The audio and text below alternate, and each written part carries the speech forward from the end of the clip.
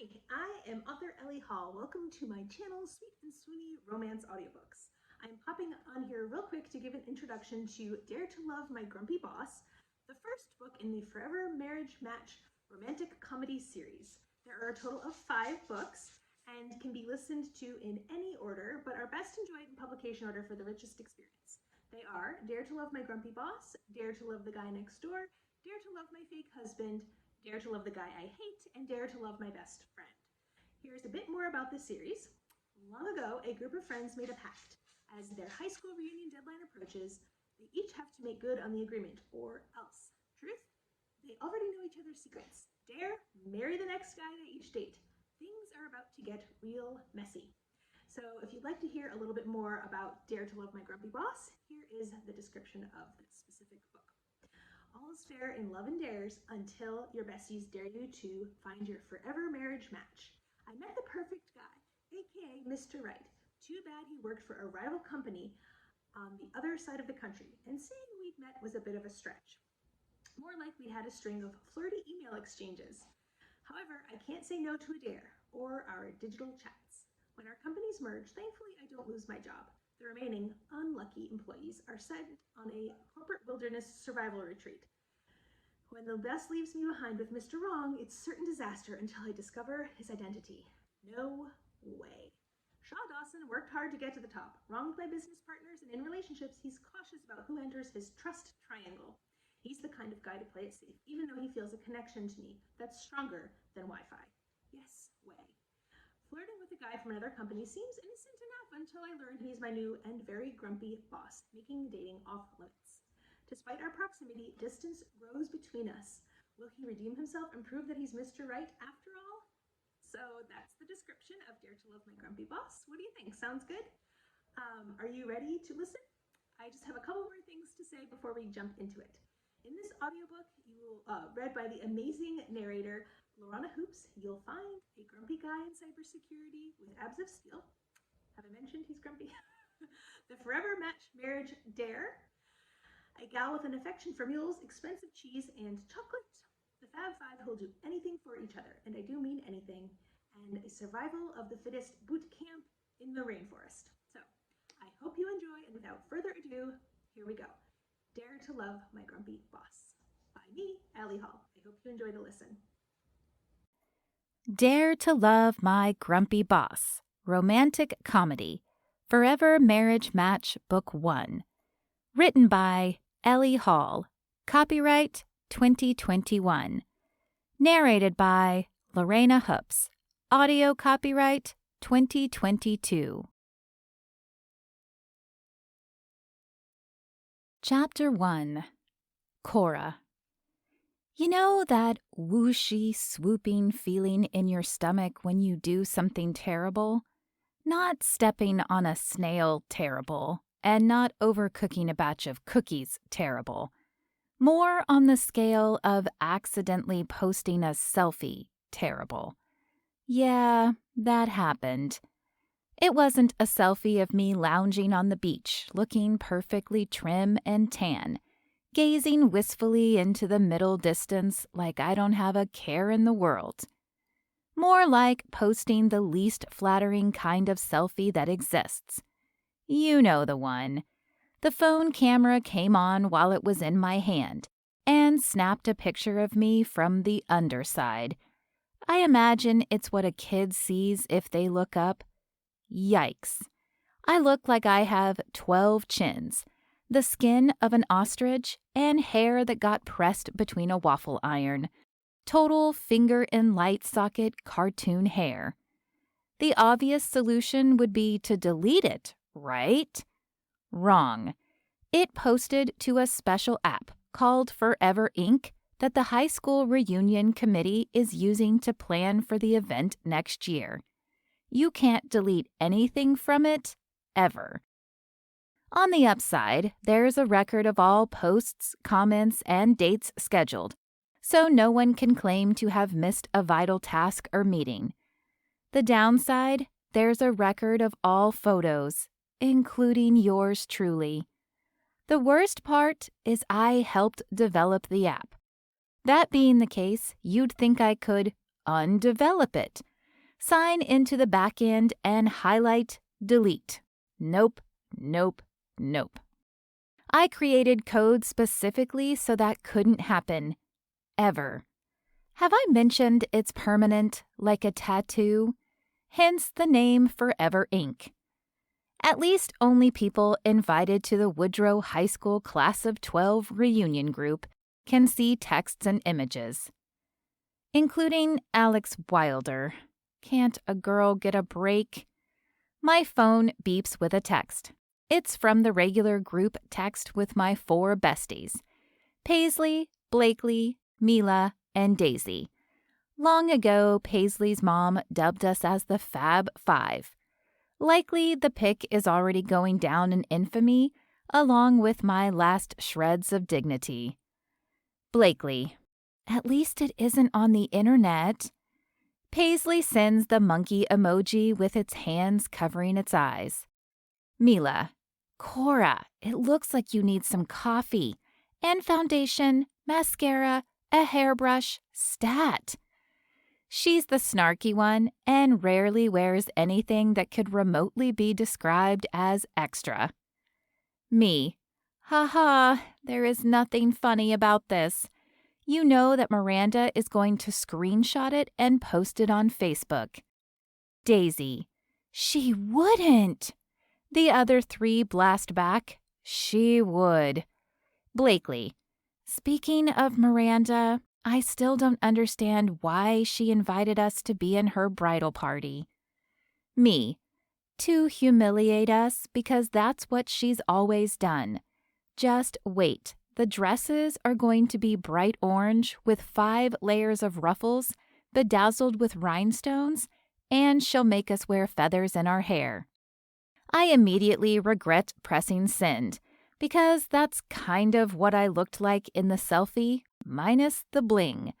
The tragedy is, it would be fitting. Blakely. Just wait. When one of us gets married, I'll design the dresses and we will all look divine. Paisley posts the lady raising her hand emoji. Mila. Oh, right. Paisley, how could you let us forget you're engaged to Jason Cobb, voted #1 sexiest man alive for 3 years running, and up for one of those shiny film awards? Big whoop. Woot. Woot. You have to understand, underneath Mila's dry and sarcastic delivery, I believe she's actually happy for Paisley. I am. We all are. She's the first to break away from our single ladies club. Paisley replies using the yellow emoji head with the tongue sticking out. We're used to Mila's cynicism. Even though they've moved on from my selfie crisis, I have not, and post in the Woodrow High School Class of 12 Forever Ink chat. Oops, I blame Monday. Am I right? No replies, but 27 people have already viewed the pic. That includes my 4 friends, but still. Will Alex Wilder, my freshman through senior year crush, see it? I'm supposed to walk into the reunion and blow the doors down all diva-like. Oh, my life. Then another worse thought cracks into my mind. He'll be at Miranda's wedding. They all will be. Okay, not the entire graduating class, but a lot of them, because Miranda is having the wedding at the Naughty Pines Resort in our hometown of Lake Winnipesauk in northern New Hampshire. It'll be the pre-show to the reunion next year, exactly 340 days away. The Forever Ink app has a countdown feature. That means I have to up my fitness game. I want to be toned and lose these 12 chins. Okay, I don't actually have 12 chins. I peer into my bathroom mirror. Do I have 12 chins, though? 5, 3, 10. I lean against the wall and then zoom in on my skin. Ostrich skin? Is that a wrinkle by my lip? I swallow thickly. This is not good. To my list, I add find a new skincare regime with a full line of products. Maybe see a dermatologist. I tried to smooth my hair. It's early on Monday morning. I haven't gotten ready for work yet and have a bit of bedhead. Sadly, I've never been the girl that wakes up fresh-faced with smooth locks. Ask Blakely what salon she goes to. Never mind, she lives in New York City and probably has someone that comes to her. If you haven't gathered, she's a top clothing designer and as glam as they come. Suddenly wobbly with uncertainty, I sit down on the toilet. Don't worry, the lid is closed. I rest my head in my hands. The wedding and the reunion both highlight the fact that I am not glam or fancy or girly. I'd like to be, but my job involves a computer screen, and when I'm not working, I'm cooking. Who has time to primp and preen when they work 60 hours a week? Who cares when all I do is sit and stand all day? One of my coworkers suffered from RSI and threatened to sue Amtech, so my boss got everyone ergonomic standing desks. The point is, the guys at my office do not care what I look like. And I don't care what I look like because I wouldn't date any of them anyway. Why? Well, they're all nerdy and pasty, and that is not my type. Also, I don't have time to date. I hardly have time to do laundry, pay bills, or do anything adultish whatsoever. My job is demanding, and what little free time I do have, I spend cooking or baking, because eating is a necessity and I can't live on snack packs from the break room alone. Occasionally, I need a real meal. Plus, I love being in the kitchen. As for dating, unless we're talking about virtual reality, I'm off the market. I don't have time for relationships, drama, or love. I'm focused on my career. Girl gots bills to pay. I open a cabinet to grab a breakfast bar, only to find the box empty, and stare at the wedding invitation on the fridge. The news of Miranda's nuptials came on short notice. No save the date. Paisley says yes to everything and already replied before we had a chance to talk her out of it. So now we all have to go. You can imagine Mila's reaction. My phone jingles with an alert from the Forever Inc. group. It's Miranda. Of course, everyone can see it, adding to my mortification. Cora, if the dress has to be let out, you need to get on that right away. The wedding is next weekend. We don't have time to order a new one. I can think of an emoji I'd like to send back, and it's a lot pointier than the one Paisley sent to Mila. The latter replies in our text group. Mila, Miranda is so fake. I wish we didn't agree to this. Blakely, doesn't she realize she didn't invite the entire class of 12 to the wedding? Shouldn't she keep wedding talk out of the reunion chat and message privately? Daisy, or insult Cora about her dress size. Girls got my back. Me, for the record, I do not have 12 chins, the skin of an ostrich. Mila replies before I have a chance to finish.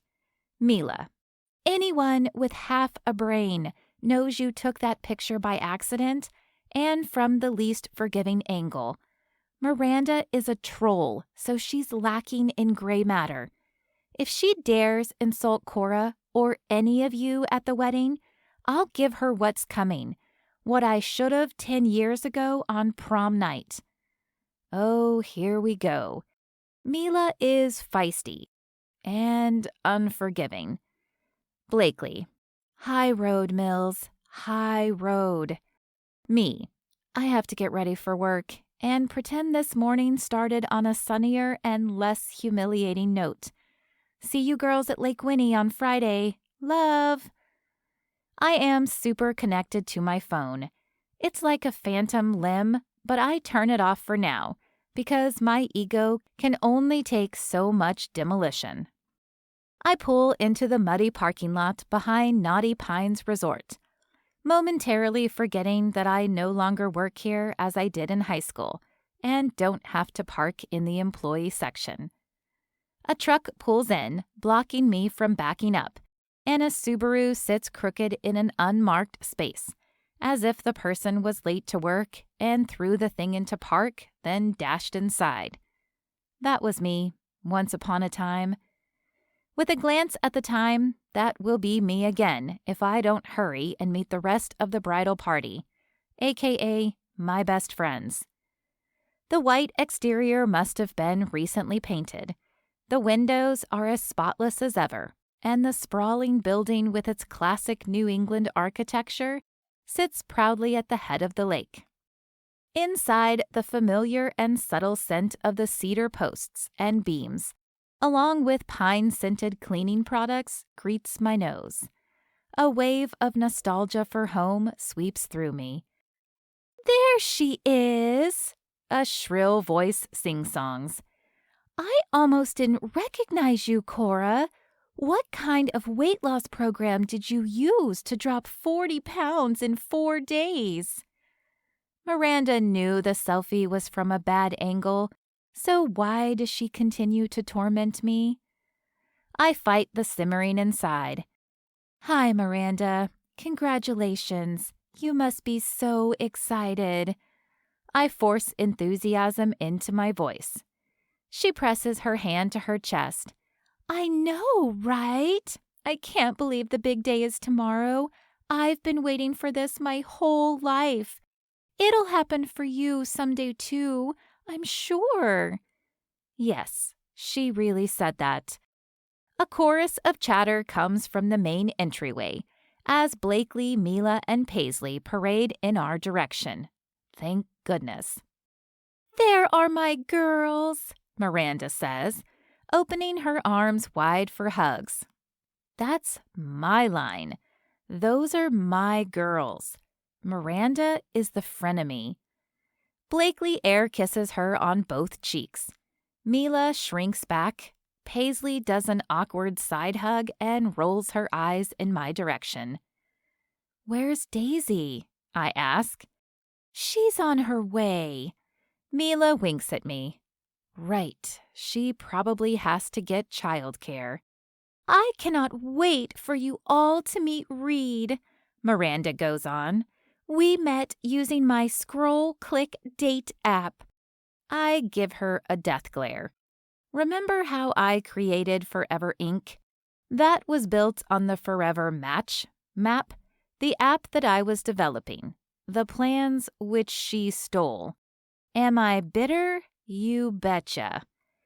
"We cannot wait to hear all about him," Blakely says, likely wondering, along with the rest of us, about how this woman found a man who tolerates her when the rest of us are single. Except Paisley.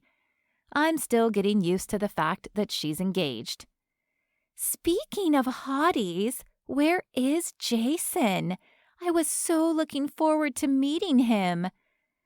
Miranda's take on a swimmy, greedy look. And there it is. How did I not think of it sooner? Oh, right, because I'm not a conniving, backstabbing. Miranda only invited us because it's public knowledge that Paisley is engaged to the one, the only, Jason Cobb. Actor, cover model, endorsed by cologne and expensive watch brands, has been in a dozen feature films, and has his own airplane. Oh, he's on set right now. Paisley wrinkles her nose. Plus, I don't think he'd want to bother coming all the way up here to the middle of nowhere. Mila leans in, waiting like the rest of us for Paisley to add something like, "and to a wedding for someone he doesn't know," to which I would also add, "to a nobody." No, actually I wouldn't say that, because unlike Mila, I am forgiving. I no longer harbor resentment or anger toward Miranda. much. Everything that happened is in the past. In addition to her robbing my big plans for forever match, she did something much worse. But it's no big deal. We were in high school. High school drama happens. Let it go. Before Mila decides to throw hands in defense of the member of our fivesome that isn't here, I clap my hands together. Miranda, give us the itinerary for tonight and tomorrow. Miranda sulks, likely at the news that Jason isn't on the guest list after all. There's the rehearsal dinner tonight. I told you each to bring a +1. Then she frowns. In fact, now that I think of it, none of you replied that you were bringing a date. Miranda asks, What about Daisy?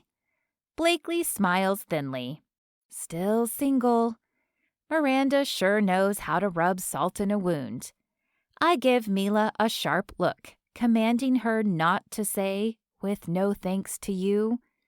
We don't need to incite Miranda on her wedding day. I love this resort too much to see it go up in flames. That's too bad. I imagine you'll all find true love, eventually. She flutters her eyelashes as a pale man, wearing a pink button-down shirt and slacks, approaches. There he is now, my happily ever after. Reed, come here. I want you to meet my bridesmaids and best friends. Without making eye contact, he says, Hi, ladies. Miranda elbows him sharply. His gaze skirts over us, and he twitches slightly. Nice to meet you. I've heard so much about you all, and feel like I know you already. In fact, you must be Cora Albright. Miranda showed me a selfie of you just the other day. If this guy didn't look like a fish that washed up on the shore of the lake with about the same level of social skills, I'd turn red with embarrassment. Yep, that's me, forever inked in infamy thanks to that selfie. I let out a breath, and I am so happy the two of you found each other. I can already see you're the perfect match, a forever match. Mila covers a laugh with a cough. Yes, we're so happy for you both. Congratulations again. Blakely's tone is genial, unlike mine, which overflowed with sarcasm. I should take notes. Just then, the main door whooshes open. Mila, Paisley, Blakely, and I turn away from Miranda and Reed, who now stand at our backs. Daisy rushes in, catching her breath. Did I miss anything other than you four? She dives toward us for a hug, not noticing the bride and groom-to-be holding court behind us. Seeing her smiling face is enough to make me forget about mean Miranda and her new minion. Plus, Daisy's unintended comment about missing us four, not including Miranda, was a welcome burn. Boom. Bam. Take that, frenemy. Chapter 2. Shaw. I should be running scans on software that's been tripping up, as well as investigating a low-level hacking attempt from an IP doppelganger. Nice try to piggyback your way in, sucker. Saw you coming 3 threads back. I should also be in a meeting with Rick and a CEO from another tech company. Until I can clone myself, I'll stay out of stiff meetings. With a few clicks, I correct the software trouble and block the hacker. Now I go back to rereading the last few messages between @PacmanWizard and @CookClickChick on the hub. Rick can wait. I'm not known around here for being overly accommodating, generous, or friendly. I stick to my office, do things on my terms, and make sure the company is secure. A while ago, I gave up busting my hump, only to be betrayed by those closest to me. Digipower is no longer a passion. just a job, and one that I grudgingly do because there must be some sliver of goodness left in me, or because I don't know what to do instead. Scratch that. I know what I'd like to do, but I've gotten used to success, and am not sure how I'd handle failure if my endeavor didn't work out. My chats with @CookClickChick keep the doubts at bay. I reread our last one, hoping she pops in again. @CookClickChick. Monday, Monday, why do you torment me? @Pac-Man Wizard. Did you walk into the office to find a dumpster fire? @CookClickChick. No, I woke up to one. In fact, I started it with a stupid little slip of my thumb. She went on to describe posting an accidental selfie to an app called Forever Ink. Ever since that hit the tech waves, I've been fascinated. I still can't figure out what kind of code the developers used to prevent deletions. In the tech community, it's dubbed the tattoo code because it can't be erased. However, as it turns out, tattoos on the skin can be removed, so there must be a way. And if there is, I'd be the guy to find it. Not that I would, because I don't do stuff like that. Ahem. Not anymore. More like I learn the ways that rules are broken, hacks are made, and how security systems are breached, so that I can act preemptively for my employers and prevent things like that from happening to their data. @Pac-Man Wizard. It happens to the best of us. @CookClickChick. But not everyone has a frenemy like Miranda. @Pac-Man Wizard. Harsh, but I'm sure it wasn't that bad. When we originally sent these messages back and forth, I had to force myself not to ask her to include a selfie. She's so refreshingly down to earth, I can't help but be curious about what she looks like. However, it's pointless to think this is anything other than a friendly exchange between tech nerds, because even though @CookClickChick is sweet, funny, and smart, I am not looking for likes, loves, or follows. Nope, none of that. I've been called selfish, self-absorbed, self-centered, all the selves. It's me, myself, and I over here. Had to be that way in order to survive my childhood from a broken home and abusive father. Hacked my way out of that one, literally and technologically. It's a situation I don't dwell on. However, I'm self-aware enough to realize that self-preservation became a habit, one I'd really have to get over myself to break. My computer pings with a notification from the hub. A zing of anticipation shoots through me in the hopes that it's from @CookClickChick. No such luck. Instead, it's a reminder that I'm supposed to be in a meeting. Regrettably, I go. Do I dislike my job? No, not really. Do I dislike my boss and all his subjects? He actually calls them that? Immensely. While they rattle on about expense ratios, scalability, and a deadline for a new project, I zone out and return to the chat thread with @CookClickChick from earlier. @CookClickChick. Oh, it was bad, hideous, and now recorded on the internet forever, and I only have myself to blame. @Pac-Man Wizard. I can have a word with your thumb, if you'd like. Tell it to say sorry and promise not to randomly click buttons on your phone without your consent. @CookClickChick. I already sent it to the naughty step for timeout, but thanks. You're the best. I chuckle at her comment. Rick, leading the meeting, says, Shaw, do you have something to add? Something funny? Oh yeah, the piggyback attacker struck again. Don't worry, I was all over it, I say, in an attempt to cover my tracks. And why is that funny? The name, I say, as if that's not obvious. Sometime between college and present day, Rick and half the guys I work with lost their senses of humor. They went all in accumulating wealth and power. Two things I am all too aware ultimately yield little in the way of ROI.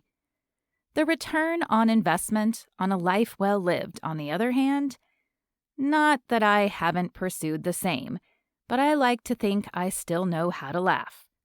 Smiling is another matter. One reason Rick was all too happy to see me step down as partner was I was known around here as the grump, as in the grumpy boss. The subjects, aka employees, would give me a wide berth when I strode down the hallway of our 2-acre tech complex. Comments during meetings started with something like, "Sir, may I offer an idea?" Even though I'd pointedly asked them a question, and no one dared take my parking spot. But for now, I'm stuck here, doing Rick's bidding. He brushes his hands together. "Good to know your juvenile humor lives on, because these reports are nothing to laugh about. Our subsidiary is a quickly sinking ship. You, of all people, need to become aware of that and treat this like the business it is." I bite my tongue. He knows where I stand. He knows why I'm not at the front of the room commanding this meeting. My attention drifts when they discuss a merger. I check the hub again. No new messages from @CookClickChick. It's Friday, and I'd like to be home, or, at the very least, back in my office. The last time I was home by 6 p.m. on a Friday evening was... I don't remember. Back to the hub thread from earlier. @Pac-Man Wizard. "Anything exciting happening at the office this week? I remember you mentioned that guys did Show and Tell Tuesday. The week before was Code Crush Wednesday. We never have stuff like that." @CookClickChick. "Does going to the aforementioned frenemy's wedding on Friday count?" @Pac-Man Wizard. "Only if you're crashing it." I added the laughing emoji. She went on to tell me she had no such luck, and how her high school nemesis invited her and 4 of her closest friends to the event. I wanted to ask if she was going solo. Again, I forced myself to hold back. No sense in finding out more about a girl who I'll never meet, never have time for. Also, I know better than to get involved. Learned that lesson the hard way. Instead, I focus on work, at least for now. Well, not right now, because I'm still in this pointless meeting. "Do you have anything to add, Shaw?" Rick asks. I've been only a quarter, paying attention to these things for a couple of years. So, as if reading from a script, I say, "Nope, you about covered it. Thanks, Rick." Without waiting for further comment, I stride out of the meeting room. Back in my office, I take one more look at the exchange between @CookClickChick and me before I do something productive, like plan my next adventure. One of the many benefits of being the head of security here is I can cover my tracks so my boss doesn't know that I'm browsing travel sites online, or chatting on the hub while on the clock, or revisiting previous chats like I do now. @CookClickChick. I have to get a project done this week, and then I'll be offline all weekend. Leave it to Miranda to get me to give up some of my precious few weekends. Then again, I've been working a lot, so it'll be nice to get away. @Pac-Man Wizard.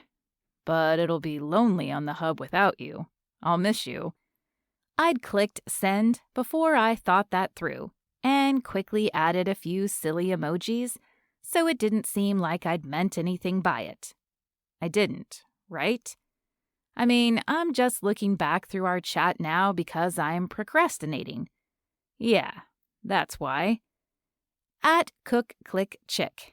You mean you'll miss she of 12 chins and ostrich skin? Ha ha ha. Chat Monday, and hopefully it'll be better than today so far. I'd be a big fat liar if I hadn't wondered what @cook-click-chick looks like. The avatars for users on the hub are various neon objects that we select when we create our account. Hers is a spoon, and I've gathered that she loves cooking. Mine is an umbrella, for reasons. My job is to make sure we don't have a rainy day, hence my job in cybersecurity. Also, little known fact, I am, or rather was, the umbrella of this company.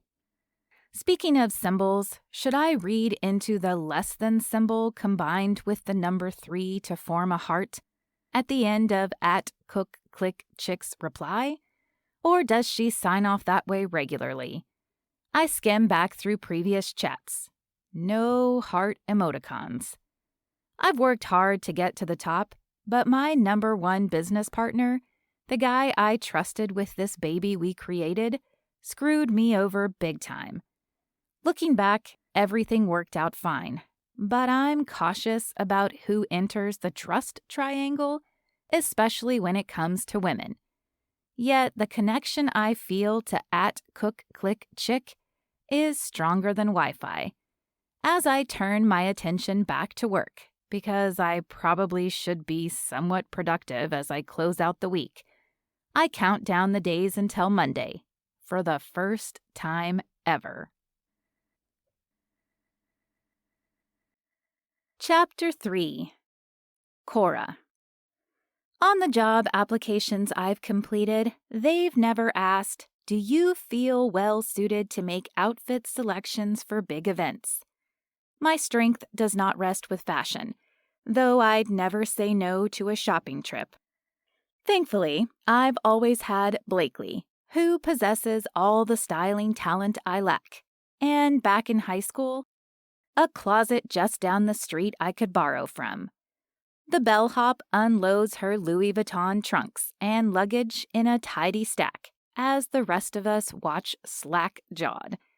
She thanks him and gives the young guy a tip that makes his eyes widen as he leaves the room. "So this is how the other half lives?" Mila asks Riley. I snort, as if Mila doesn't know.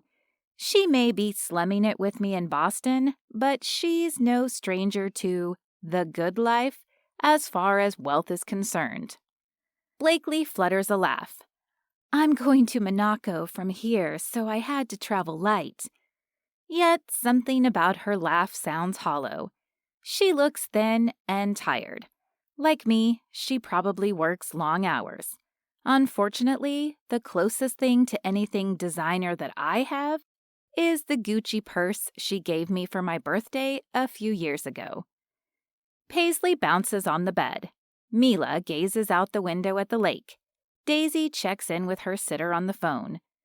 The suite is spacious, with polished wood furniture, a sectional couch, an enormous flat-screen TV, and what I recall loving most about this room, the birch beams on the ceiling. They have that peely paper bark that's always fascinated me. This resort is a combination of old New England turn-of-the-century charm and modern amenities. Whenever I'd come in this particular room to clean, for the first minute, I'd let myself pretend that I was a guest, and the fresh roses in the vase on the table, wafting their delicious scent on the breeze from the lake, were all mine. A thoughtful addition made by my beloved. Back in high school, that would have been Alex Wilder. Now I'd take anyone. No, not really. But my thoughts drift to @PacmanWizard, our exchanges, and how he said he'd miss me. Is it silly to get excited about something like that? Is it wrong to wonder what a witty, smart, and sweet guy like him looks like? What about wishing he was my +1 to this wedding? I gasp as realization dawns. No, it has nothing to do with @PacmanWizard. With my luck, he looks like an ogre and lives in his parents' basement. All eyes turn to me when I belatedly realize something and blurt, "Blakely, this is the bridal suite." A mischievous grin spreads across her lips. Mila's expression sharpens.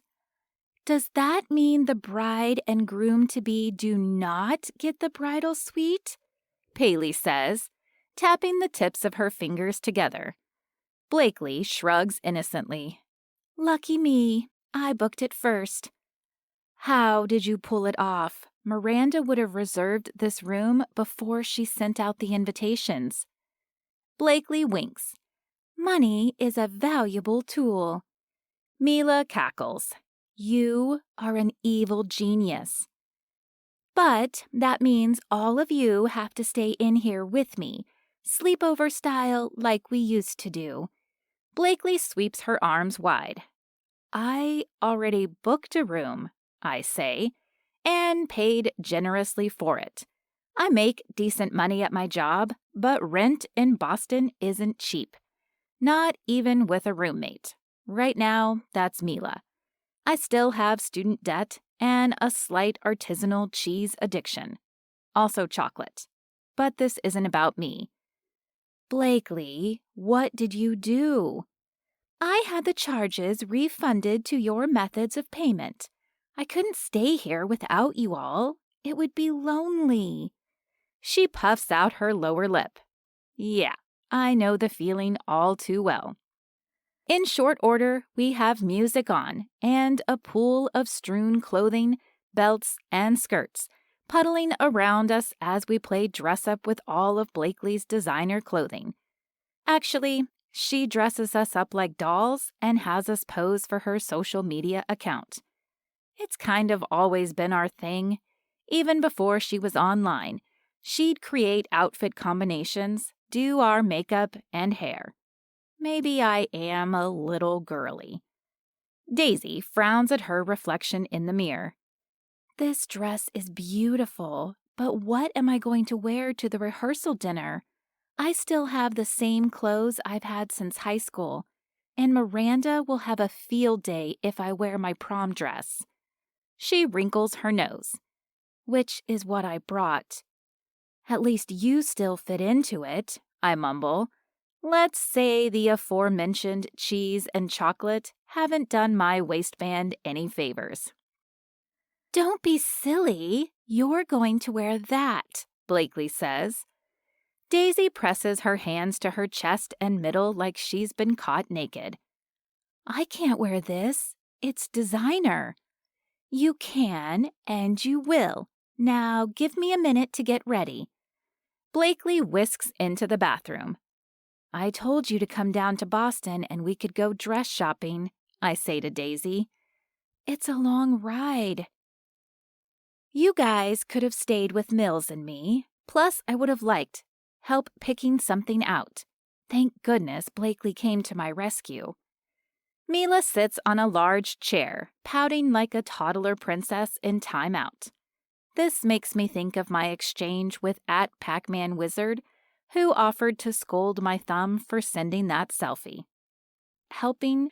Oh, come on. Just because the dress isn't black doesn't mean it looks bad.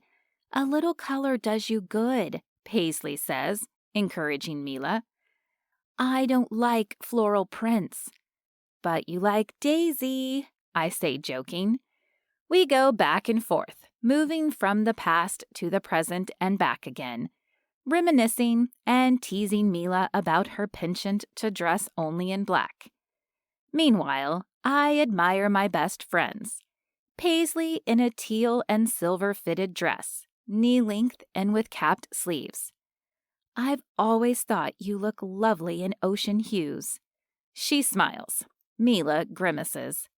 Florals aren't my thing, but it's understated. Daisy wears a little lavender dress that's airy and has light, thin straps. She tugs at them as if uncomfortable. It's definitely a step up from her prom dress. Let's just say it had a ruff and leave it at that. You look hot, Paisley tells her, also noticing. I nod in agreement and then say, You won't hear any complaints from me. I spin in the mirror, wearing a dress with a fitted black top and a flared pink skirt, That's one shade away from neon. I love it. Blakely emerges from the bathroom wearing one of her designs in a color she referred to earlier as stormy. It has a V-neck and an A-line cut, is intentionally asymmetrical, and has tasteful ruffles. Shod in a gold pair of Louboutins, she looks stunning. We all whistle. "Let's go knock 'em dead," Blakely says, jutting her elbows out for us to take. 3 hours later, we don't knock 'em dead, but do have enough stories and nuggets of gossip to last us until the high school reunion. Not that we wish any ill will on anyone. Well, maybe Miranda. A little. She cornered Paisley and asked her a million personal questions about Jason and toasted the 4 of us in hopes that we'd find our Prince Charmings, commenting that she'd give us a discount on her scroll click date app. I grumble because that was my brainchild. Back in the bridal suite, we lounge and laugh, recapping the evening. What I can't believe is that Miranda is getting hitched before any of us. Daisy shifts uncomfortably. She never did well with gossip. Me neither. It makes the space between my throat and heart feel icky. Yet we indulge. But it's harmless among friends. What wasn't harmless, in addition to the above crimes, were Miranda's lethal digs at each of us women in her bridal party, except Suzanne, her sister and maid of honor. "Well, good to know that I have a big nose," Mila says. "You do not have a big nose," I reply. "Don't listen to Miranda. She's always had this made-up rivalry with us." "Do you think it's because we didn't let her come on the trampoline that time?" Daisy asks. "She had a broken arm. Anyway, if you recall, we all gave up our afternoon playtime on the trampoline and sat with her in the grass while she gave us every grave detail of the injury." "I refused to sign her cast," Mila says.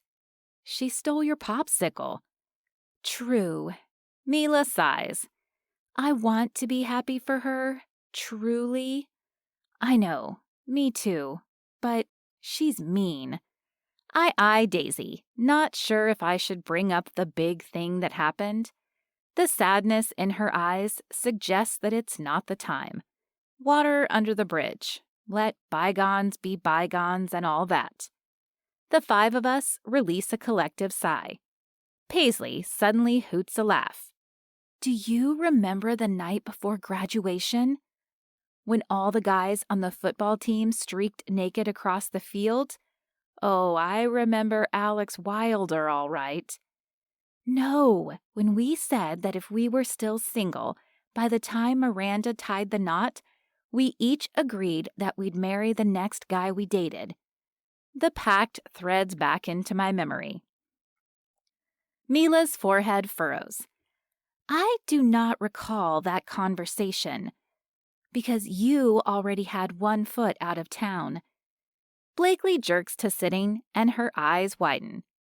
"We made up some kind of rhyme." "No, that didn't happen."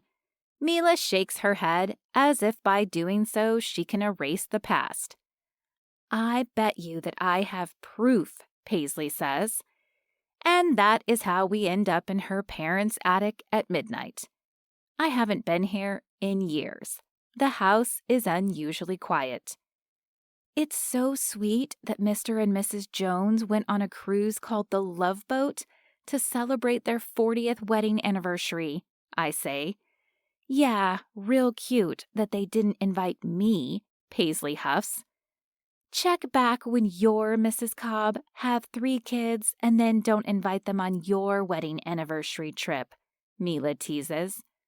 "Oh, that's exactly when I'd invite them. Free babysitting." Paisley smirks. I say, "That's not revenge. They'd love to spend a week at sea with their grand progeny." "Truth," Blakely adds. Flashlights beam across the unfinished attic ceiling, casting strange shapes. A rocking horse looks more like a Trojan horse, and a teddy bear that I recall Paisley's dad winning at the county fair resembles a grizzly. "It's spooky up here," Daisy says as she tries and fails to get a sticky cobweb off her fingers. I shiver at the thought of the creepy crawlies hiding out up here. "This is worse than the slime that the kids I babysit made. I thought it was for science. Nope, they were enterprising and wanted to sell the stuff. Whatever happened to a lemonade stand?" I reach out my hand to take hers. Likely she misses her little guy. Paisley digs through a stack of boxes until she finds one that has the label The Fabulous Five. Also, Fab Five, the same as our group text name. "Well, well, what do we have here?" Blakely asks. "Relics from the past." We browse t-shirts, notebooks, ticket stubs, Valentine's Day friend notes, photos, and loads of other memorabilia. "Here it is." Paisley unfurls a scroll tied with a pink ribbon. "Funny, I still don't remember," Mila says. Blakely points. "That's your signature." Daisy reads it softly aloud as we gather close over her shoulder. "We vow to enact this marriage match if we don't marry before our enemy. From that cue, we have 1 year to say I do. The next guy we date will be our fate. Our grooms-to-be hold the key. To our hearts it's true, so we won't die blue. The pact is a fact, an oath to betroth. To break is to partake in work for the snake. We 5 declare to complete this dare. Signed." She points to each of our names signed in ink. We release our collective breath as the memory of that night floods back. Paisley winces. "Our rhyme scheme is a little off." If memory serves, a lot of movie theater candy was involved in the making of this pact, I say, nudging Daisy at the reminder of her job during high school. "I figured since it was more expensive, it would taste better. Don't blame me for sneaking out candy containers. My boss was a creep." "I cannot believe you saved this." Blakely smooths her hand over the paper scroll. "I cannot believe we did this. So silly." Mila laughs lightly. "I cannot believe I have to marry the next guy I date," I blurt. "Remind me why we did this," Daisy says. In the low light, our gazes suggest we each recall the story. Likely one she wants to forget. The one that involved her best friend Quincy Carter, Miranda, and prom night. "That snake," Mila hisses, referring to our frenemy. "This is like a time capsule," Paisley says after a beat. "I can't believe we all vowed to marry if we weren't already by the time Miranda tied the knot." Nervous laughter follows. The 5 of us are so in sync. If I'm questioning whether we have to follow through with this, likely they are too. "This seems drastic," Blakely says. "Extreme," Mila adds. "Daring," I say. "We made a pact," Blakely says. Mila shakes her head. "I have a reputation to keep." "What, being perpetually single?" Blakely asks. Because Mila has been staying with me, I happen to know she does date occasionally. In fact, my overactive imagination has dreamed up a secret life for Mila. Unlike me, she does not wear her heart on her sleeve, but does keep her cards close to her vest. Wait, vests don't have sleeves. Anyway, she's a dating diva, but is too stuck in her tough, cool girl ways to admit it. "Remember the marriage match quiz we made?" Blakely says. Paisley digs through the box. Voila! We take turns looking at another relic, containing a series of questions aimed to identify the qualities of our ideal mate. Paisley was really into biology at the time. She's since gone into law, and I used it as an early template for my forever match map questionnaire that Miranda poached. Blakely frowns when it reaches her. Ew, my match was Blaine Bush? Wasn't his father a senator? Yeah, and his mother was the heiress to that popcorn factory outside Concord. The one that caught fire? Blakely nods, but she had 3 more overseas, so no big deal. My parents would have loved for me to be Mrs. Bush. No way am I interested in some rich, arrogant snob. Mom and Dad would sell some of their top-performing stocks if it meant they could play matchmaker to get me to say I do to someone who'd be advantageous to the family. I don't is more like. She squawks a laugh. The marriage match kind of reminds me of a blog I used to follow called The Valentine's Day Dating Double Dare. I tell them about another group of friends who dared a gal from their group with username @catnip to go on 5 dates and then pick one for Valentine's Day. She ended up finding and marrying her one true love. I think they got married. I should see if she's updated it. Online dating and the blog reminds me of @PacmanWizard. I wonder what he's doing right now. Probably playing video games. Not that there's anything wrong with that, but my kind of guy is adventurous in real life, strong, strapping, and could lift one of the ceiling beams with a single hand. Okay, maybe I'm getting carried away, but my ideal marriage match, my forever match, is a balance of brain and brawn. When it's my turn to read the quiz from high school, I remember the original disappointment I felt at my match not being Alex Wilder. Raul Vallier. Wasn't he from South America? I wrinkle my nose. He tried to get me to call him Ralph and smelled like cheese. But you love cheese, Mila says. It's true. I sigh and a long beat passes. You have a look, Paisley says. Are you dating someone? I squish up my face like that's ridiculous. It is. Nope, thinking about cheese. And not @PacmanWizard. Chatting with someone? Paisley follows up. I shrug, playing it totally cool. Yep, that's me. You can't see my sunglasses, but they're on, and I don't have a care in the world. La la la la la. Tell us, they chant.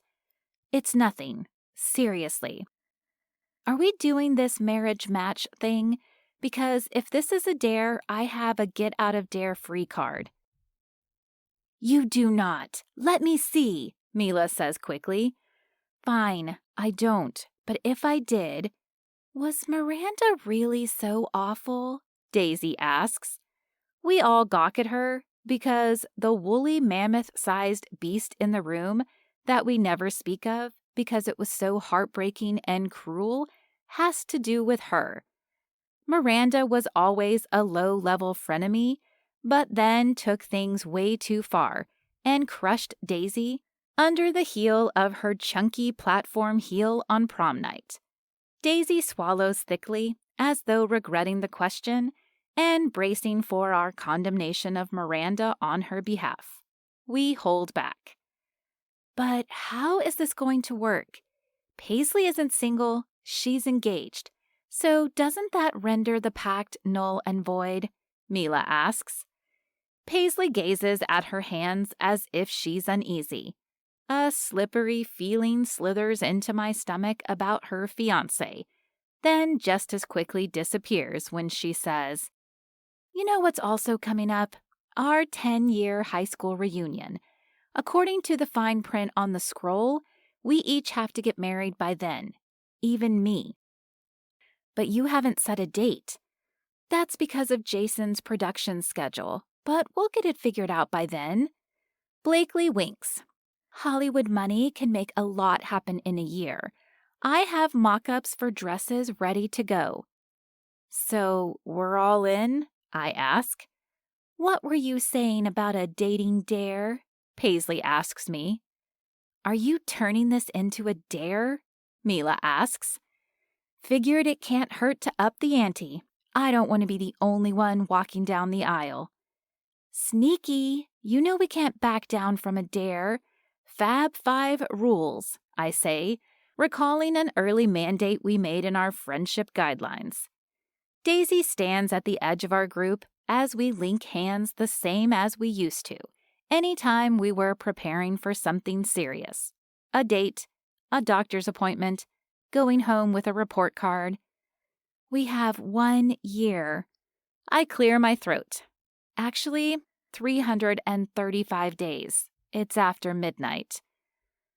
I'm going to be a wreck tomorrow, Paisley says. I need my beauty sleep.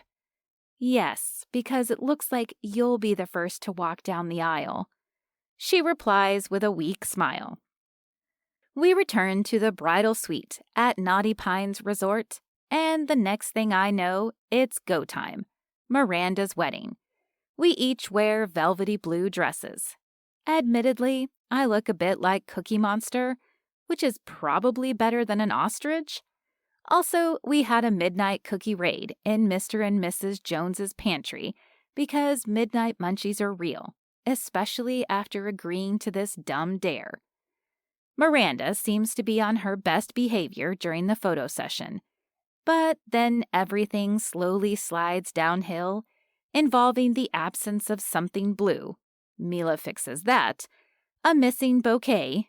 Daisy comes to the rescue. An auntie that doesn't like the seating arrangement. Paisley missed her calling working with seniors. I swear she should have been a nurse rather than going into law. And a dozen other Miranda misdemeanors. I'm standing beside Blakely, watching the father-daughter dance when she whispers, "Forget Bridezilla, more like Bridezilla meets Groomzilla. Between her and Reed, it's a match made in..." He doesn't seem so bad. The guy whines a lot. "These shoes are too tight. I don't like the smell of this hair gel. I think I'm allergic to shellfish. Wah, wah, wah. Let me assure you, they deserve each other." I stifle laughter. At my wedding, I'll be bride chilla. Like, you're so chill, you mean you're going to elope? Blakely asks. No, but I'm not going to stress or invite people out of obligation, or because I want to humiliate them. I toss a sharp eyebrow in Miranda's direction. Nor will you throw, "Watch out! Incoming! Duck!" Blakely says in rapid succession as she extends her arm and catches a shoe. Her smile is thin. I work with a lot of hangry models, but this is... That gives new meaning to the tossing of the bouquet. Looks like you'll be the first to complete the pact, I say. Blakely laughs darkly. Not likely. She passes me the shoe. That was aimed at you. Time to meet your forever marriage match. I fight against throwing the shoe back at the bride or her. Chapter 4. Shaw. In any other office, memes about it being Monday, complete with petitions for a steady coffee drip, would filter through the cubicles. Not here. This is a no-fun zone. No laughter, no bowls of candy on desks, and definitely no pranks. It's partially my fault. I built this company and then handed over the reins without including a contingency in the contract that so much as hinting at a smile is permissible. I wonder if I could change things, write some code into these office stiffs that would force them to crack a joke around the water cooler. Oh wait, we don't have one of those. Instead, we have a glass gravity-induced touchless bevy dispenser. Just to tick the others off, I could come in with a jumbo Slurpee or something equally obnoxious and filled with food dye and sugar. They'd probably cower in fear that I'd dump it over one of their heads. It happened with a cup of water once, but the object of the liquid was hungover and not doing his job. I had to wake him up somehow. I don't usually go for stuff like that, but after being stuck here for much of the weekend, giving very little meaning to the start of the week since it never ended, I'm starved for diversion, amusement, something funny from @CookClickChick. After checking my hub messages for the third time and making sure I did not turn the settings for notifications off, I forced myself to review the office brief. A timeline for what to expect this week, including projects completed and on the docket. It's all kinds of boring, and I alternate between thinking about my next trip and wondering what @CookClickChick is doing right now. What she's wearing, what she looks like, what her voice sounds like. My computer pings, in record time, except the time I intercepted some corrupted files that would have taken down our servers. I click on my hub account. @CookClickChick. Remind me not to go to another wedding for a while. I know I should play it cool, or at least make it seem like I'm working, but I reply instantly. @PacmanWizard. Then I'm guessing it was worse than the takeout order mix-up that plagued my Saturday night. Let's say I'm not a fan of calamari. Someone got lucky and had my onion rings with their dinner. @CookClickChick. Seriously? I love how calamari is so slimy and rubbery. Yum. I wrinkle my nose. @PacmanWizard. Oh, I forgot. You love to cook, but that might be a deal breaker for me. @CookClickChick. I'm kidding. Understandably, you wouldn't want to be friends with someone who likes calamari. I wouldn't either. I'll admit I tried it once, and that was more than enough. The food at the wedding was subpar. @PacmanWizard. I bet you could have made a better menu. @CookClickChick. For all you know, I could be terrible in the kitchen. @PacmanWizard. Nah, I can tell by the way you talk about cooking that you love it. No way could someone with that amount of passion be a bad cook. @CookClickChick. I'm blushing. You're too kind, sir. This would be the opportunity for us to introduce the idea of getting together for a meal, for meeting in person, for making this something real. I blink a few times and remember to breathe. No, not going there. Anyway, considering the hub and the companies involved, we probably live on opposite sides of the country. Although I do travel frequently. I tell myself to forget it. @PacmanWizard. Tell me about the wedding. If we were in person, face to face, this would be dangerous territory, akin to asking her what her favorite baby names are. Guys know better than to bring up these topics because they could lead to other conversations. One's about the future, a shared future. That is not on my timeline. But with the buffer of screens and the internet between us, I can ask @CookClickChick anything. Well, almost anything. We never get too personal. We don't even know each other's real names. @CookClickChick. Buckle up. It's about to get boring and dramatic. @PacmanWizard. I'd rather that than queuing up the Zins coding. @CookClickChick. Is that your project du jour? I don't envy you. She goes on a tangent about her first experience with that particular computer language. I love it when she gets geeky. There aren't a lot of women in our field, and as always, I admire how clever she is.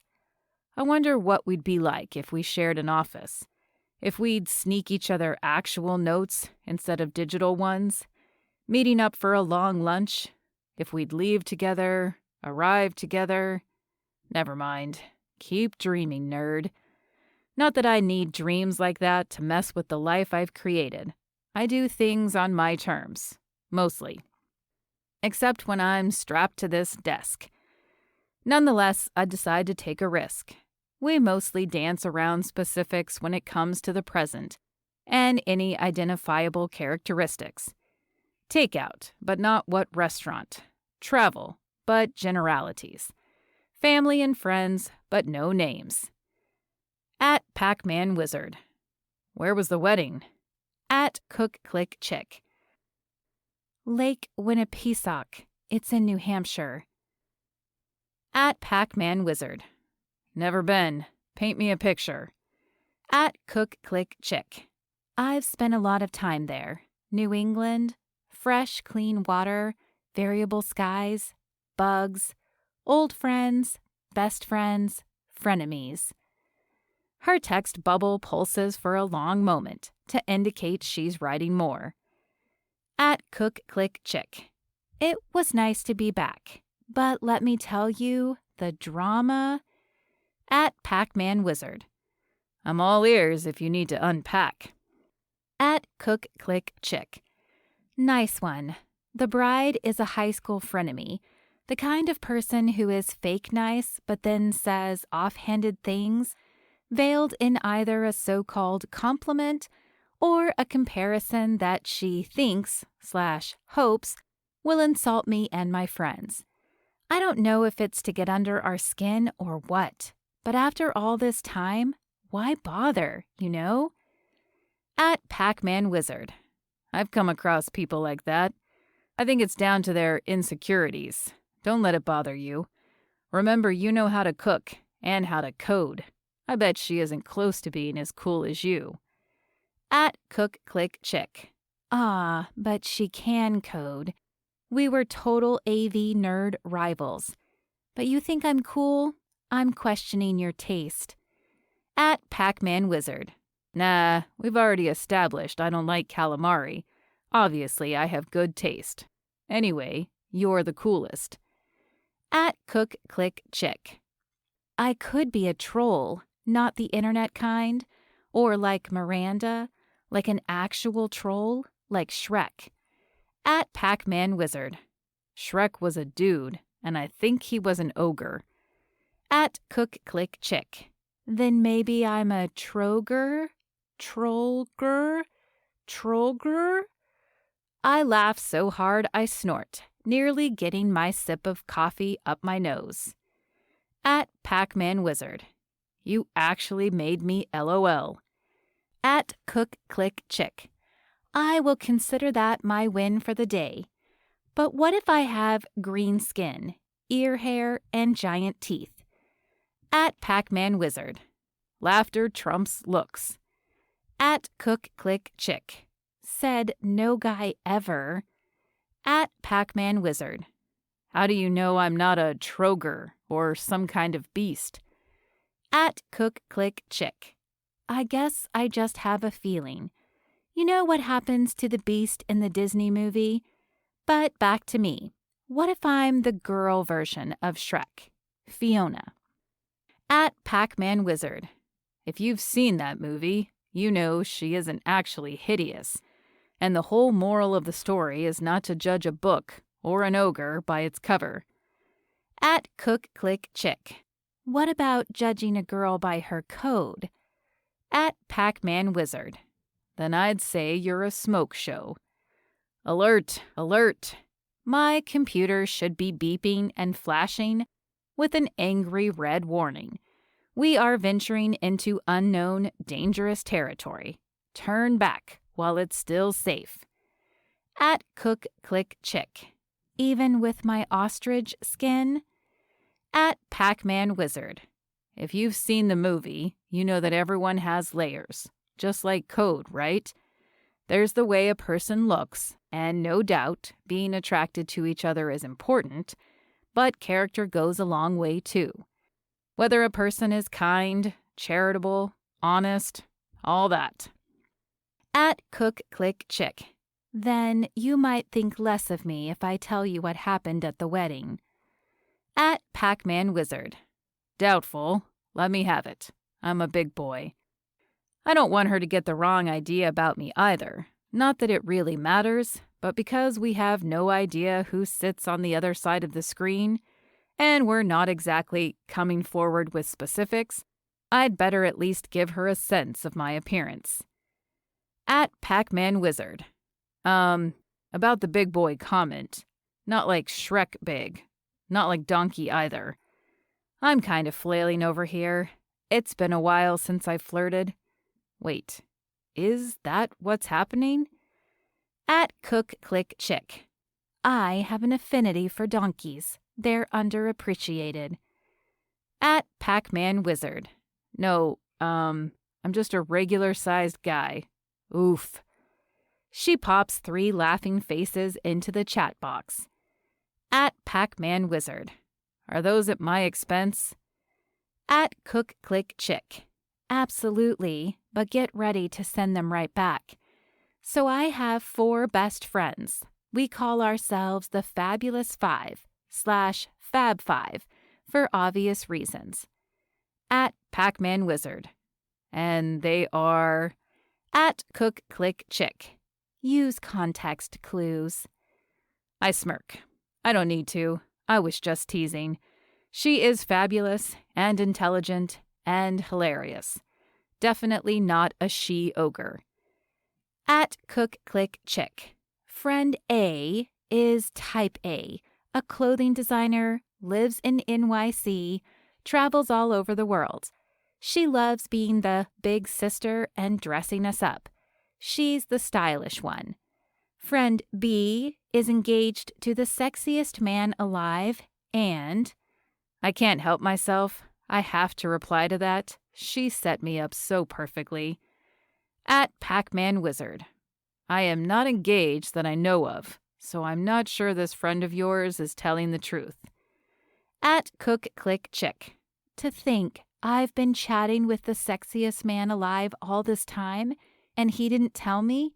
So humble. At Pac-Man Wizard. Ha ha. Actually, I've never been voted sexiest man alive, but I'm not half bad. For having a desk job, I'm inordinately fit, strong, capable. I have completed the Iron Man 3 times and won twice, so the odds are in my favor. Just saying. More laughing emojis. At Pac-Man Wizard. I'm not kidding. I'm not. Truly. At Cook Click Chick. Impressive. Anyway, friend B is quirky and fun. She's the silly one. Then there's friend C, the sassy one. She generally hates functions like weddings.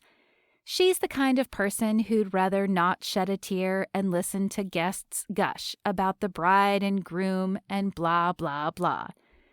That's paraphrased, but the last part is a direct quote. At Pac-Man Wizard. Sounds like a real bowl of sunshine, that one. At Cook Click Chick. Once you get to know her. Anyway, the bride fretted over not having something blue, to which friend C said, "We're all dressed in blue. Look at us, 5 women in blue." To really draw a clear picture, imagine 5 women dressed in blue velvet. I told them we resembled Cookie Monster. They were not amused. Anyway, the bride whined about needing something blue on her person, as is tradition/superstition. At all this talk about marriage, I pause. We've never discussed it because we keep the conversations simple, but I hope at Cook Click Chick is single. Wouldn't want to be texting with a woman who is attached. I've been cheated on. Not fun. Would never do that to a guy. But how to ask? At Cook Click Chick. In classic friend C form, she tore a piece of the blue underlayment of the dress off. Don't worry, no one noticed it was missing. Then she gave it to the bride. Of course, there was a lot of fussing, a lot of drama after that. At Pac-Man Wizard. Doesn't sound that horrible. At Cook Click Chick. That was the beginning of the end. She goes on to tell me about the ceremony when the bride took selfies during the vows for her social media and posted them live. The reception with several close calls involving cake.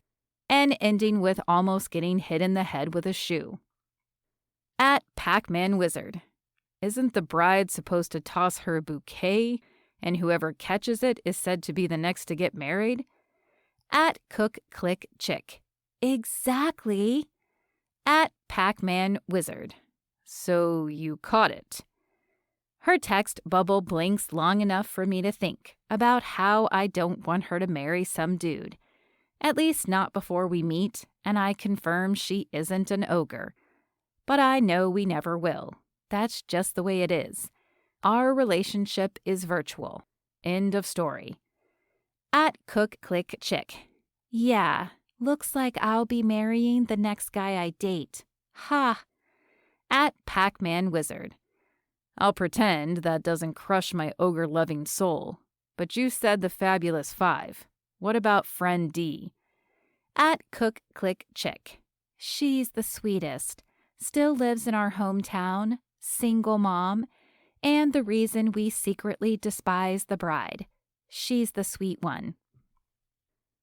I want to ask more questions about friend D, but mostly I want to know about at Cook Click Chick, friend E. What letter does her name start with? Is she serious about marrying the next guy she dates? Does she date? Safe behind the screen, and not at all at risk of ever seeing any of this through, I jump back into the chat. At Pac-Man Wizard. So what about friend E? You. I'd like to know more about you. But at Cook Click Chick leaves me unopened. Why does that feel like waiting for a mega roller coaster at an amusement park and being told it's closed when I get to the front? Chapter 5. Cora. A little buzz of excitement brings a smile to my face that just won't quit. As I gently fold blueberries into the pancake mixture, my grin grows. It's one of those amused kinds that I only realize I wear when my cheeks strain like I'm at the dentist for a cleaning and have been holding my mouth open for too long. As I test the heat on the griddle, the upturn of my lips becomes irrepressible. Even as I overcook the first blueberry ricotta pancake with a hint of lemon, I just can't wipe the smile off my face. Do I feel like a dork? Yes. Yes, I do. Am I ashamed? Not at all. It's been a while since I've worn a giddy smile. Coming from the front door, Mila calls, "It smells delicious. I knew staying with you in this city with overpriced rent would have its benefits." I chuckle. Leases in Boston are wicked expensive, as they say here. Even though there are loads of restaurants, I don't spend much on dining out or takeout, so I save money on overpriced food. Rather, every second of my spare time, I create recipes, photograph them, and post them on my blog and social media. I told you, you do not have to contribute, I say. The flat look Mila gives me is a reminder that we've already discussed the issue of her not having to contribute to rent at length. I am not a freeloader. I know, but...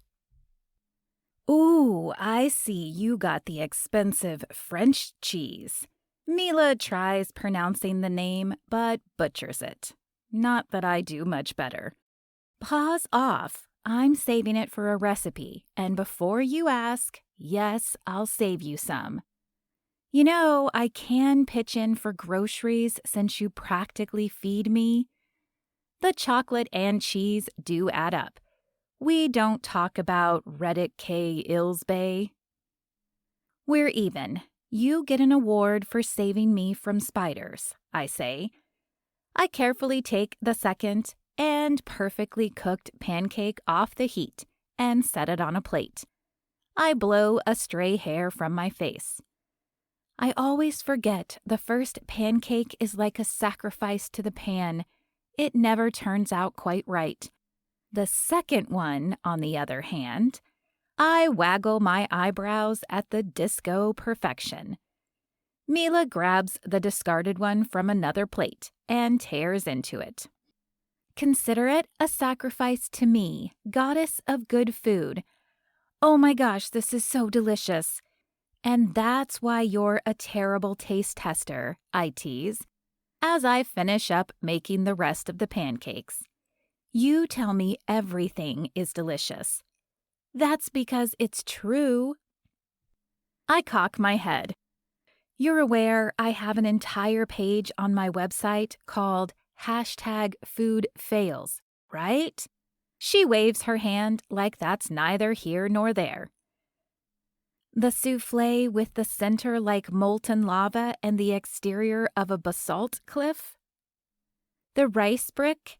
There was also the time I melted the cutting board to the heating element on the stovetop and had to replace it before the landlord found out. Oh, and the chocolate-covered frozen bananas of which we shall never speak. The real failure would be if I were in the apron. We'd starve to death. So you just keep doing what you're doing. I'll even eat your fails because they're delicious. Delicious, that's a good one. Mila half smiles. It's rare to get a full one out of her. A combo of delicious and radical. The made-up word carries me to the conversation with @PacmanWizard. We LOL'd about what foods should never be combined. I let him get away with spaghetti and ketchup because college was expensive and ketchup is technically in the same family as marinara sauce. Also, he vowed never to eat it again. He also said he once had a hamburger with peanut butter on it, which actually inspired me to try making one with Thai peanut sauce, spicy peppers, and a few other toppings. He also suggested peanut butter and bacon, which, I'm not going to lie, doesn't sound half bad. Bacon wins every time. Then we went on a tangent, a cookie cheeseburger. You put a burger with cheese in between a pair of chocolate chip cookies instead of buns. That's a misdemeanor in my book, but it seems like the guy likes his meat. And it seems as if maybe he likes me. I mean, he did say he would be lonely without me on the hub when I was at the wedding. As they say, absence makes the heart grow. Yes, he's the source of my giddy grin, but I wipe the smile off my face because I'm supposed to be focusing on the griddle. We also dared each other to try the grossest things we could think of. He's going to report back with a pickle split, pickles in place of bananas on a Sunday, and I got stuck with a pancake burger, which is what inspired today's breakfast, sort of. Speaking of dares, no, I'm not going to think about @PacmanWizard. Cooking is my rare and precious time when I force myself not to think or do anything digital. I even have old-fashioned brass scales for measuring ingredients. Yup, delicious, Mila repeats around a bite. Like radical. She nods and takes another bite. So you're bringing back 80s expressions? Keeping it real, Mila says. Isn't that a 90s saying? She shoots the air with a pair of finger guns at me like I got it right. In that case, likewise, I'm keeping it real, hence the #foodfails page. I jerk back to the stove because I don't want these pancakes to end up in the blog graveyard. After I successfully cook 3 more pancakes, I place a dollop of whipped ricotta on top of the short stack. Top it with a few more blueberries, a twist of grated lemon zest, a sprinkle of cinnamon, and a drizzle of honey. We're almost ready to try them. I know, you have to take pictures first, Mila says, well aware of the drill. The recipe is unconventional, but I think it's a keeper, at least visually. Taking family favorites and comfort food, then enhancing them is my thing, my brand, as they say in internet marketing, which is an aspect of my hobby that I'm still getting used to. My passion for cooking and sharing food comes from the heart, and it's hard for me to think of it as a potential business. Yet, my social media and blog followers are hungry for more content and recipes. No pun intended. I took a photography course in college because I needed another credit.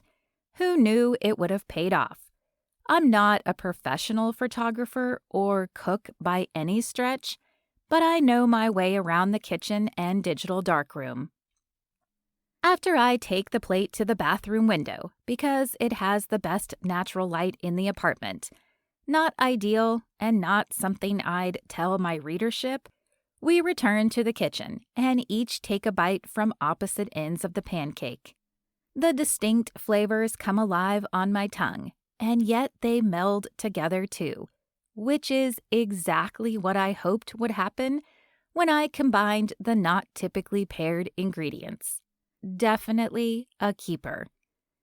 Mila's eyes are closed and she releases a little blissful sigh. I wait for her review, which is always favorable. My followers online often have positives, but the truth is I lack the confidence to take my food blogging talent to the next level. I've had loads of offers to be an influencer, be a guest at events, and teach what I know, but I have that cheese and chocolate to pay for, and my current job offers lots of benefits. Plus, it's what I went to school for, so I don't want those student loans to be a complete waste. Mila opens her eyes.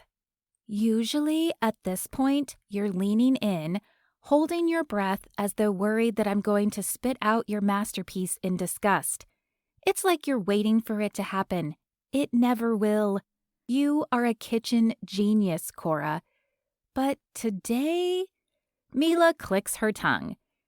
Today there is something different. Either you know these pancakes are the best you've ever made, or she snaps her fingers, or you got another email from him. I bite my lip, trying to hold back that pesky smile that was fine when I was alone. But if she sees it, she gasps. You did, didn't you? I neither confirm nor deny that @PacmanWizard messaged me. We haven't moved on to email yet. I'm playing it safe, slow, and smart when it comes to relationships after a bad breakup years ago. Yet another topic we shall not discuss. Maybe I should make a blog page called #LifeFails. I'm sorry for using the wrong technology terminology, Miss Tech Nerd. Messaged, emailed, whatever. It's all the same to me. He sent you a digital love note, didn't he? Mila sing-songs. Just then, my phone pings with a notification. Mila lunges for it. We scramble to look at the screen. Not that she can guess my password. I'll let you have the rest of the pancakes if you hand it over. She lets go instantly and grabs the fork, taking a gobbly bite. I narrow my eyes. You did that on purpose. I claim innocence, she says around a mouthful. Maybe the pancakes are that good, or Mila is exceptionally hungry. She is a disaster in the kitchen, so I don't think her standards are that high. As I read the message, I actually feel the color drain from my face and imagine I now resemble what's left of the whipped ricotta cheese. The excitement in my system at perfecting the pancake recipe and the earlier message from @PacmanWizard disappears, replaced by dread. Is everything okay? Mila asks. My breath comes short when I start to answer. The bad news, my company is merging with another. The good news is I didn't lose my job. Yet. Is that really bad news? You've been talking about quitting your day job and becoming a full-time food blogger and photographer for ages. You've been talking about that. She tilts her head. Because you're amazing and need a little nudge or a shove. Either way. Okay, fine. I've thought about it. A lot. Not a day passes when I don't consider stepping away from my job in the technology sector as a software tech engineer at Amtech. Yeah, it's a lot of tech. So much tech that sometimes when I'm going to sleep, I can still see the glow of the computer screen behind my eyes. That's why there's no technology allowed in the kitchen. Well, except for my phone. Don't want to miss those hub notifications. So much tech that I developed carpal tunnel and a permanent kink in my neck. So much tech that more than once I thought about throwing my laptop out the window and then walking right out the door of the office. It's a high-pressure job that's fast-paced and demanding. I work long hours and hardly have a social life. Well, apart from the messages exchanged with @PacmanWizard. Deep down, I wonder if he could be Mr. Right. He's funny and smart and thoughtful, doesn't seem to mind if I look like a Troger, not that I do, but his comments suggest that looks aren't everything. I wonder what he looks like, but his personality would make up for any odd features, like a third eye, unibrow, or pasty skin. After all, Miranda finds Reed attractive. We like the same kind of music, movies, and entertainment. He seems adventurous and likes to travel. That uncontrollable smile returns to my face. I know you're thinking about job security and your 401k, but no way that smile on your lips is a result of future financial planning. I know you better than that. Mila eyes my phone, knowing full well it's a result of my tie to @PacmanWizard. Yes, I got another message from @PacmanWizard earlier, but leaving my job? The slow shake of my head returns. It's scary. I'm safe at Amtech with my 401k, health insurance, and gym membership. Mila wrinkles her nose. Cora, you've never used it. But I might someday, and you make me sound lazy.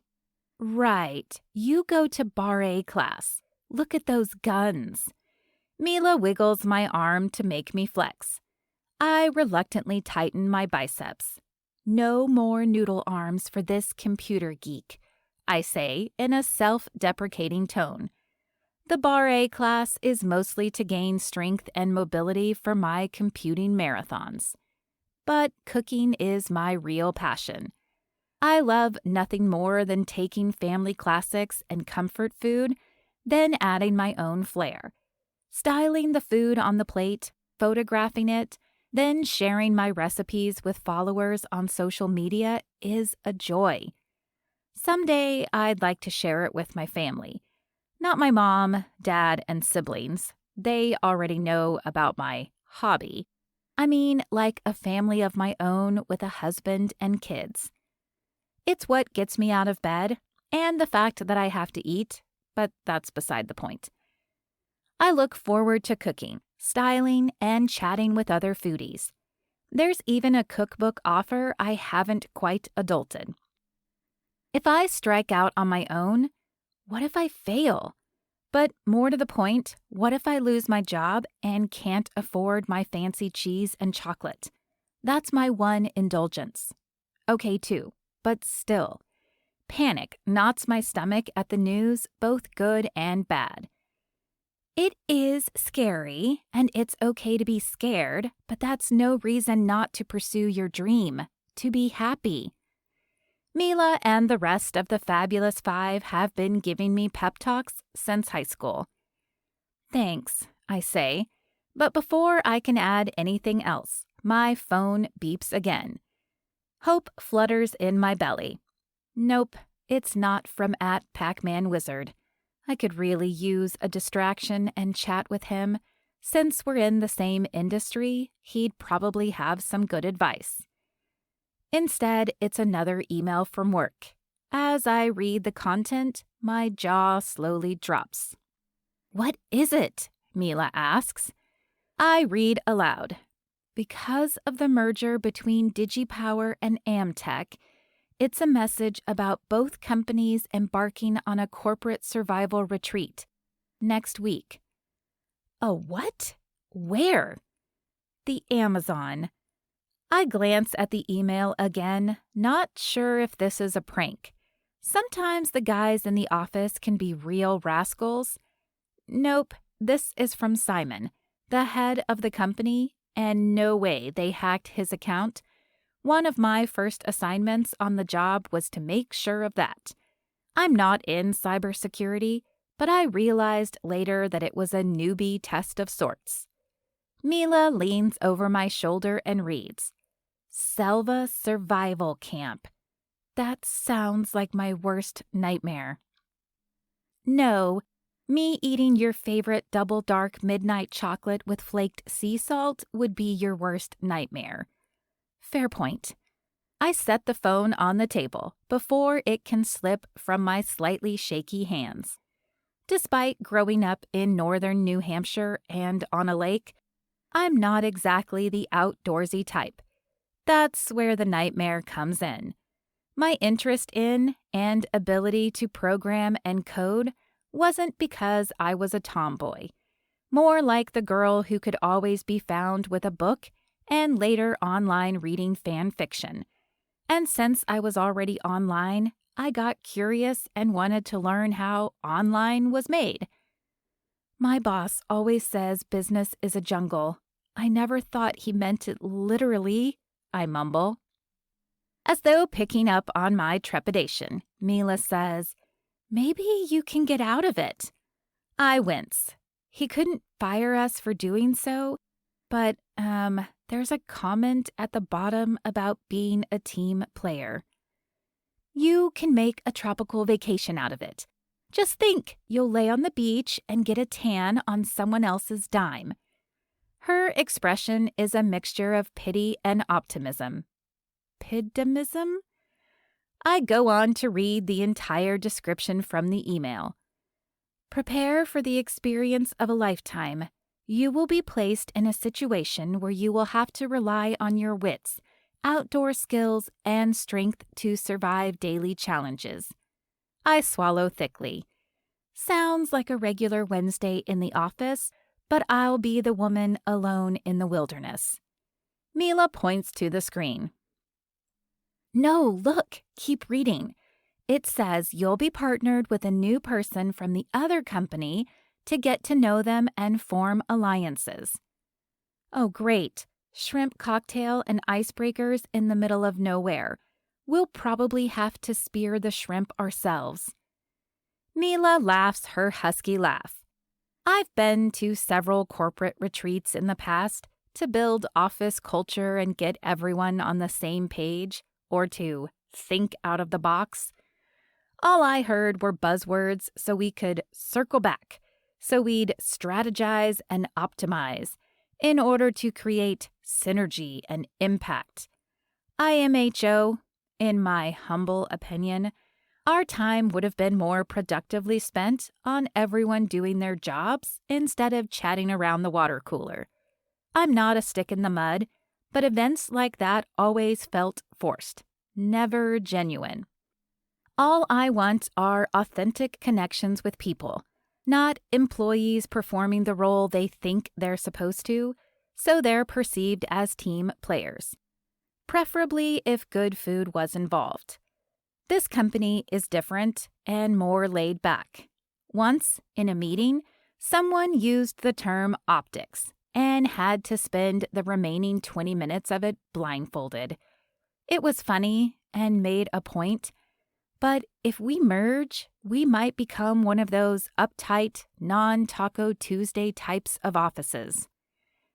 Maybe you'll meet a guy, your marriage match guy, Mila says. taking another bite of the pancake. I did. The warm fuzzies from the messages I received from @PacmanWizard push against the trepidation over the retreat. We're very compatible. Mila rolls her eyes. Ooh, but I'm not sure he counts. Unlike long-distance relationships, virtual marriages aren't a thing. It's kind of like internet dating-ish, sort of. I mean, maybe we'll meet IRL someday. English, please, Mila reminds me to translate the online abbreviations. Oh, right, IRL, in real life. Mila grunts. Come on, I'll help you pack. You'll have to bring your cutest swimwear and sundresses. You sound like Blakely. There's a suggested packing list attached to the email. I don't bother reading it because, apart from not being the outdoorsy type, it'll also mean limited Wi-Fi. So no messaging @PacmanWizard, which leaves me feeling lonely already. Chapter 6. Shaw. It's been a while since I was the last person in the office.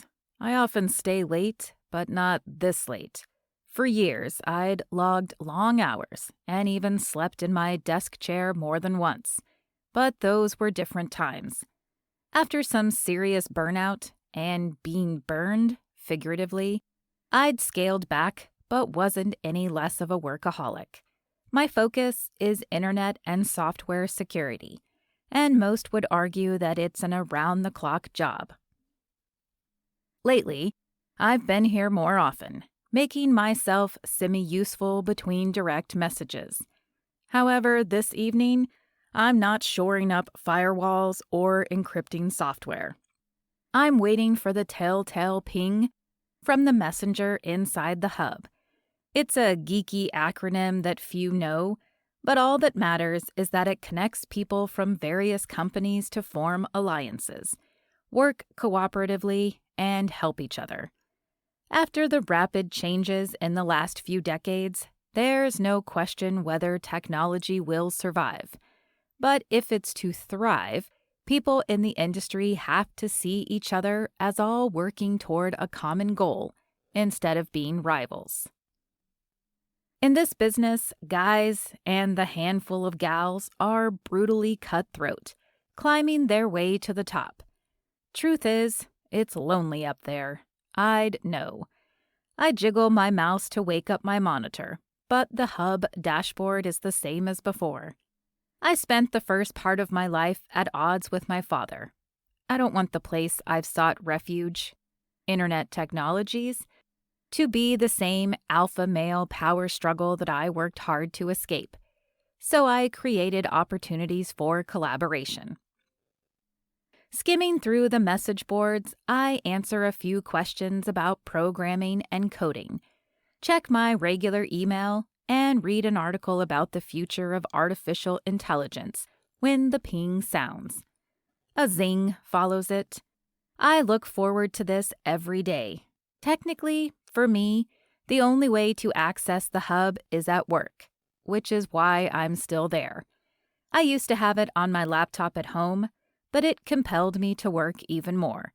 So a few years ago, I went on a digital detox for a week.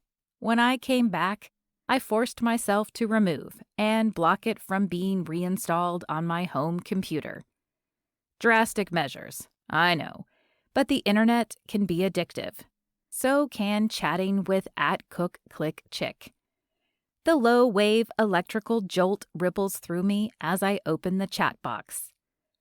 @CookClickChick. Sorry for being so quiet over here. I've been swamped at work. If only I could Control-Alt-Delete this week from the database. @PacmanWizard.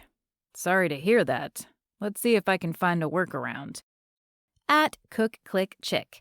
If you can come up with a way to alter the time-space continuum, I will see to it you get a special award. Nobel Prize? @PacmanWizard. Nah, too much responsibility. Where would I go from there? A mug with the words #1 computer geek will suffice. At Cook Click Chick.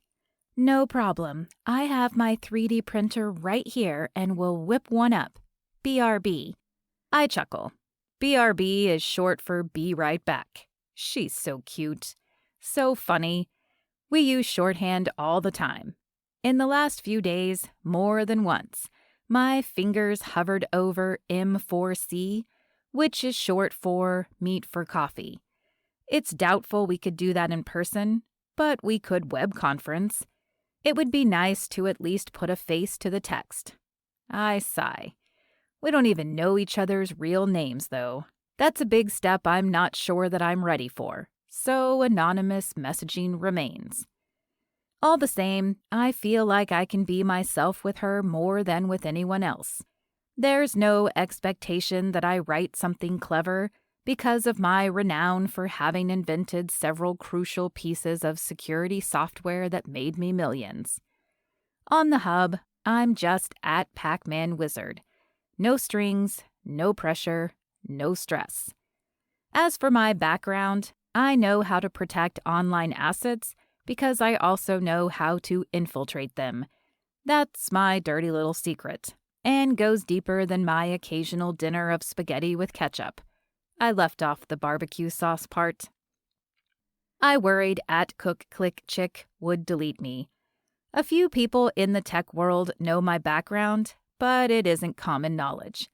However, at Cook Click Chick prompted the question I ask myself so often.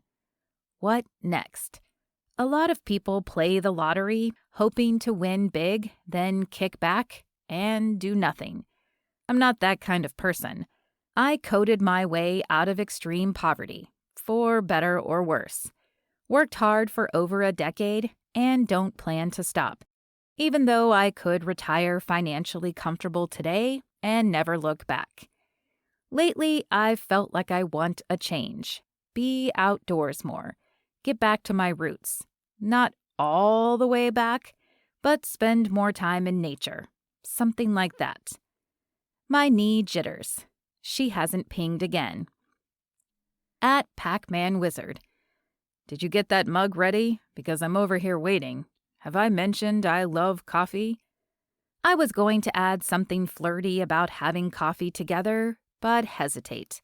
In one swift click of the enter button, I could ruin the thing we have with the added complication of meeting in person.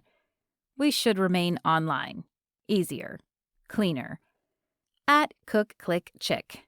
Sorry, I was just putting out an interdepartmental dumpster fire about a broken piece of HTML in the coding. How basic is that? Oh, and it's the same one I already corrected twice this week. Please delete the week. Please. At Pac-Man Wizard. If you could do anything right now, aside from putting out interdepartmental dumpster fires, what would it be? At Cook Click Chick. Real life or fantasy virtual life? At Pac-Man Wizard. Definitely virtual life. This is a little game we started playing a few weeks ago. Real life has to fit inside the parameters of what exists in our respective realities. In real life, we can't teleport or have smell-o-vision. In virtual life, we can explore our wildest dreams. As we've gotten to know each other better, part of me wants to make those dreams come true for at Cook Click Chick. I have the resources, well, minus the ability to erase time, since her week has been hard. At Cook Click Chick. Remember the state-of-the-art kitchen I described? At Pac-Man Wizard. I'm already at the table, and it smells delicious. She's been on a breakfast kick for a while, then popped in earlier this week with a description of some sandwiches. Anytime she talks about the food she makes, my mouth practically starts watering. At Cook Click Chick. It's a pasta kind of night. No ketchup allowed. Think Alfredo sauce with broccoli and loads of Parmesan, grilled chicken, fresh basil, and garlic. At Pac-Man Wizard. There is no such thing as too much cheese. @CookClickChick. Phew, I'm so glad we can still be best friends. Had you said otherwise, I may have had to click escape. Can a dude get butterflies? I let out a long breath, feeling bad and helpless about her week being so difficult.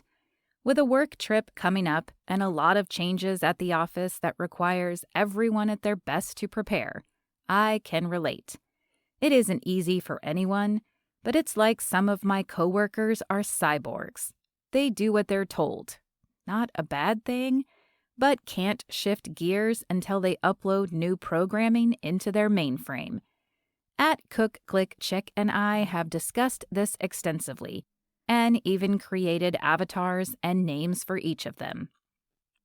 The dots on her chat box blink. Again, my stomach flutters, reminding me of the times I've jumped out of airplanes. On those occasions, I had a parachute. I'm a bit of an adventure junkie. I gaze out my office window toward the sky and then drop to the horizon. It's now or never. I have to take the leap.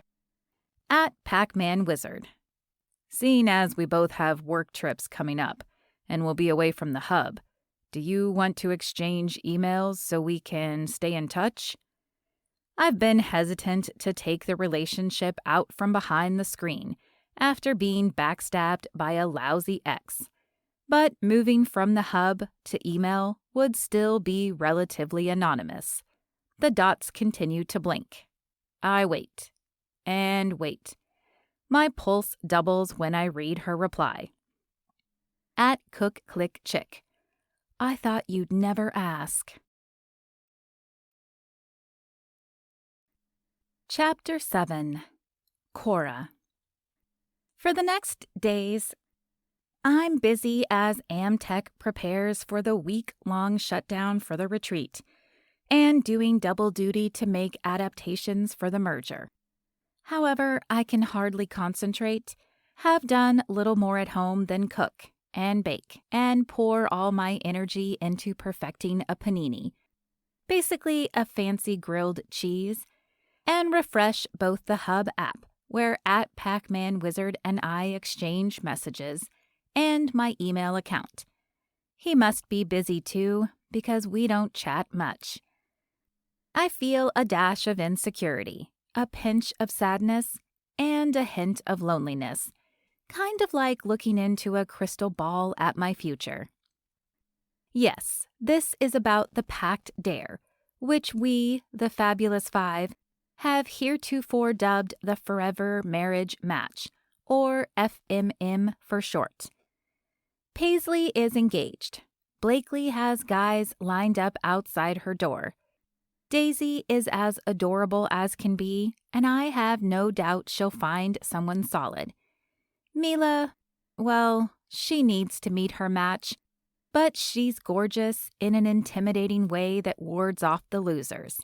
I'm betting she already has a boyfriend, but hasn't told us because she's mysterious like that. Every family needs a crazy aunt/cat lady. No need to nominate me. I'll just quietly take on the role because it's obviously my fate. Only maybe I'll be a dog lady because claws terrify me. As if I won't hear the ping of a notification from the hub or my email, I check my phone again. It has an alert when I exceed 25 pickups in an hour and tries to guilt me with one again. I realize that I'm more like a puppy waiting on the other side of the door for their person to come home. How did I arrive at this analogy? As far as I'm concerned, @PacmanWizard is Mr. Right, always trying to brighten my day and make me laugh. Even though we haven't met in person, I can't think of anyone who could possibly be more perfect for me. He's humble and funny and speaks my language, aka geek. I feel like I can be completely myself around him. Well, as much as being virtual will allow.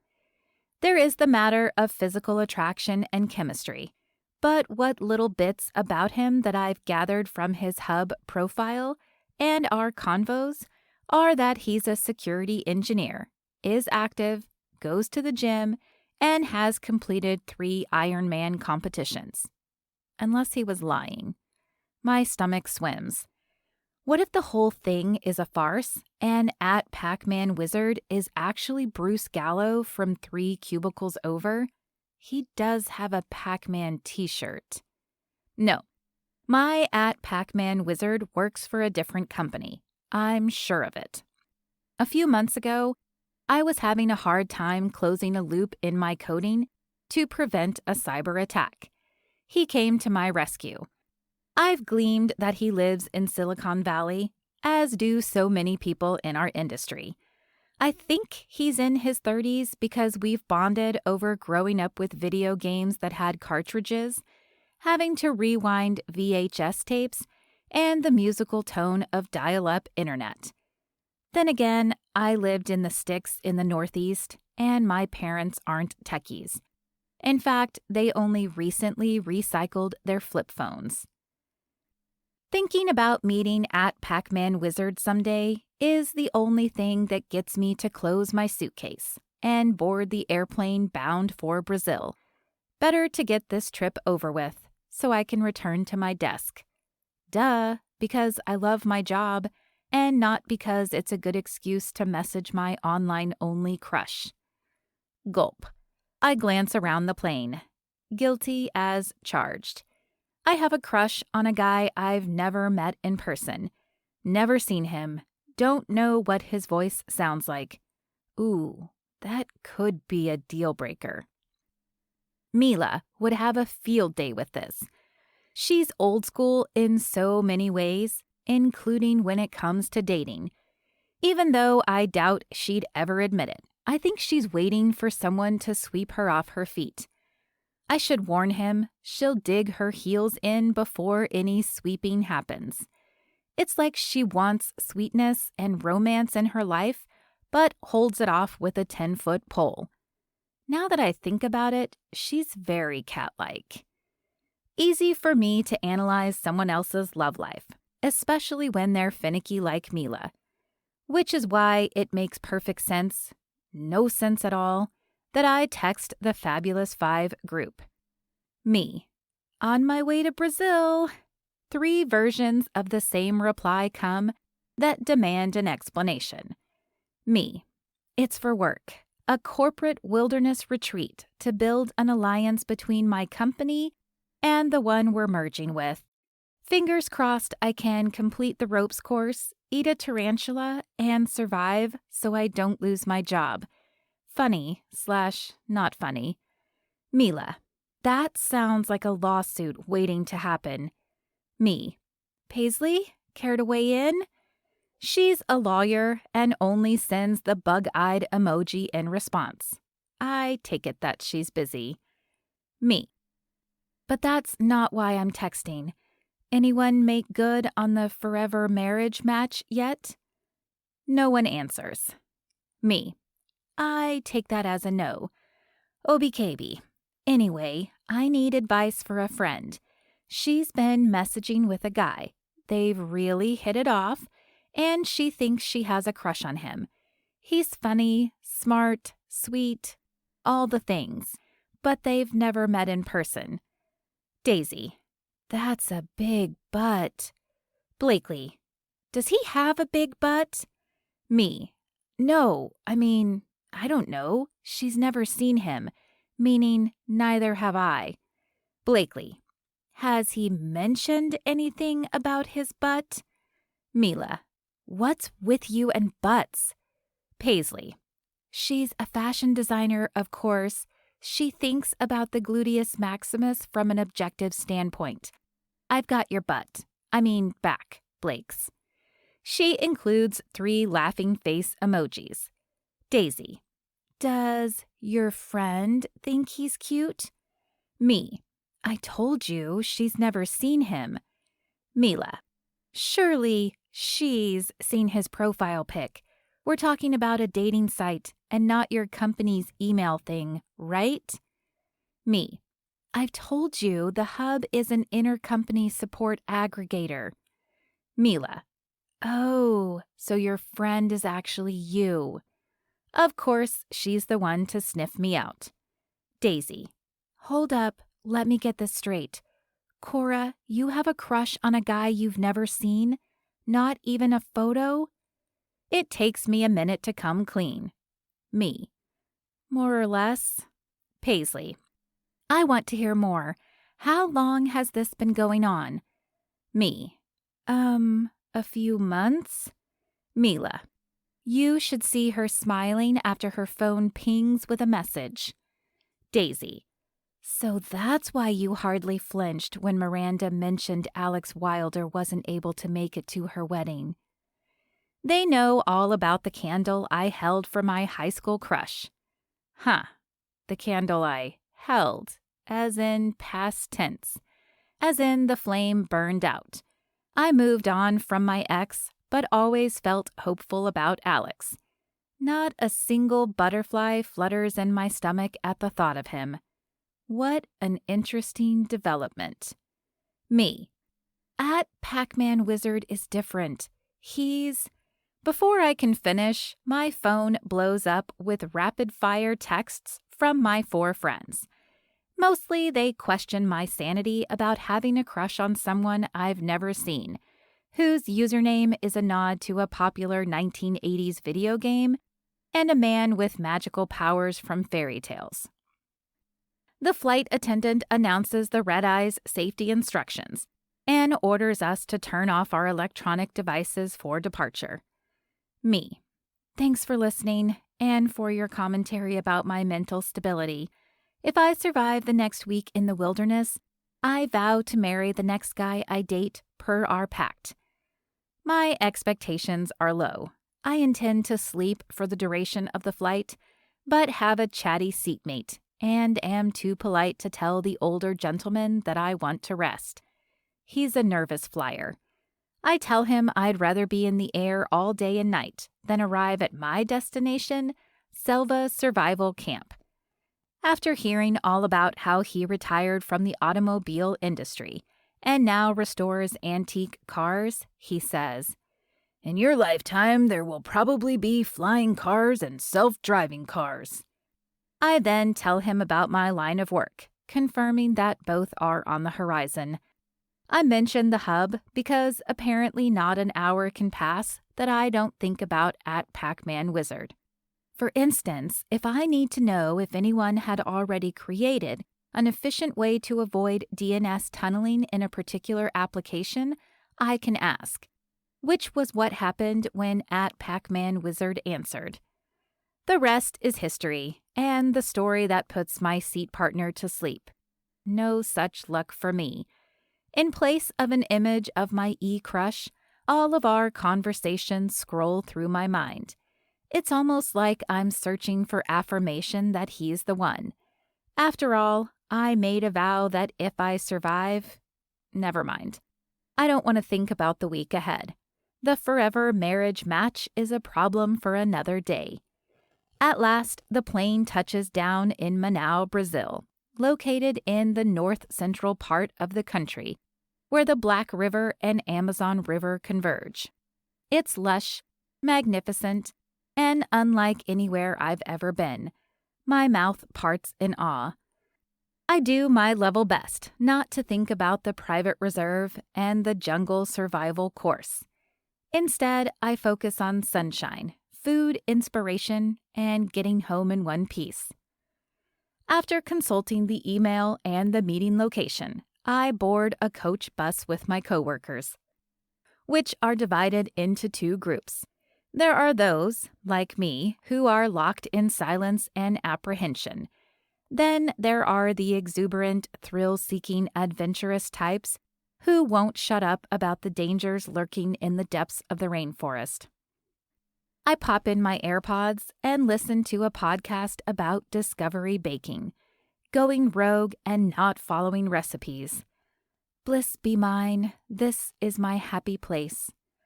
The bus crosses a seemingly endless bridge, and several of the guys glue themselves to the windows, chattering about crossing the Amazon, the river, and not the online distribution company. The water churns with the chop from the wind. Anxiety sinks in my belly. This isn't the Charles River that I pass on my way to the office. No, it's a river on steroids, and probably filled with things I don't want to think about. At last, the bus stops in front of an eco-resort lodge, made of rough-sawn timbers and a thatched roof. The naughty pines it is not. The place glows in the misty early morning light. I slowly, cautiously disembark, watching my every step. My feet swell on flights, so I wore sandals, but wish I'd put my sneakers on during the bus ride. Outside, the sounds of animal life and birds from the nearby rainforest fill the air. It stuns me to silence. Simon, my boss, stands in front of the bus. It idles, sleek, black, and starkly out of place against the backdrop of lush greenery. So does he, outside the office. But dressed in adventure gear with multiple pockets and straps, he looks like he made an effort. Unlike me in leggings and a tastefully oversized scoop neck sweatshirt that says Data Whisperer over a tank top, a typical Bar A class outfit.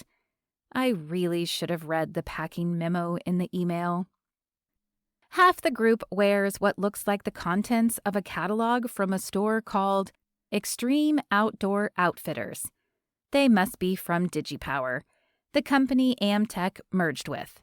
The other half of the group, my coworkers, are nerds like me and look equally squeamish.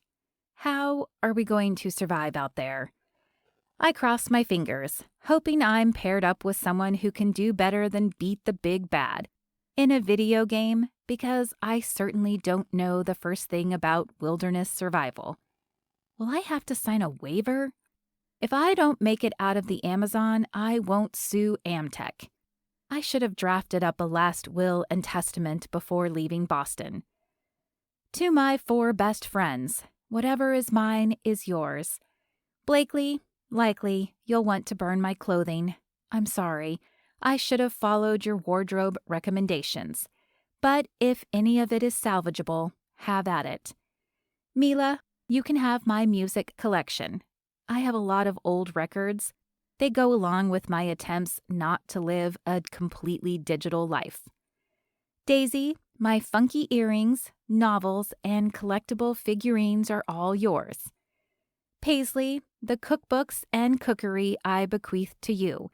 You'll learn how to cook out of sheer necessity, and I'll be your guardian angel over your shoulder to make sure you don't burn yourself. Again. Love, Cora. P.S. Just be sure not to read my diaries.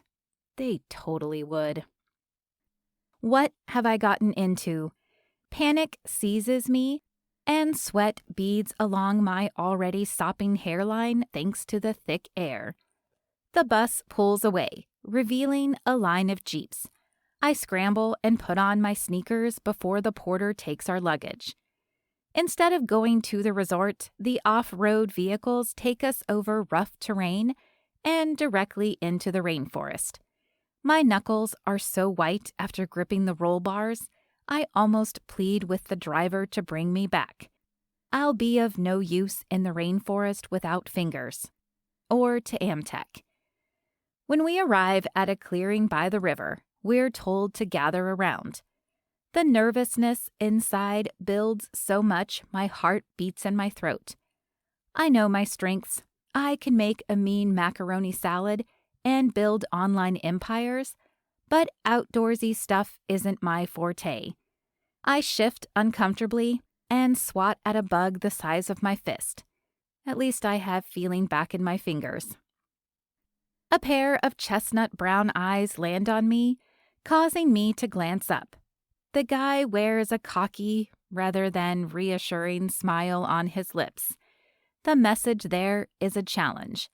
One that says, DigiPower is going to crush you.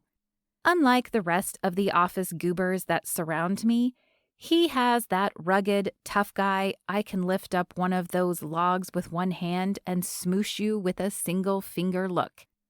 He'd be attractive if it didn't look like he was picking out the weak links, and identifying who wouldn't be surviving the week in the jungle. Namely, me. Chapter 8. Shaw. My gaze floats over the group gathered before landing on a pretty woman with a heart-shaped face. She wears her caramel-colored hair in a high ponytail. She reminds me of a warm cookies and milk kind of person, rather than a roughing-it-in-the-bush kind of gal. The kind of woman who prefers nights in with Netflix, watching rom-coms, to action-adventure movies.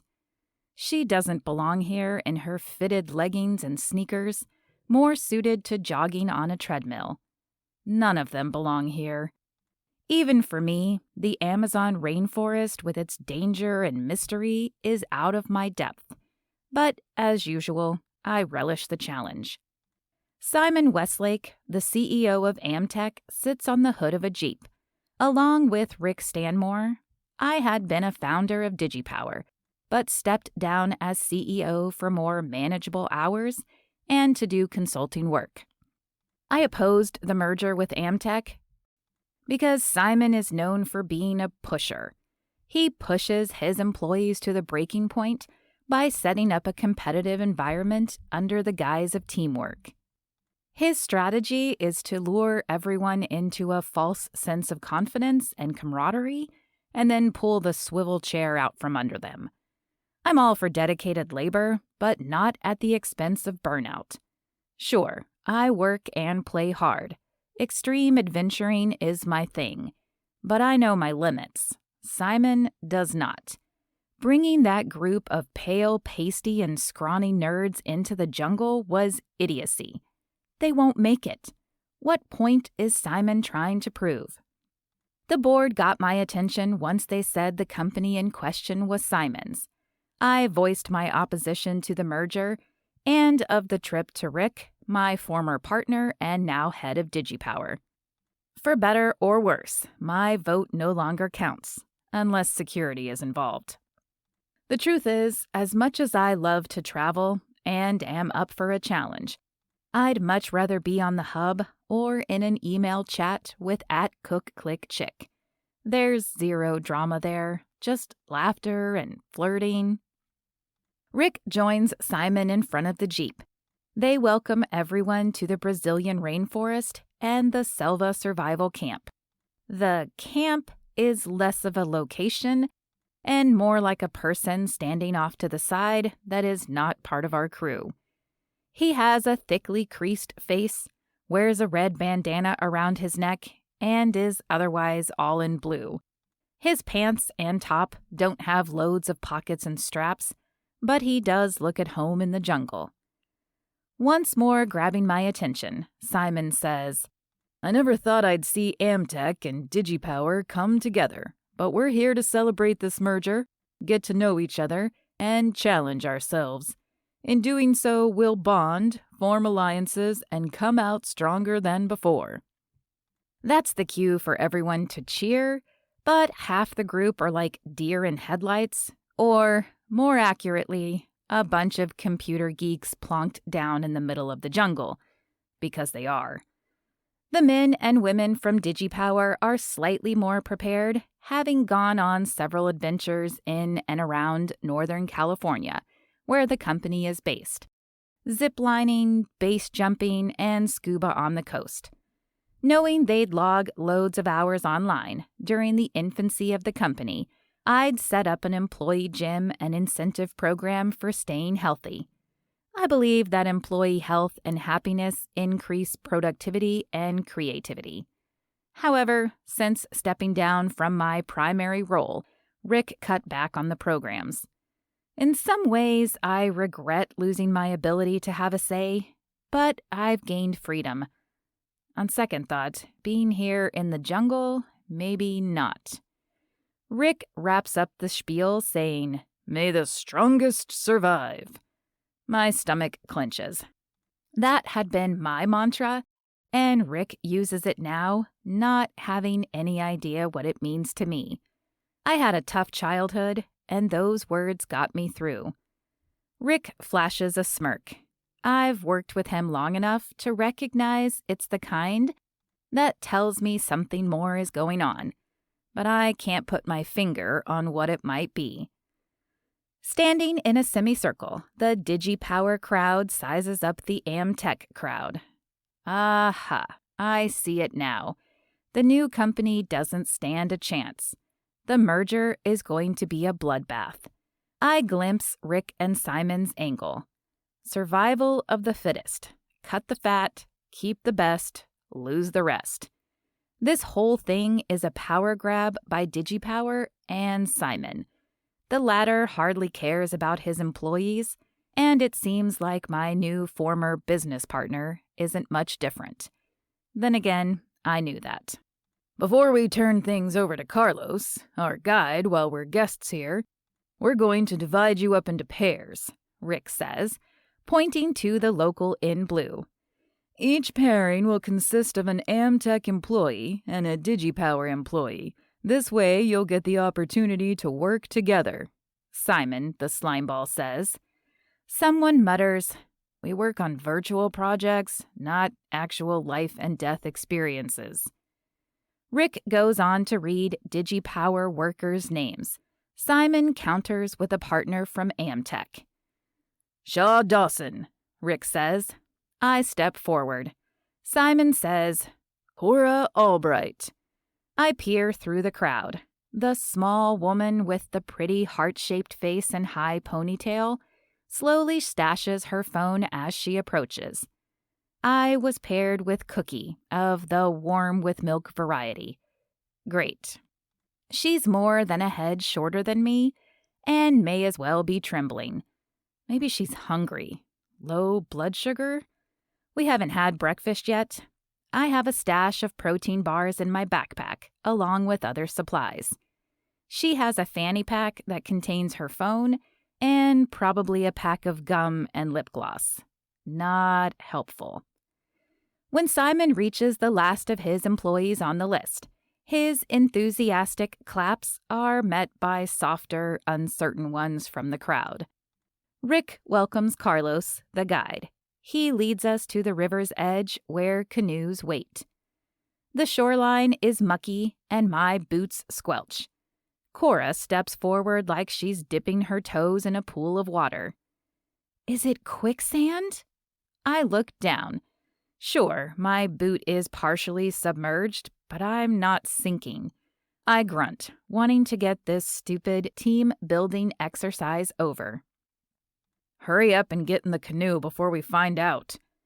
She practically hurls herself inside, causing the thing to rock back and forth like an out-of-control baby cradle. I'd have extended my hand to help, but it was too late. As she passed, I caught a whiff of perfume. She's sure to be a mosquito magnet. With a few other pairs in the canoe, we paddle upriver. Neither Simon nor Rick joins us. They're probably going to lounge poolside and plan their new empire. If they're expecting this trip to break me down, they'd better watch out. I'll be having a few words with them when this is over, and I don't expect they'll like the hardened by and hungry from the rainforest version of me. When we reached the other shore, Carlos, with his thick Brazilian accent, welcomes everyone with a friendly smile. But that's where his warmth ends. He goes on to tell us how we'll be spending the next 4 days, focusing on creating shelter, clean water, fire, and foraging for food while camping in the jungle. We also have to navigate the wilds, hike rough terrain, and solve puzzles to survive the expedition. I glance at my partner, who I'm going to call Cookie from now on. Her eyes are wide and glassy. Still jittery, her shoulders droop.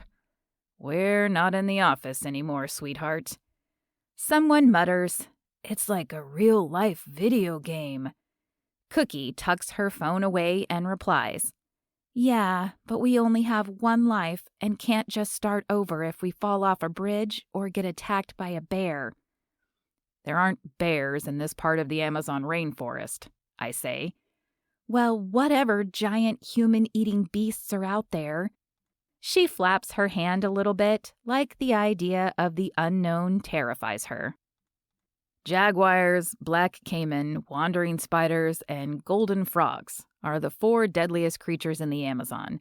Since we're going to be partners, I figured you should know what you're in for.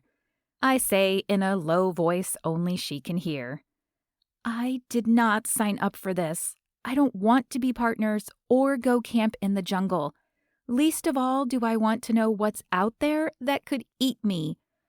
Her voice rises a few decibels.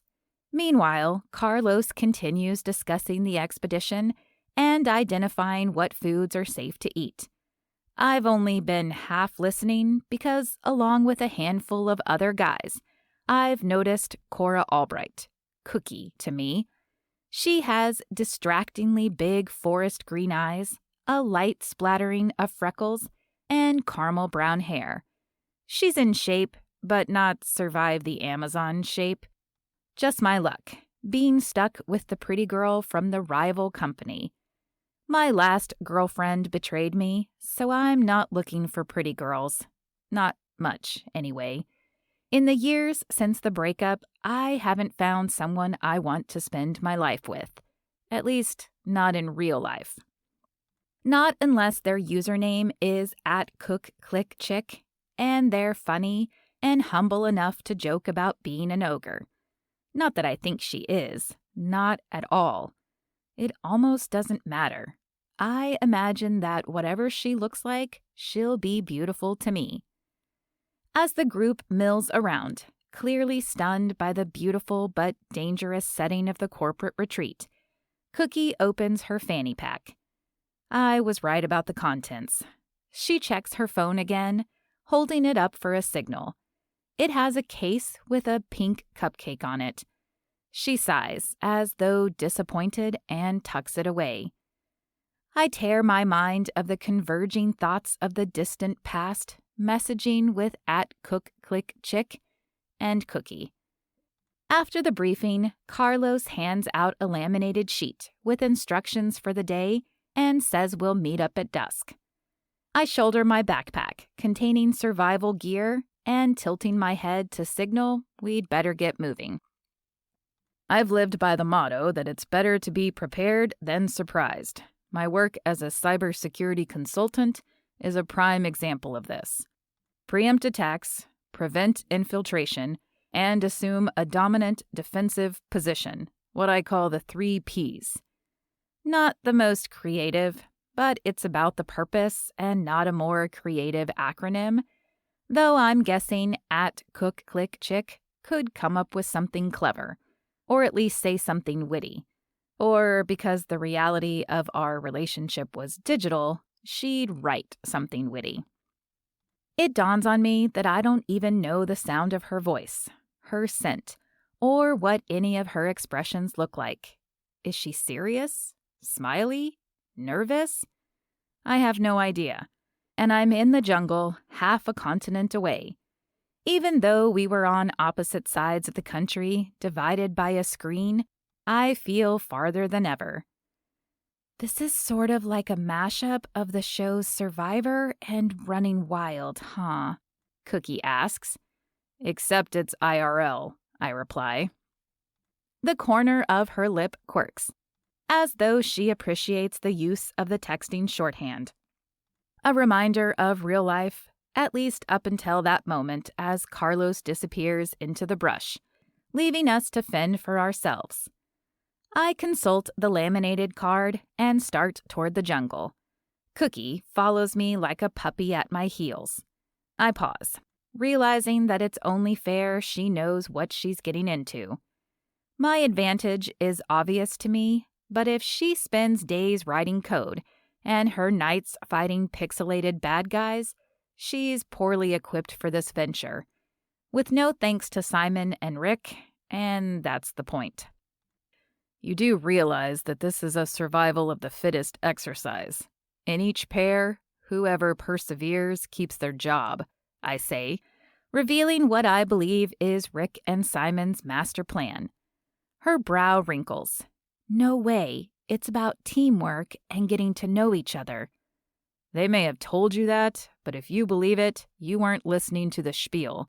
In fact, if memory serves, you were on your phone. You keep checking yours, too. She stomps ahead on the trail. Yeah, hoping for an email, but the service here is zilch. I stop us and plant my hand on her shoulder. She twitches.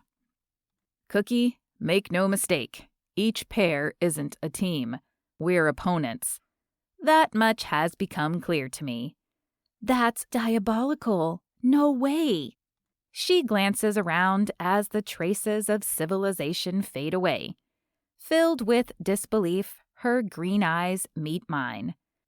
Way, I say, in response to her incredulity. I know Rick well. I figured it out while Carlos was talking. Because of the merger, we're fighting for the same job. So you're a software tech engineer? She asks. Was. Am. You can't be both, she says. I shift irritably, but I may as well tell the truth. We're stuck in the jungle together. What I say here will likely stay here. I used to co-own DigiPower. I know how to do every job there.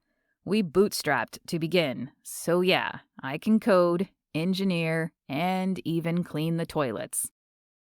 Her eyebrow arches as if she too had a realization. Wait, you're the Shaw Dawson? Made it on Forbes' top 30 under 30? Her gaze narrows as she correctly identifies me. That was years ago, but yes, that's me. She must connect the dots because her eyes narrow. And 5 years before that, you were a computer hacker. Conjecture. But you don't deny it. Accusation creeps into her voice. I give a non-committal shrug. I've never lied about my past, but no one has ever had the gall to ask me point blank. Likely because if they work with computers, they know a person with my skill set can make their digital life a nightmare with the swipe of a few keys. People just assume or don't. It isn't worth my time to try to explain. So I'm heading into the wilderness with a criminal, Cookie mutters. And I'm headed into the jungle with a cupcake. Cookie. I resent that, she snorts. For the record, if you paid attention, you'd know that I ultimately used my powers for good. So, I'm not proud of my past and the trouble I caused. Banks and large sums of money were involved, though it was a Robin Hood situation in many ways. But I did what I did to change my life, to get out of a tough situation. Yes, that included some things I'm not proud of, but I've more than made up for it by contributing positively to the technology industry and my country. So you admit it, she says. What happens in the jungle stays in the jungle, Cookie. Cupcake, cookie, which is it? I'd rather not think of sweets because at Cook Click Chick pops into my mind, and my pretty partner and my online crush confuses my body and brain. When I don't answer, she says, My name is Cora, BTW. We near the water, and she's on her phone again. There's no way you have cell reception this deep in the wilderness. Better to put that thing away. All at once, she lurches forward, tripping over something jutting out of the ground. Instinctually, I reach out to help and manage to keep her from careening over, but don't stop her phone from plopping into the water. Chapter 9. Cora. I didn't think the day could get any worse, but as my cell phone and the single link I had to civilization are swallowed by the Amazon River, I hurry toward the water's edge and shout, No! Was I operating under the delusion that a single word would somehow freeze my device in midair or catch it like a net? Maybe. Did I think the creepily placid water would spit the thing out? A girl can hope. Do I secretly hope my man-giant partner will dive forward like a baseball player toward home plate and save the thing? I'd be silly not to. The Selva Survival Camp is exactly that. A camp. No resort or accommodations are in sight. A prickly sheen of sweat coats my skin. I'm already feeling rather swamp-like, so throwing all sense of propriety to the wind, I get down on hands and knees, ready to dig in and rescue my device. I'm about to plunge my arm into the murky water when Shaw's heavy hand lands on my shoulder once more. I jolt at his touch. "Hey there, Handsy, hands off. I'd rather you grip my phone with that bear paw of yours." "No," he repeats, as frantic as I'd been only moments before. "Piranhas, leeches, botflies." "But my phone," I say. "It's my lifeline." "Bears," he growls. A strange, fluttery panic builds inside me. I go still. His hand still rests on my shoulder as if he doesn't trust that I won't go after my lifeline, even if it means risking my own. "I thought you said there aren't bears in this part of the Amazon." "There aren't, but if you're afraid of bears in the woods, be terrified of what lurks in that water. Things we can't see. Whatever you do, don't go in." His face is granite, stone, some kind of solid rock. "Oh, and there I thought you were flirting with me, a poor damsel in distress." My voice drips with sarcasm as I rock back on my heels. He snorts. "No, definitely not that. I don't want you flirting with disaster, Cookie." "Why do you keep calling me Cookie? My name is Cora." He snaps his fingers. "Right, Cora Albright, one of Amtech's best. I like Cookie better." "Well, I don't." I get to my feet and cross my arms in front of my chest. Definitely not a damsel in distress, but also not an adventurous explorer. I'm a city girl who knows her way around computers. I plaster on my best Mila don't mess with me face. If you know my full name, then you can stop calling me Cookie. The name fits. You're more of a milk and cookies kind of person than a survive the Amazon kind of person. I scoff. You got that right. I have zero desire to be here. But worse than that, I'd like to go home so I can get a new phone. It won't help you here. A general search engine could have helped me plenty, I huff. Whenever I'm not sure how to do something, especially when it comes to cooking and baking, I do an online search, and voila, answers. Some better than others, but at least it's a resource. I also have the Fabulous Five. When all else fails, they know what to do. Without contact, they're going to be worried something happened to me. I pull my sweatshirt tighter around me. What if something does happen to me? Actually, something has happened to me. I'm here. The trees suddenly look menacing. Never mind the river. What could be lurking overhead? I can't keep my eyes in front, behind, and above me at all times. What would Blakely do in my position? I bite my lip. I guess she wouldn't be able to design her way out of this, but she'd look a heck of a lot better than I do, stranded here in my Bar class uniform. Never mind, she'd charm her way out of this mess. Paisley somehow always manages to land on her feet and would forge ahead undaunted. Her parents were hippies, and she has a sweet, yet somewhat hapless ability to adapt and overcome challenges. She also knows a metric ton of seemingly useless trivia, the kind of person you want on your team for game night. Chances are she'd be able to identify edible flora and forage for us.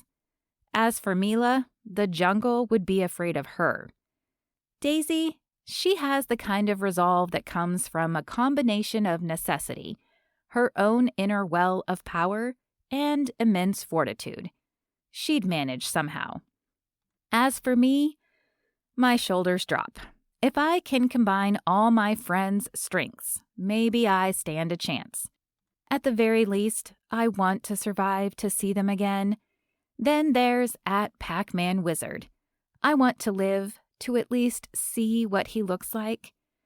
We started emailing, and I was waiting to hear back from him after telling him all about the guy I'd sat next to on the airplane, who made V8 engines sound fascinating. Although solid sleep would have been better, especially now. Lack of sleep and this dreadful situation fried my mainframe.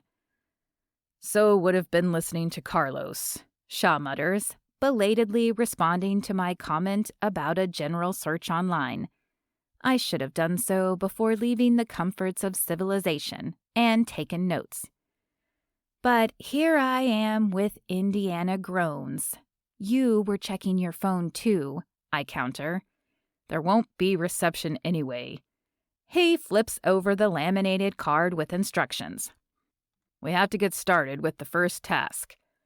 Shaw is quite a bit taller, and I have to stand on tiptoe to read the card. I try to remain balanced on the uneven ground, but begin to pitch forward and grip his arm to steady myself. His angry animal eyes flash a look that's best described as, "Touch me again and I will plunge you in the river." Message received. On the card, a series of coordinates are printed in sequence. Shaw smells like citrus, lime to be specific, and something minty, fresh, airy. I haven't been this close to a guy for a while, and don't appreciate how his masculine scent makes me want to breathe deep. It's like he's part animal and part man, but you know what they say about approaching wildlife. I wonder if @Pac-Man Wizard wears cologne or uses a manly body wash. Hopefully nothing like the musty, cheesy basement odor Mila suspected a guy with that username would smell like. She called it Eau de loser. Shaw studies the card.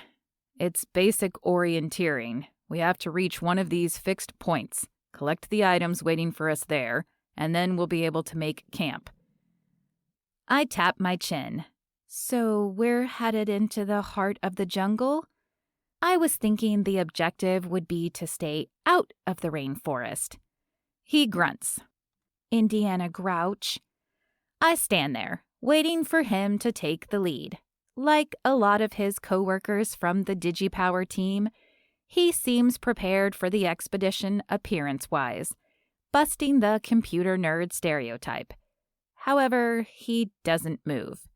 I say, "You can tease me all day about being more of a milk and cookies kind of person, but I don't care.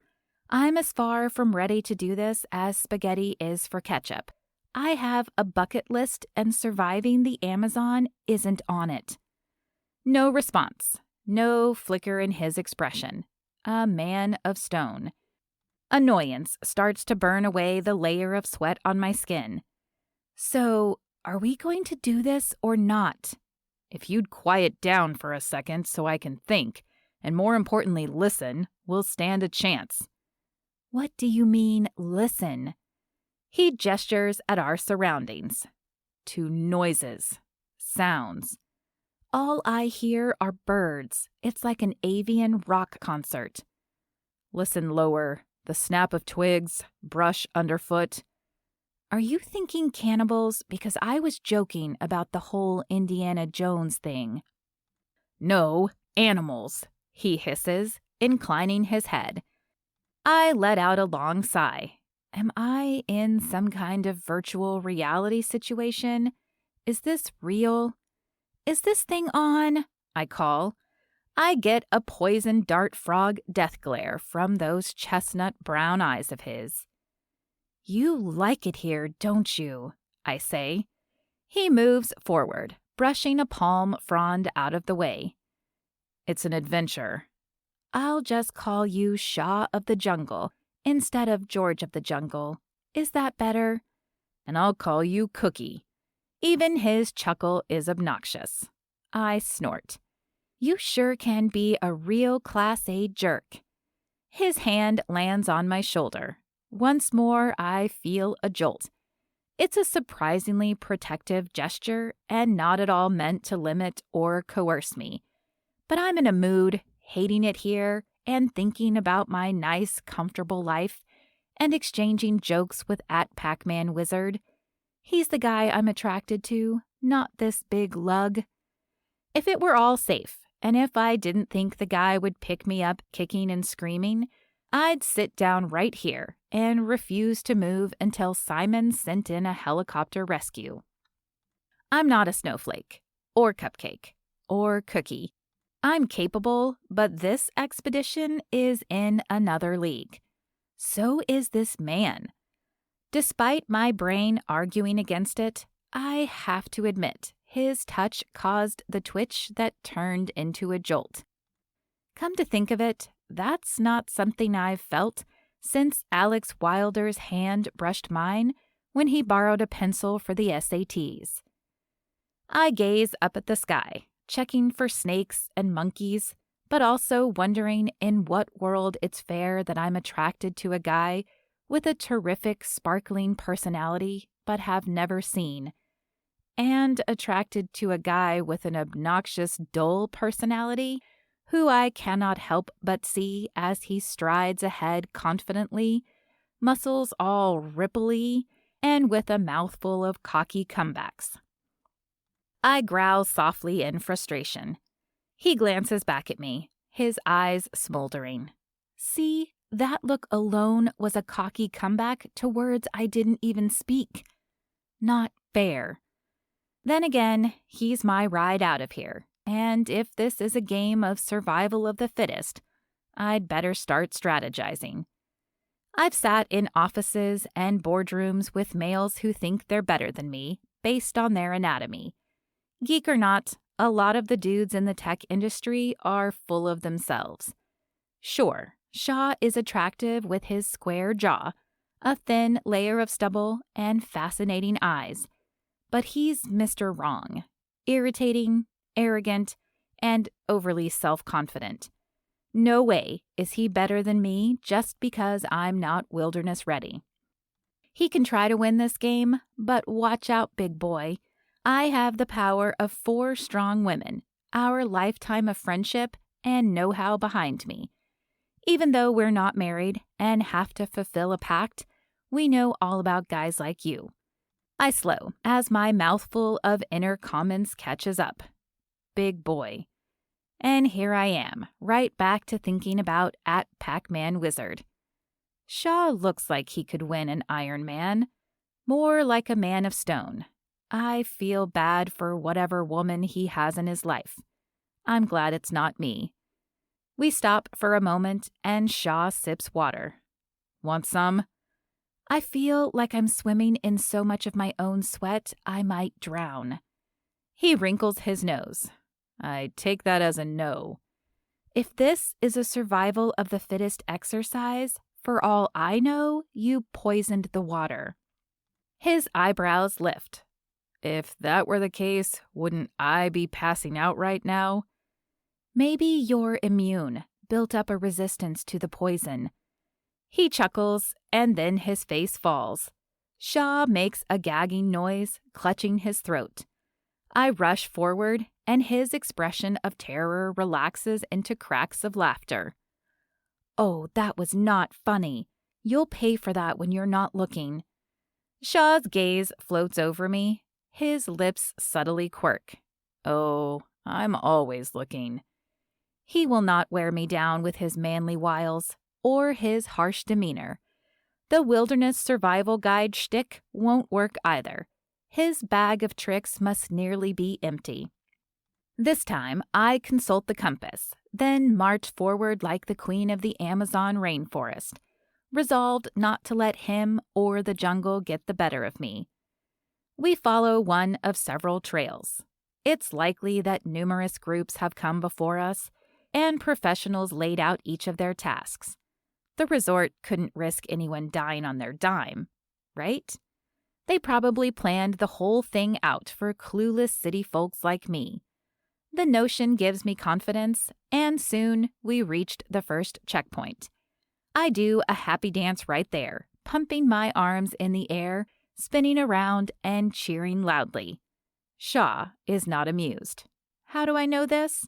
He remains a marble statue. Michelangelo ought to take notes. He grimaces, like the challenge has only just begun. Then he shushes me. Oh, I don't think so, buddy. But before I can tell him off, Shaw pulls a machete from a duffel bag labeled with our group name. I bite my tongue. You never can be too sure about cannibals. Maybe we should have brought protection. I have pepper spray back home, and internet access, a well-appointed kitchen, friends. I drop onto a fallen log and down some water. I'm perspiring, and the mosquito spray made my skin prickly. I flick at another insect. My clothing clings to me in a hot, sticky mess of what feels like plastic wrap. We should get moving, Shaw says. Yeah, it seems I've attracted some bugs. The bugs being you, mister. I give him the side eye and start to get up. In a low voice, Shaw commands, "Stop." I flinch, ready to grab that machete and show him just how skilled I am at chopping onions. But something about his tone forces me to obey. His focus narrows. He lifts the machete. Maybe I misread the situation and am trapped in the jungle with a psycho killer. Shaw? My voice rises an octave in fear. I was joking about the bug thing. Really. Do not move, he hisses. The machete glints in the low light, shining through the rainforest canopy. Something at my eye level shifts. Was it wind in the palm fronds or something deadly? A jaguar or caiman hunting me? A frog? I glance to my right. At the same time, the machete comes down hard onto a branch at about shoulder height and cleaving the biggest spider I've ever seen in two. The crunch causes a full body shudder in me. My shriek echoes through the rainforest, scattering the birds. Brazilian wandering spider, most venomous arachnid in the world. It actively hunts, and had it bit you, there wouldn't be much I could do. Shaw's voice is grave. I can't even squeak a, "Thank you for saving my life," or bear to look at the creepy dead thing. With Shaw as my de facto wilderness guide, I feel vulnerable and protected at the same time. On shaky legs, I get up and hurry ahead, but then let him go in front, slashing at anything that might resemble a spider web. I practically cling to his back, not wanting another close encounter with something with more than two legs. Hours pass, and at the various stops we collect rope, a tarp, and a knot-tying guide. I can't seem to shake the encounter with the spider. I flinch at the slightest movements. As though sensing this, Shaw extends his free hand. I take it hesitantly, as though I'm making a bargain with the enemy. Why would he offer to help me if we're in this cutthroat situation? Then again, he didn't cut my throat. Could a machete do that? I'd better not think too hard about the 10,000 ways I could die in the rainforest. His hand remains open. Bearpaw is right. He could have crushed the spider under his palm. I imagine his big fingers trying to type. I imagine it's more of a pounding of keys than a hunt and peck situation. I take a deep breath, not feeling entirely good about this hand-holding thing, especially because of @PacmanWizard, but I'm shaking and need something to steady me. Thanks. It's better I don't get lost. Unfortunately, my smaller hand fits perfectly in his. Although I don't like Shaw one bit, his touch is comforting. The sun lowers in the sky, piercing the thick branches above with shafts of light. I swat at the vicious bugs. Sweat creates a second skin. I chug my bottle of water. This situation is hopeless. "Take it easy on that," Shaw says, pointing to the bottle. "We'll probably have to find our own when it's gone." I swallow thickly. We should probably head back to camp. "Yeah, we'll need to build our shelter." I turn slowly in a circle. Which way is back, though? I'm completely turned around. I guess we have to retrace our steps. Shaw scratches his head. "I think Carlos said we'd be meeting somewhere else." "You mean you don't remember?" "It was a lot of information. You should have been paying attention too instead of being on your phone. We're a team." I huff. I thought we were opponents. "It's not like I'm going to leave you out here. Can't have that on my conscience." How reassuring. After a bit of arguing and turning the laminated card over and upside down, it turns out we have to go back the way we came. Using the coordinates on the card as a guide, we retrace our steps. The sun dips even lower. "Do you hear that?" I ask. He nods.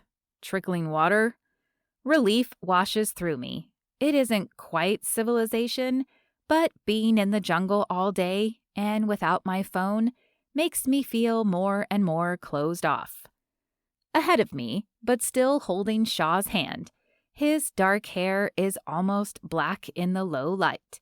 He's tall and muscular, like he spends a lot of time at the gym, but not bulky. Solid. Capable. I can't help but admire his confidence. Pac-Man Wizard comes to mind. Apart from wanting to survive the ordeal for practical reasons, I resolved to make it through this so we can meet in person. No more hiding behind the safety of the screen. I took it slow with Pac-Man Wizard because of a previous bad relationship. I can practically hear Mila and my girls reminding me that it was 6 years ago. When we arrive at the clearing, it's deserted. Only one canoe remains, and we hop in. Shaw expertly brings us to the shore where we started. As we get out, the rev of an engine comes from the road carved through the woods. My thoughts and words start slow and then accelerate as I point toward the rough road. That was the last Jeep, and it's leaving. What's going on? Shaw's eyebrow lifts, and I get distinct Dwayne "The Rock" Johnson vibes. I flash a panicked expression at my calm companion. But before we can speculate, we both run after the Jeep, calling for it to stop. It's too late. The vehicle disappears in a cloud of exhaust. Chapter 10. Shaw. Forget the happy dance from reaching the checkpoint earlier. Cora practically throws a tantrum. She stomps her feet and punches the air, then screams at the sky, "Why?" I'll come up with a calculated plan to express just how unhappy I am with Simon and Rick later. Right now, we need to survive, and she needs to stop screaming. With my hand thoughtfully on my chin, I watch her move through the stages of her meltdown, watching her carefully. She's not bad to watch, kind of amusing, really. A bit cute. But I shouldn't think about that. As if sensing my attention on her, Cora goes still, straightens, and smooths her hair, then clears her throat as if she was just caught doing something naughty.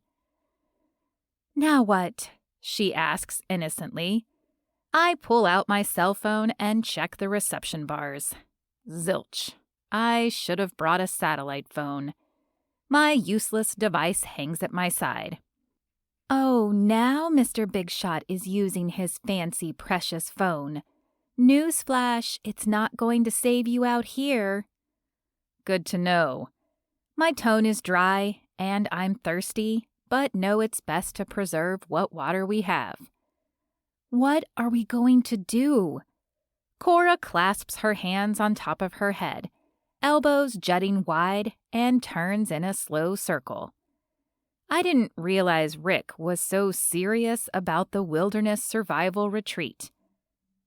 I figured it would be a tour with a guide leading the group over well-trod ground, pointing out colorful macaws and scenic vistas where everyone would take selfies. Maybe we'd go whitewater rafting. The Selva survival camp is hardcore. Cora trembles as though panic seizes her. We're stranded here, abandoned, left behind, in the middle of nowhere. Her voice is clipped. Instead of one hand on her shoulder, this time I plant two.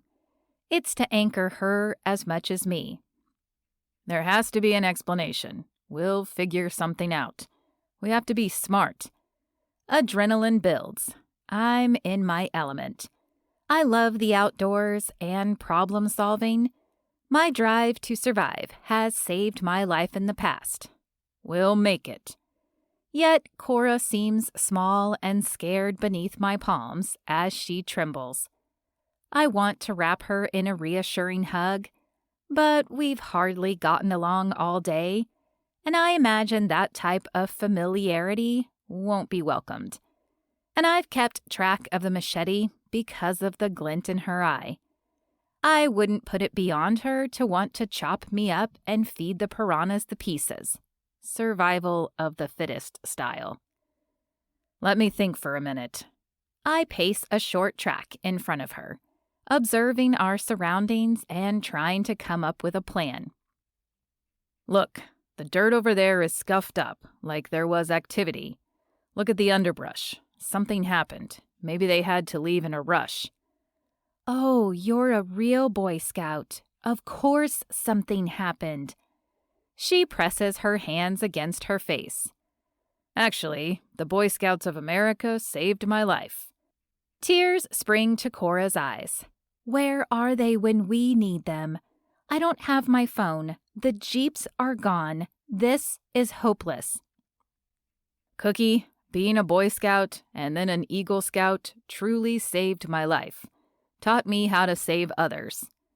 You're a nerd, not a hero, she says.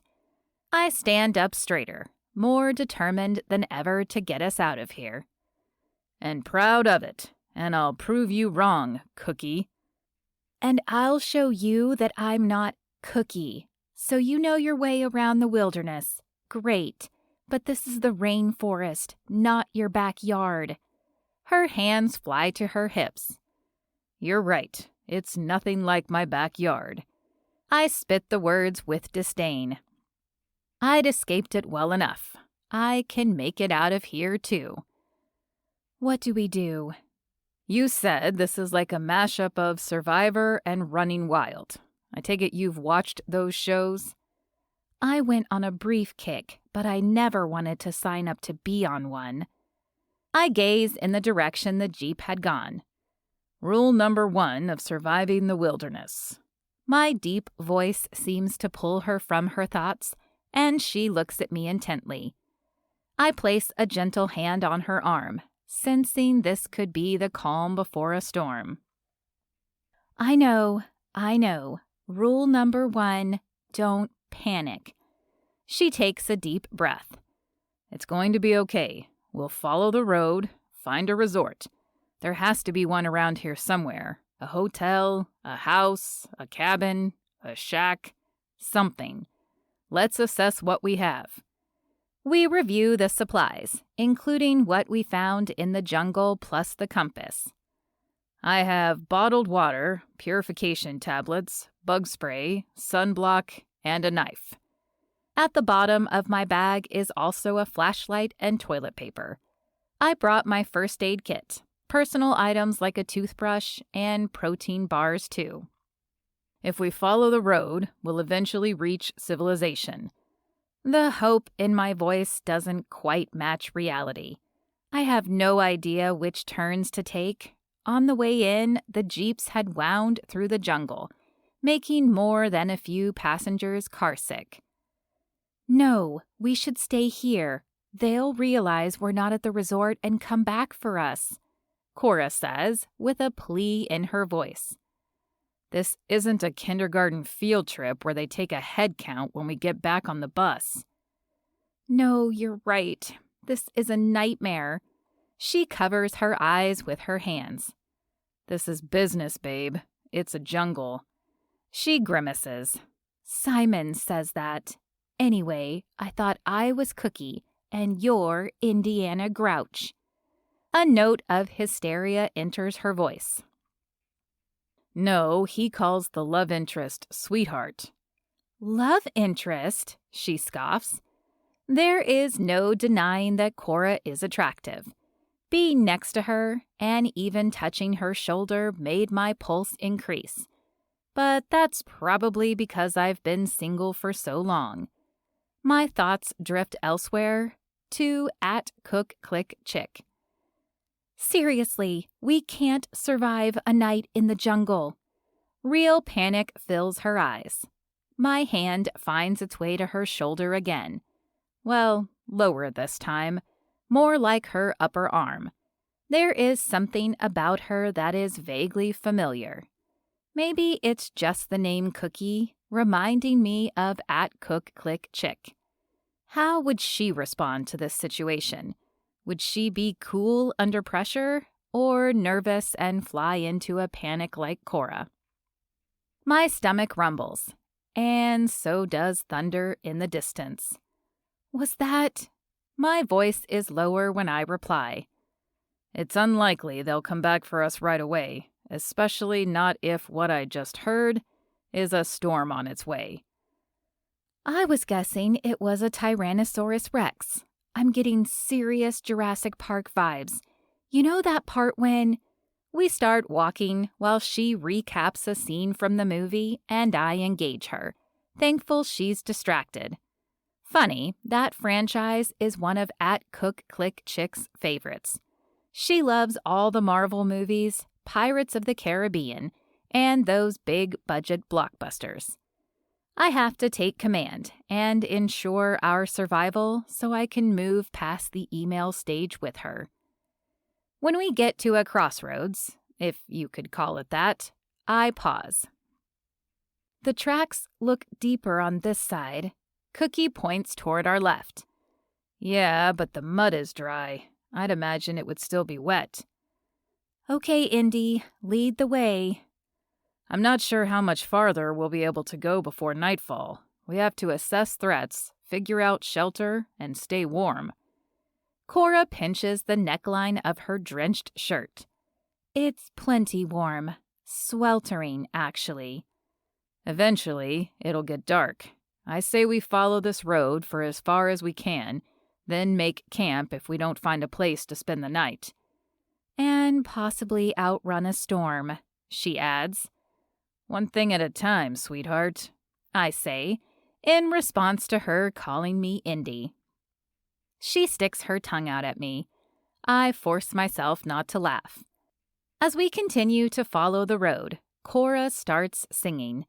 Her voice is pleasant, but it's sure to draw attention to us. I'm not sure if that's a good thing or bad. Humans? Good. Probably. Predators? I won't let myself think about that. She goes through a few show tunes that are familiar and then belts out a pop song. The girl has zero inhibitions. Then again, likely there isn't anyone around for miles.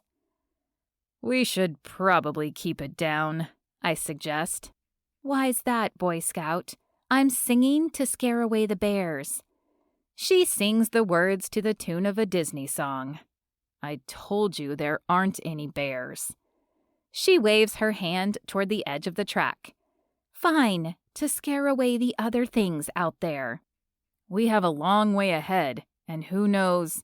She goes silent. Yeah, who knows what's out there? Her sunny demeanor goes as dark as the rainforest interior beyond the road.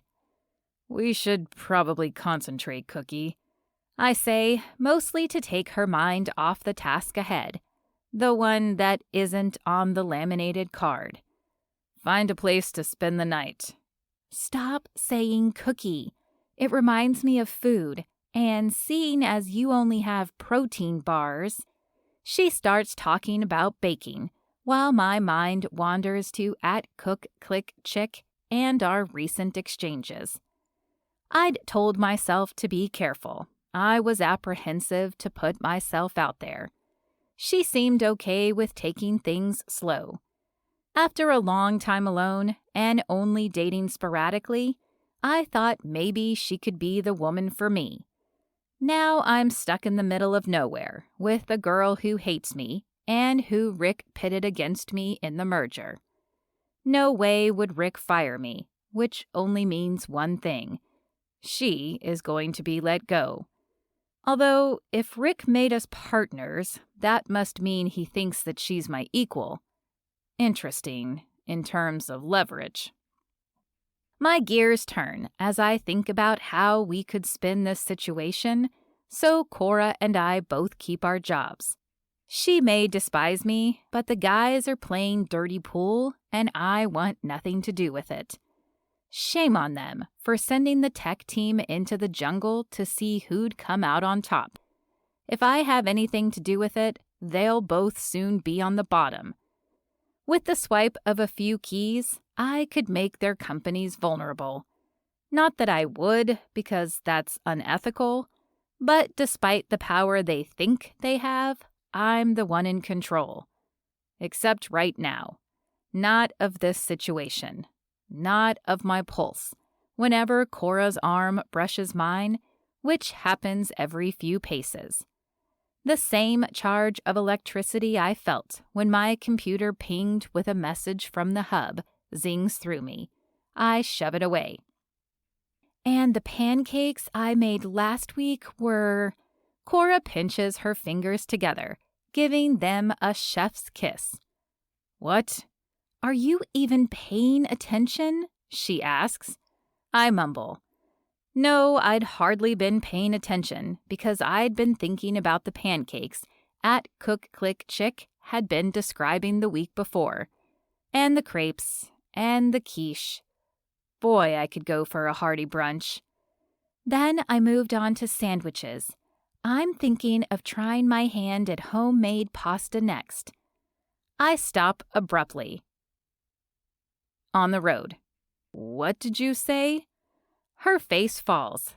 Sheesh, I'll shut up. I'm just hungry. You don't have to be so mean about it. I shake my head rapidly. That's not what I meant. My mind races as I connect strings of data. Do you use the hub? Of course.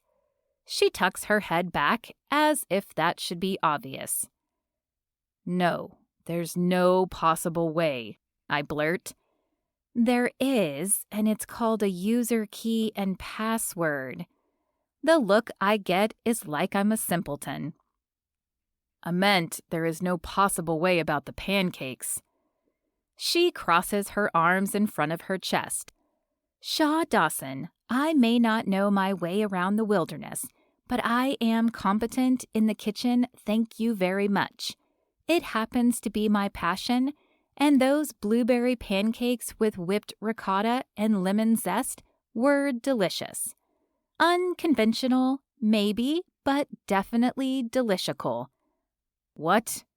Delicious and radical. 80s slang is making a comeback. Get used to it.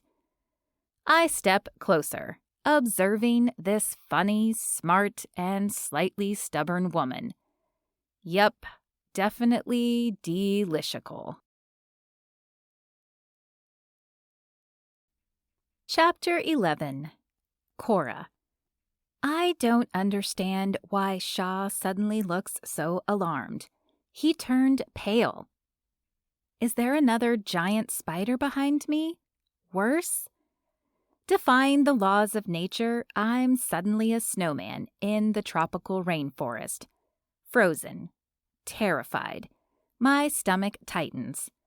But I'd rather see the source of my demise, look it in the eyes, and put up a fight than have it stab, or pinch, Spiders have pinchers, so they pinch, right? Me in the back. I slowly turn around. According to this overgrown Boy Scout, we established the most deadly creatures in the Amazon are jaguars, some kind of lizard thing, a toad, and the spider. I've named it Webster. I say it's better to get on a first-name basis with your fears than let them call the shots. Well, most of the time. I breathe a sigh of relief, not to be suddenly cast as Little Miss Muffet sitting on my tuffet, eating curds and whey. I don't know exactly what that is, but assume it's gross. Though right about now, I'd try a bite. My stomach now echoes the thunder in the distance. No spiders, jaguars, lizard beasts. Oh, it must be a toad. I give Shaw the stink eye for trying to scare me. Also, the toads are named Shaw because he is one, and not the kind I'm going to kiss with the hope that he'll turn into a prince. Where's the sun when you need it? He remains frozen, his lips parted slightly as though the words he wanted to speak are lodged there. Okay, the joke's over. Let's get moving. I flick my hand forward a few times. Shaw doesn't move a muscle. Maybe he has some kind of freezing disorder and forgot to take his medicine. I swallow thickly. Are you okay? Thunder rolls in the distance again. We should probably find shelter. Come on. I start walking again. He still doesn't move. I stop. I can't read minds, so you'll either have to tell me what's gotten you freaked out or get moving. At Cook Click Chick. Shaw points to me. Yeah, that's my hub username, so what? My shoulders bunch up by my ears and then drop. Where is he going with this? He points to himself. At Pac-Man Wizard. If this were a reality TV show, the camera would zoom in on me as I do a double take. It would be comedy gold, only I'm not laughing. Not only do you think you can out-survive me in the wild, but you're going to play mind games too? I march over and thrust my finger in the air. Nuh-uh, no way. I'm backed by 4 friends who may as well be sisters. Combined, we've got enough crazy to make you wish you lived here permanently. I'm not kidding. I cock a hip. This is going too far. Listen, today has been long enough. No, scratch that. I've pretty much been awake since yesterday, so it's just been one long stream of unpleasantness. If you're here to tease me or trick me or try to take my job, no way, buddy. Not happening. I take a step back when I realize my finger stabbing the air turned into me poking him in the very firm chest. You wanted to Control-Alt-Delete last week from the database, Shaw says. Common phrase. He tilts his head. My stomach swims, as though that would be enough evidence to prove your identity. The wedding. Remember that snow that had me frozen? It's melting, sending a cool prickle along my back.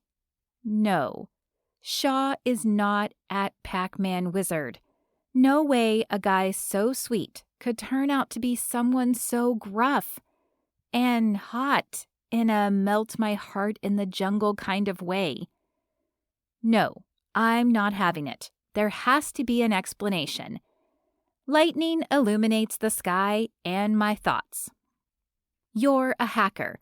You probably got into the hub through some sneaky back door and were spying on me. You co-owned DigiPower. Rick probably told you that we'd be partners, so you could look into my background and try to take my job. That didn't make total sense because why would he want my job? He'd said he could do just about every job at the company. He could probably have his pick. Still, something doesn't add up, and I'm not letting him off easy. Barry Winslow, a 1956 Dodge with a V8 that sounds something like... Shaw cuts himself off at another rumble of thunder. Exactly what my seatmate on the flight had mentioned his classic car's engine sounded like. That was my last email to pacmanwizard@imail.com. My voice is a whisper in the wind. He nods slowly. The fact that Shaw knew that information is downright creepy. I shuffle backward. He takes a step closer. You're the girl I've been messaging, then emailing. He flashes our thread on his phone's app. I lift my gaze and meet his chestnut brown eyes. But you're nothing like @PacmanWizard. You're cocky and mean and I helped you out back there. He makes a crawly motion with his fingers and then hacks with the edge of his hand. Thanks for that. Color rises to my cheeks. I'd been so irritated by the stupid survival challenge and infuriated by you that I'd forgotten my manners. Where is a cave when I need one? Forget shelter from the rain. I'd like to hide right now. My lips twist and my nose wrinkles. I could just curl up into a ball and live under one of these logs. I'm so infuriated and confused and lost. Literally lost, but now there is an added complication. When it rains, it pours, I mumble. Don't speak too soon. I glance up toward the canopy of trees and then back to Shaw. Listen, we got off on the wrong foot. I'm sorry for being so... His expression softens. And me too. I apologize for acting like a... Baboon? A real buffoon? I start to say. Ready to let Shaw have it. But at that moment, as clouds gather and darken the sky, Shaw is like a beacon, a connection to my real life. The one I want to get back to. But another crack of lightning reminds me that this is real life, not a virtual reality exercise or filmed for entertainment. Somehow, this terrible situation pulled us from our respective anonymous safe zones, behind our computers, and thrust us together. It's so hot, I feel like I'm in a sauna wearing polyester. No. A vinyl suit. A perspiration factory. Is there anything less attractive for our first meeting? In my mind, Shaw goes from being an arrogant jerk to the guy I'd developed a serious crush on over the last few months. His gaze on me transforms from harsh and judgmental to easy and accepting. The air between us hums with possibility at this revelation. Or that could just be electricity with the approaching storm and all. I shift from foot to foot. We were thrown into this stupid situation. It's no surprise we haven't been acting the best version of ourselves. Yeah, he agrees. Speaking of this situation... He holds his palm up to the sky as the first drops of rain start to fall. It's nearly dark. This situation is less than ideal. Do you think we'll make... He doesn't let me ask the question about whether or not we'll make it. Instead, he takes my hand, wrapping his big fingers tightly around mine, and takes off running. The terrain is uneven, and more than once I stumble, but Shaw doesn't let me fall, nor does he let go, not even when we stop at another crossroads. No signs, I say, catching my breath, but those tire tracks look fresher than the others. He gestures to the right. It's a wonder the Jeeps made it along there. It's hardly a road, more like a lumpy trail. A mule would be hard-pressed to get through. Mules are highly underrated animals. I make a sound that's a cross between a bray and a whinny, much like how a mule is a cross between a donkey and a horse. Shaw looks at me like I'm either the oddest or funniest person he's ever met. I'll go with the latter. People think that mules and donkeys are stubborn, but they actually display a high level of common sense and self-preservation when given the chance. And you know this how? My grandparents were part of the Mule and Donkey Heritage Society. We inherited a hinny when they passed. I wish I'd paid more attention to nature and had been paying attention to the road while in the Jeep instead of brooding about being here, I say. Or refreshing my email to see if you'd written back. His eyes flash with a wink in the low, cloudy light. Warmth against the chill of the rain washes through me. Once more, we start off. Rain pounds down. It's as though it washes away the previous tension between us, replacing it with something else, something far more pleasant. I could go for an umbrella, but won't complain again about the humidity making my clothing damp, I say. Shaw crowds close to me, a human overhang, sheltering me from some of the rain. We take several more turns and are completely drenched. Forget looking like an ostrich. If I were to take a selfie now, I'd resemble a drowned rat. Shaw stops. No, you look adorable. Cute. His lips quirk. A real troger, if I've ever seen one. I playfully whack his arm.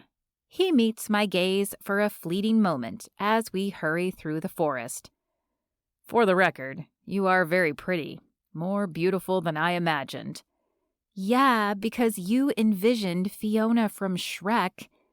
I whistle one of the songs from the movie under my breath to keep myself from commenting on how much he does not resemble the green ogre. Tall, muscular in all the right places.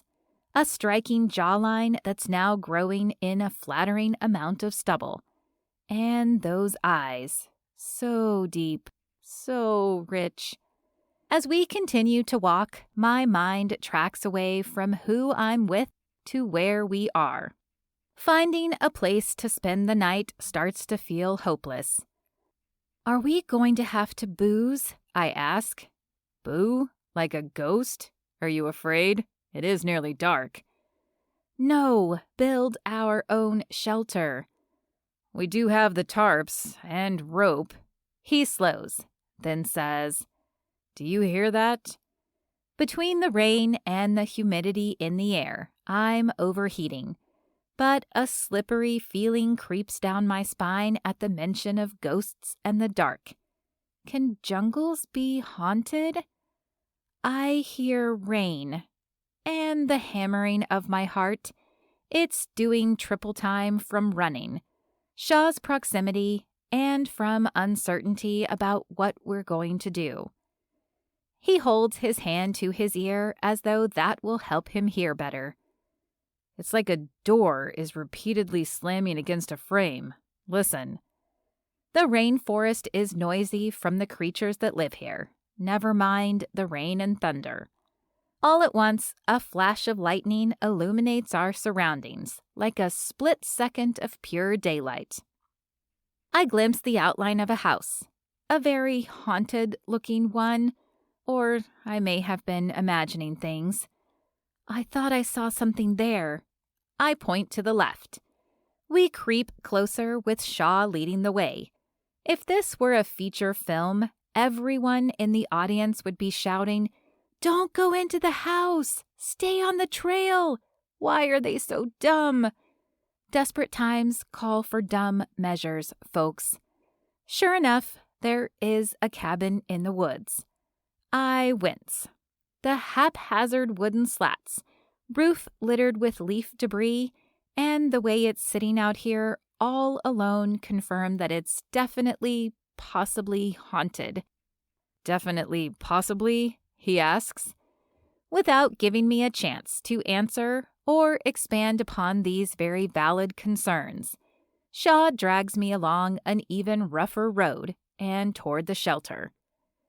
We pause outside a small cottage with a front porch and thatched roof. He passes me the flashlight and clicks on his phone light.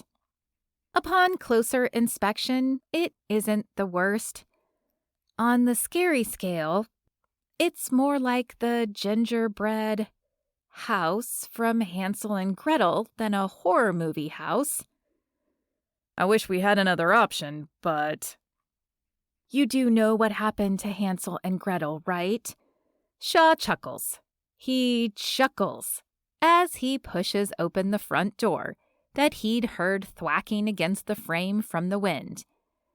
I expect to hear an evil witch disguised as a kindly granny to start cackling. Thankfully, the place is empty, but ghosts are invisible when they want to be, right? This will be fine. It's smaller than my apartment in Boston, and that's saying something. It has a roof and walls, but that doesn't mean they're going to stay upright. He's tall enough he can reach the porch's roof and gives the structure a solid shake. Seems sturdy enough. Your Boy Scout skills have come in handy, I whisper. Without realizing it, I'm clinging to his arm as we slowly step inside. Hello? Shaw calls in his deep voice. Can you drop that an octave and make it a bit more menacing? I'm pretty sure we're alone, he answers. That's when I have another realization. I am alone, in the woods, with @Pac-Man Wizard. Sure, there's a monsoon outside, and I might die here, but at least I finally get to put a face to the goofy username. And what a nice face it is. I like your face, I blurt. Huh? Shaw's light beams across his brow, perfectly manly nose and full lips. My shoulder rises and falls.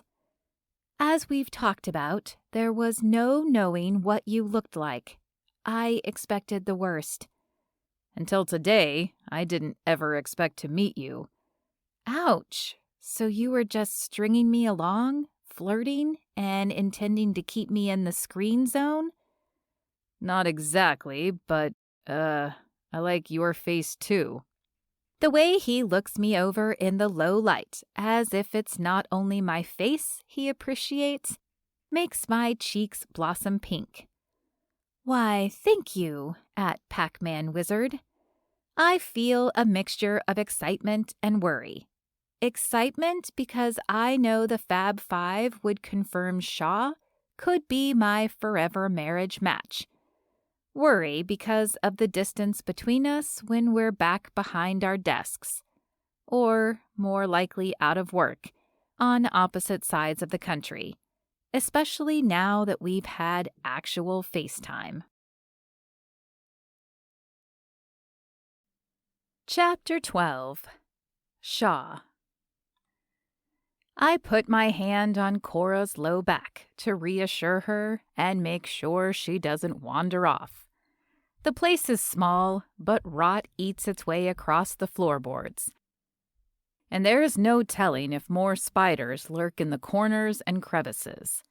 It's obvious this place was abandoned, and there was no way someone could have slept through or ignored the door slamming repeatedly in the wind. But announcing our presence seems like a smart thing to do. I call again just to be sure. Then I check my phone. Still no signal. The beams of the flashlight and phone sweep over the cobweb-covered walls. No electricity, I say. No surprise. Cora bundles her arms around her chest. Ah, but there is a gas lantern. I carefully light it, and the wick inside the glass blazes to life, illuminating the space. It's simple, with wooden walls, a homemade wooden chair, a rolled-up rug, and a modest kitchen area with a washing bowl. Doesn't look like you'll be making pancakes for breakfast, I say, trying to lighten the mood. Cora's eyebrows reach new heights. What can I say? I was hopeful. She laughs nervously, lingering by the door and holding it from slamming repeatedly, while I move fully into the room. I survey the rest of the place. In the very back, a single door remains closed. There's an outhouse that's actually in the house, but that's all, I call. She wrinkles her nose. This will have to do until morning. Using the rope, I lash the door shut. Can you do something for me? She asks in a small voice. Let me guess, you'd like me to check for spiders? My lips quirk with amusement. You know, just in case Webster had any friends. And in the last moments before his death, he cried out, commanding the others to avenge his memory. I force myself not to laugh. Webster? She gives a quick nod. King of the spiders. I didn't know spiders had monarchies. Well, more like the chief, the ruler, whatever. Will you please check? Her brows crawl close together. The problem is, I know there are spiders in here, but our odds of staying safe tonight are slightly higher in here than out in the open. I dutifully smush a few of the 8-legged creatures, issuing silent apologies in case Cora is right, and Webster has a legion of spider soldiers ready to exact revenge. After making a show of covering every square inch of the room, I call, "All clear." She lets out a breath like that was all the peace of mind she needed. At Cook Click Chick, I never thought I'd be squishing spiders for you. At Pac-Man Wizard, you just scored more points than if you were gobbling up ghosts on the video game. Even though we've been hiking in the jungle all day and then got drenched in a storm, the woman is more gorgeous than I could have imagined, with the way her eyelashes slowly open and close, and her plump lips tilt in a semi-smile. The little surge I feel when I get the hub ping zips through me, but this time I don't have to wait for her chat bubble to pop up on the screen. We're here, together, in real life. As real as it gets, but I don't want to think about surviving at the moment. You did make sure to apologize to them, right? Cora asks, breaking into my thoughts. I wag my head from side to side and laugh. To the spiders? She doesn't even crack a grin. I make Mila, my roommate, offer a little prayer when I have her squish them. I tilt my head up and down in semi-understanding. Very little makes me squeamish. She's as sweet and funny and quirky in real life as she is online. We assess where we should set up for the night. This rug is damp, she frowns. I let out a long breath. Everything is. Except the tarp, Cora says smartly. We spread it out and sit down on the floor, leaning against the wall. From my bag, I pull out a protein bar for each of us, and we share the water. I have double chocolate mint brownie. She carefully opens the wrapper and takes a bite, then wrinkles her nose. It's kind of chalky, not at all fudgy and dense. It's not an actual brownie. I now know what the first thing I'm going to bake when I get home is. I read the wrapper. Double chocolate mint brownies? She clicks her tongue. You got it. Can I have one? You have your own. She points at my unopened protein bar. I meant one of the brownies you're going to bake. That's assuming we make it out of here. We're going to make it out of here. How do you know that? Cora's voice is shaky. I have the kill codes, I say, referring to files of data that essentially make or break the company. They act as a failsafe, ensuring that if anyone were to hack into DigiPower's databases, the information would condense, zip, and instantly upload to a more remote and secure server. That would also make DigiPower go offline, but their data would be safe until the breach was corrected. However, only I have the ability to retrieve the data afterward, meaning I am a very valuable asset. Cora slants her head. You mean for DigiPower? Codes, plural. DigiPower and all their subsidiaries, including Amtech. But couldn't Rick and Simon just look in your files and find them? I tap my head. You keep the codes in your mind? Safest place. But what if something happens to you? Exactly. You like extreme sports. What if you'd plunge to your death when you went skydiving? Or what if I give a firm shake of my head. Rick and Simon won't let it happen. They're just making me a little uncomfortable, testing me, attempting to remind me of my place. And that is? A grin slices through my anger at those jerk boxes.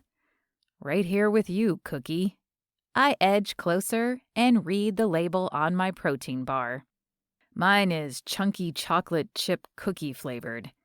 In that case, a batch of my famous chocolate chip cookies will be the second thing I bake when I get home. I was hoping you'd say that. The corner of her lip lifts in a cute grin. See, being a cookies and milk kind of person isn't so bad after all. A chuckle comes out of me after a long rumble of thunder.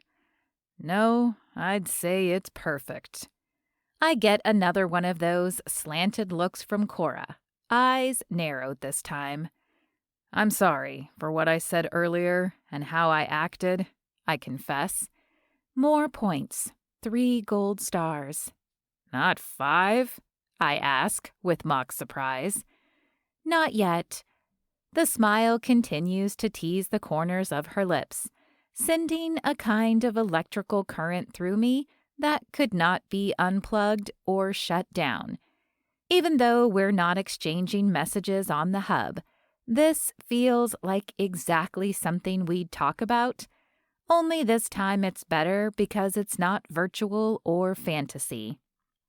Outside, the rain slows to a light patter. The thick air in the musty and damp cabin makes me want to be out there instead. But truly, I'm happy wherever Cora is. It's too bad the sky isn't clear. I bet the stars out here are beautiful. A random memory pops into my head as I imagine the night sky. I used to go to the library to use their computer. It was one of those big clunkers. I gesture with my hands, approximating the size of the power tower. Oh, I remember the kind. My father still has one. Complains that it runs super slow, but won't get a new one because, and I quote, it works perfectly fine. I'm like, seriously, Dad? I could get him the Ferrari of computers. He has no idea. But nope, won't let me help him upgrade. He says he knows where everything is and how to get online. That's enough for him. Although he did let me load the Flying Toaster's screensaver. I chuckle. I was a fan of the Starfield. When the screensaver came on, I'd stare into the stars as if hurtling through space. In a way, it was an escape and propelled my imagination. I'd wanted so badly to escape my childhood and have been rushing toward the next thing like I'm still trying to outrun the past ever since. For the first time in memory, I'm quite content exactly where I am. In this cabin? She asks. I nudge Cora's shoulder. The words to tell her that I mean I'm content where I am with her operate on a dial-up modem and don't quite make it out of my mouth. She shivers, and I slide a little closer. She wiggles, so she's pressed up against my side. Chilly? More like I have the creeps, she says. When I was a kid, I went through a phase when I was determined to save the rainforests. I loved looking at photos of the lush greenery, sparkling sunlight, colorful birds, and beautiful flowers. She looks at me with wide eyes. It never occurred to me that rainforests have nighttime, like the rest of the world. I like that she's able to joke even in dire situations. It's not my strong suit, but we both have our strengths. You're with me. I'll protect you. Thank you, but when this is over, will you also take my job? I tuck my head back, not expecting her to say that. That depends. Do you still want to work in computers? Or would you rather pursue your baking career as you've mentioned in our chats? Brownies don't offer health insurance. No, but you could include some salads. They say prevention is the best form of medicine. I'd argue that it's laughter, but you do you, buckaroo. I hesitate for the briefest of moments before slinging my arm around Cora's shoulder, nudging her closer still. Are you going to strangle me and take my job? She asks. I'm not going to take your job. Well, you never answered my question. True, but for one, I don't want your job. For two, I wouldn't do that. DigiPower isn't one of those companies that... I cut myself off because that's exactly what DigiPower has become under Rick's leadership. A cutthroat, crush whoever necessary to get to the top rope ladder of deception. She says, let me rephrase. Are Rick and Simon really going to take away my job? I shake my head, gripping her arm more snugly. I'll make sure the Websters, Ricks, and Simons of the world know you're with me, and that they'd better stay back. My voice is slightly rough. But don't you work for them now? Yes, but that was by choice. I didn't want the leadership position, or stress. I like having a full head of hair. She eyes it, then slowly, as if approaching a wild animal, pats my head. I drop my eyes to hers. Don't worry, I don't bite. I try and fail not to smile as she runs her hand through it. You have really nice hair. They do say stress can cause hair loss. I understand the concern and why you'd want to preserve it. We both laugh. What are the chances of us meeting this way? She asks. I have a computer program that could calculate that, I answer. She playfully knocks my thickly muscled arm with her fist and then rubs it. Wow, rock solid. Are you going to evaluate my entire body? She waggles her eyebrows. Maybe. This was why I thought it was better for us to keep things online. I suddenly feel very objectified, I joke. I did not doubt that Indiana Grump was strong, but to find out at Pac-Man Wizard a certifiable nerd is jacked adds to the allure. Oh, really? You have a thing for built guys? I do now. You're not so bad yourself. I bump her shoulder with mine.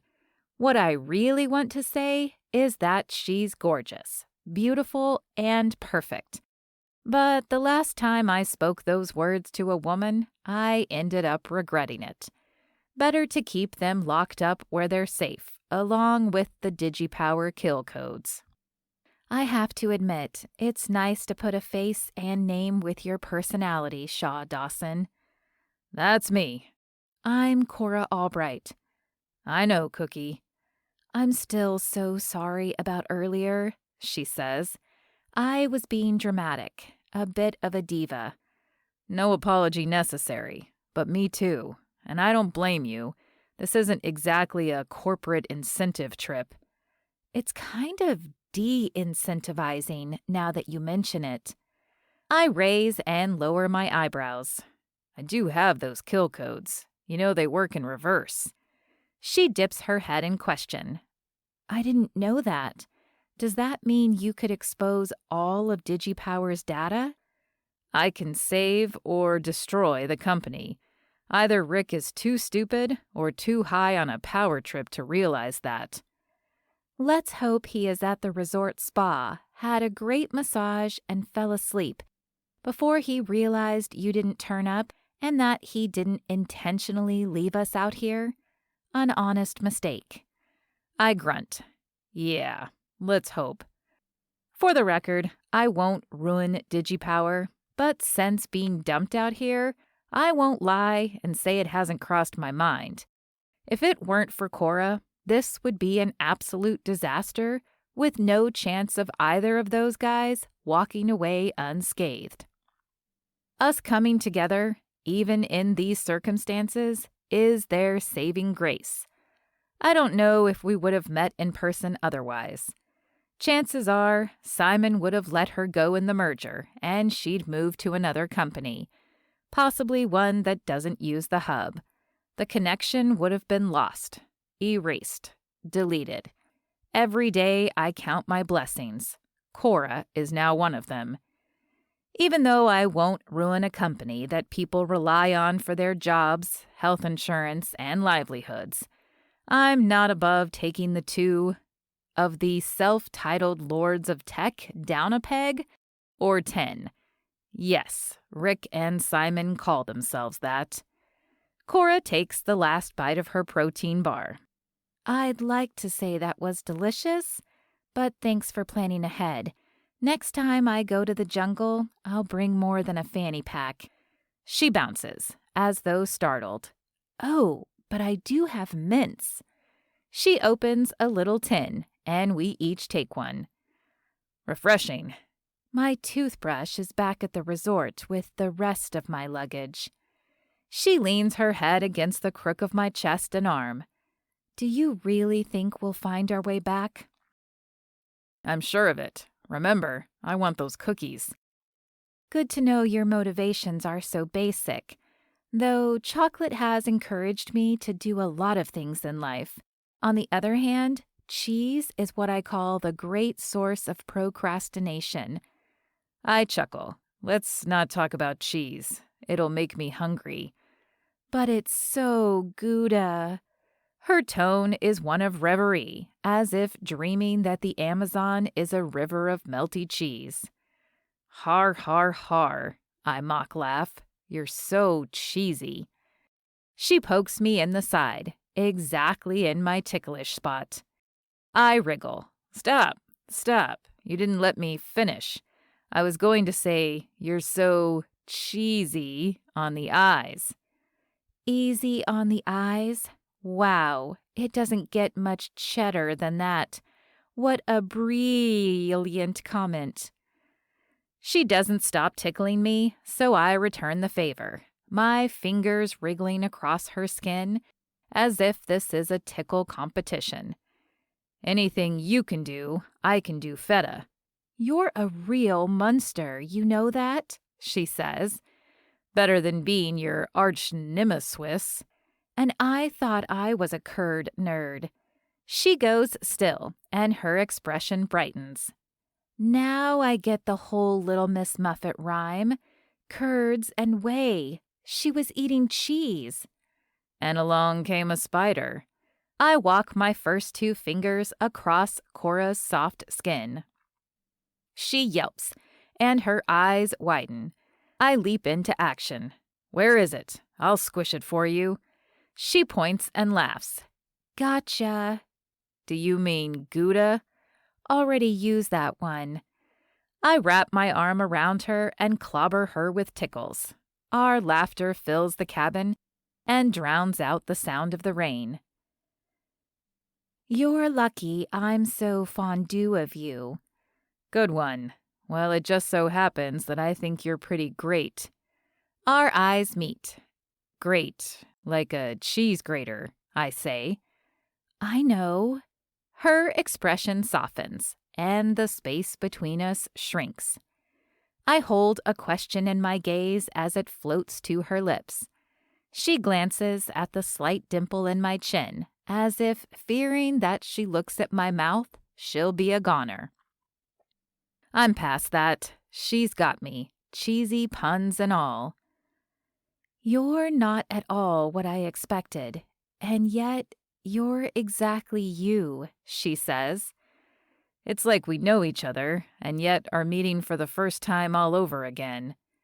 It's nice to formally meet you at Pac-Man Wizard. She holds her hand out in greeting. I grip it in return and pull her to her feet. The uneven floor sends her cascading into me. Her warm skin meets my hard body. At Cook Click Chick, it's nice to meet you as well, and I assure you that the pleasure is mine. I kiss her hand, the one that typed out countless messages, made me laugh, and brought happiness to what were often routine, boring days.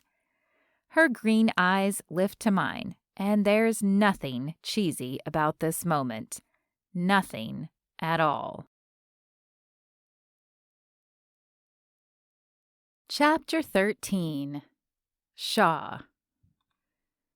I've wanted to do this even before I knew what you looked like.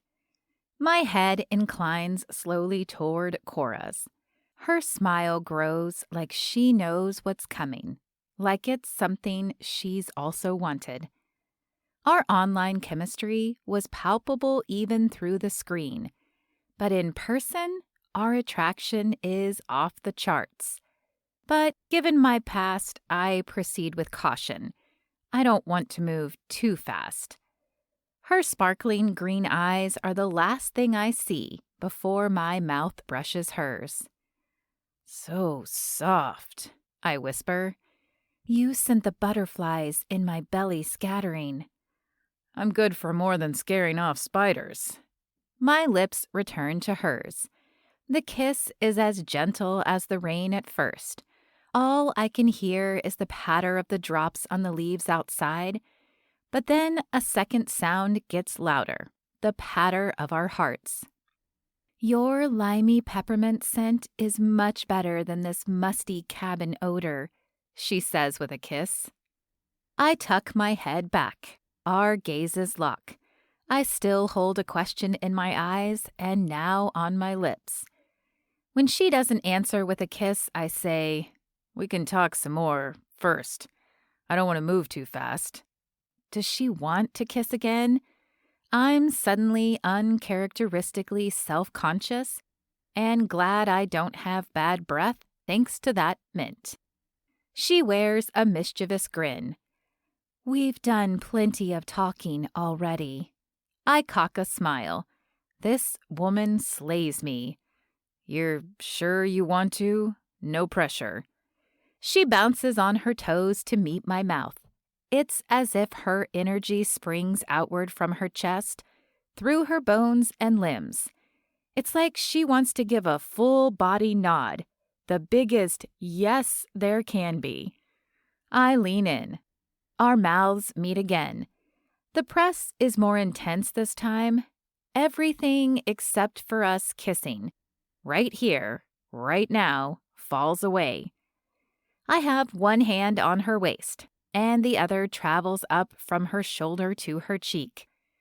My thumb traces a gentle line toward her jaw. Whereas before we were getting to know each other by placing our fingers on a keyboard and using words on a screen, now our hands are exploring, our thoughts translating from text to feel, IRL, in real life.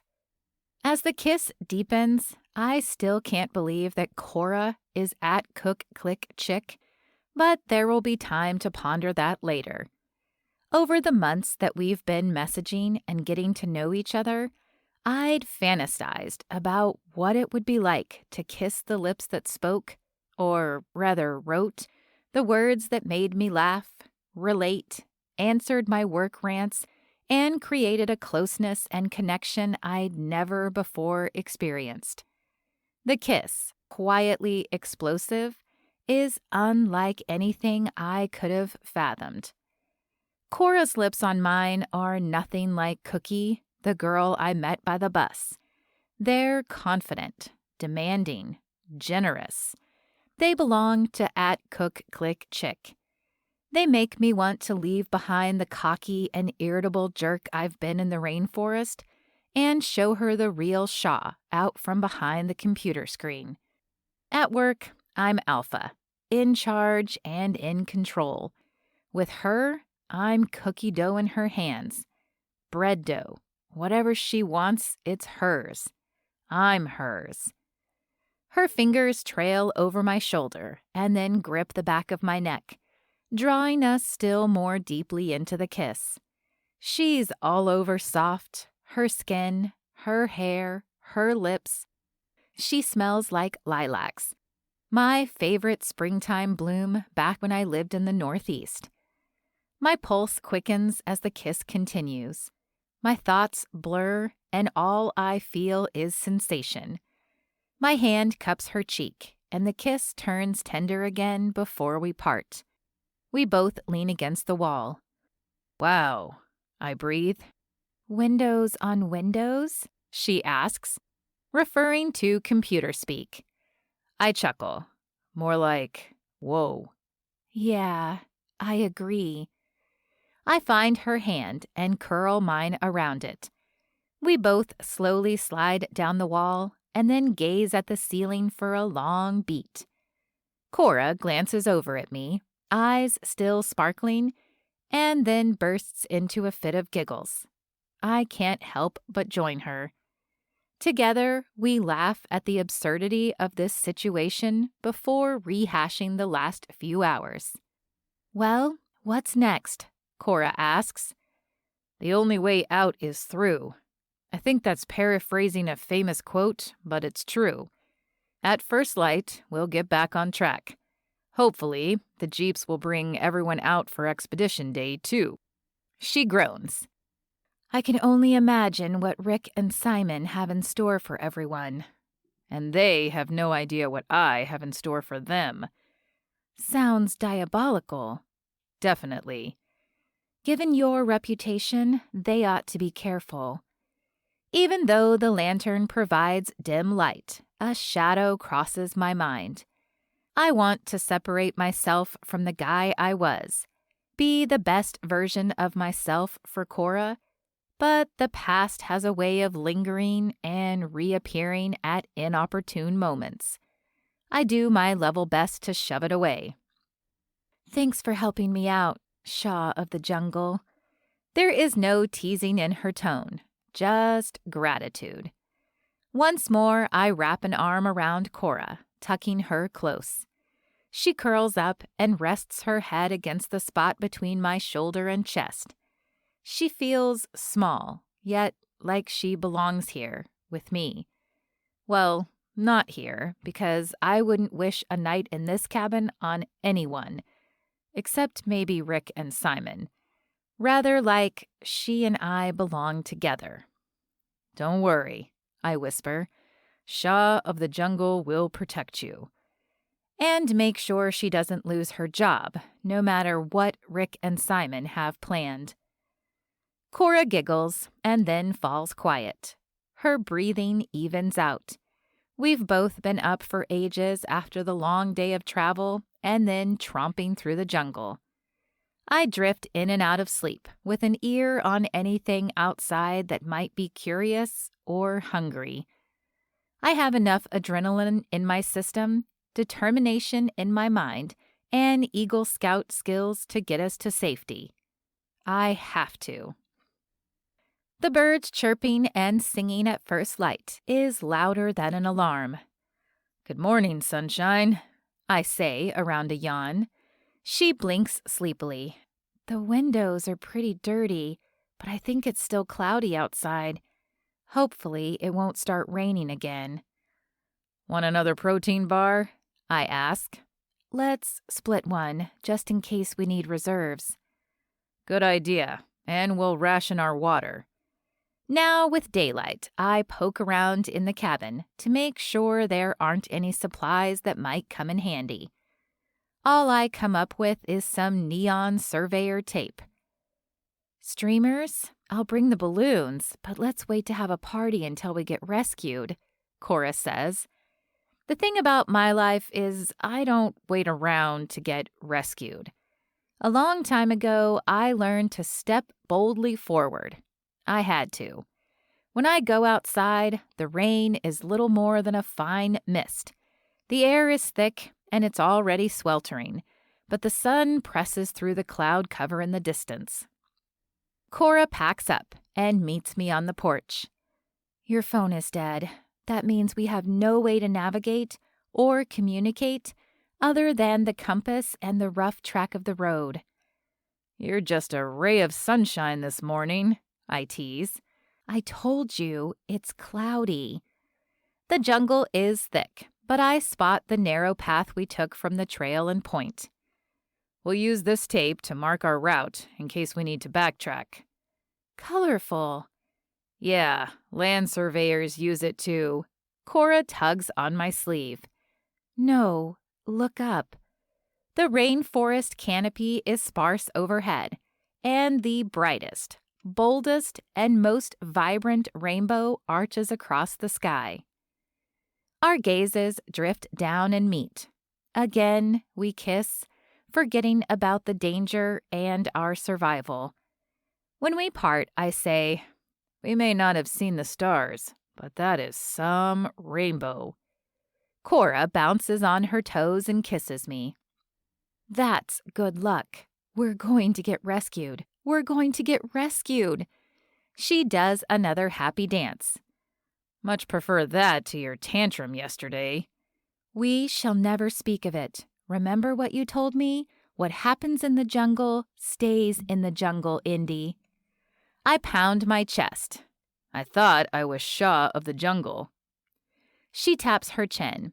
On second thought, I think you're Gorgonzilla. Like Gorgonzola? And we're back to the cheese puns. I was thinking more along the lines of Jurassic Park. I thought you were a movie buff. Godzilla isn't a dinosaur. Oh, right. It's a lizard. Like that thing. The color washes from Cora's face. I follow her extended arm. A pair of yellow eyes blink from a wrinkled, leathery, dark face with a long snout low to the ground. That's a black caiman, I whisper.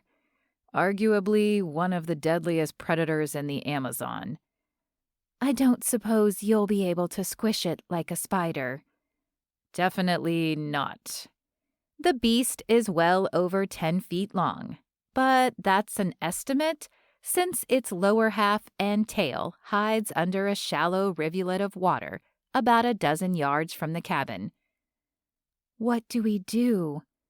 Unfortunately, Eagle Scouts didn't prepare me for this. That wasn't the answer I wanted to hear, she hisses. It's the truth. I do know they typically hunt at night, and they like to be warm. My guess is it wants to bask with the sun coming out. My version of basking involves a clear blue pool and a resort. Did you bring your bathing suit?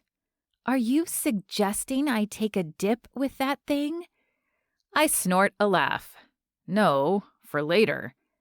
You mean when we return to civilization? If we return to civilization? That thing definitely looks like it wants to eat me. Stay on the porch and don't take your eyes off it.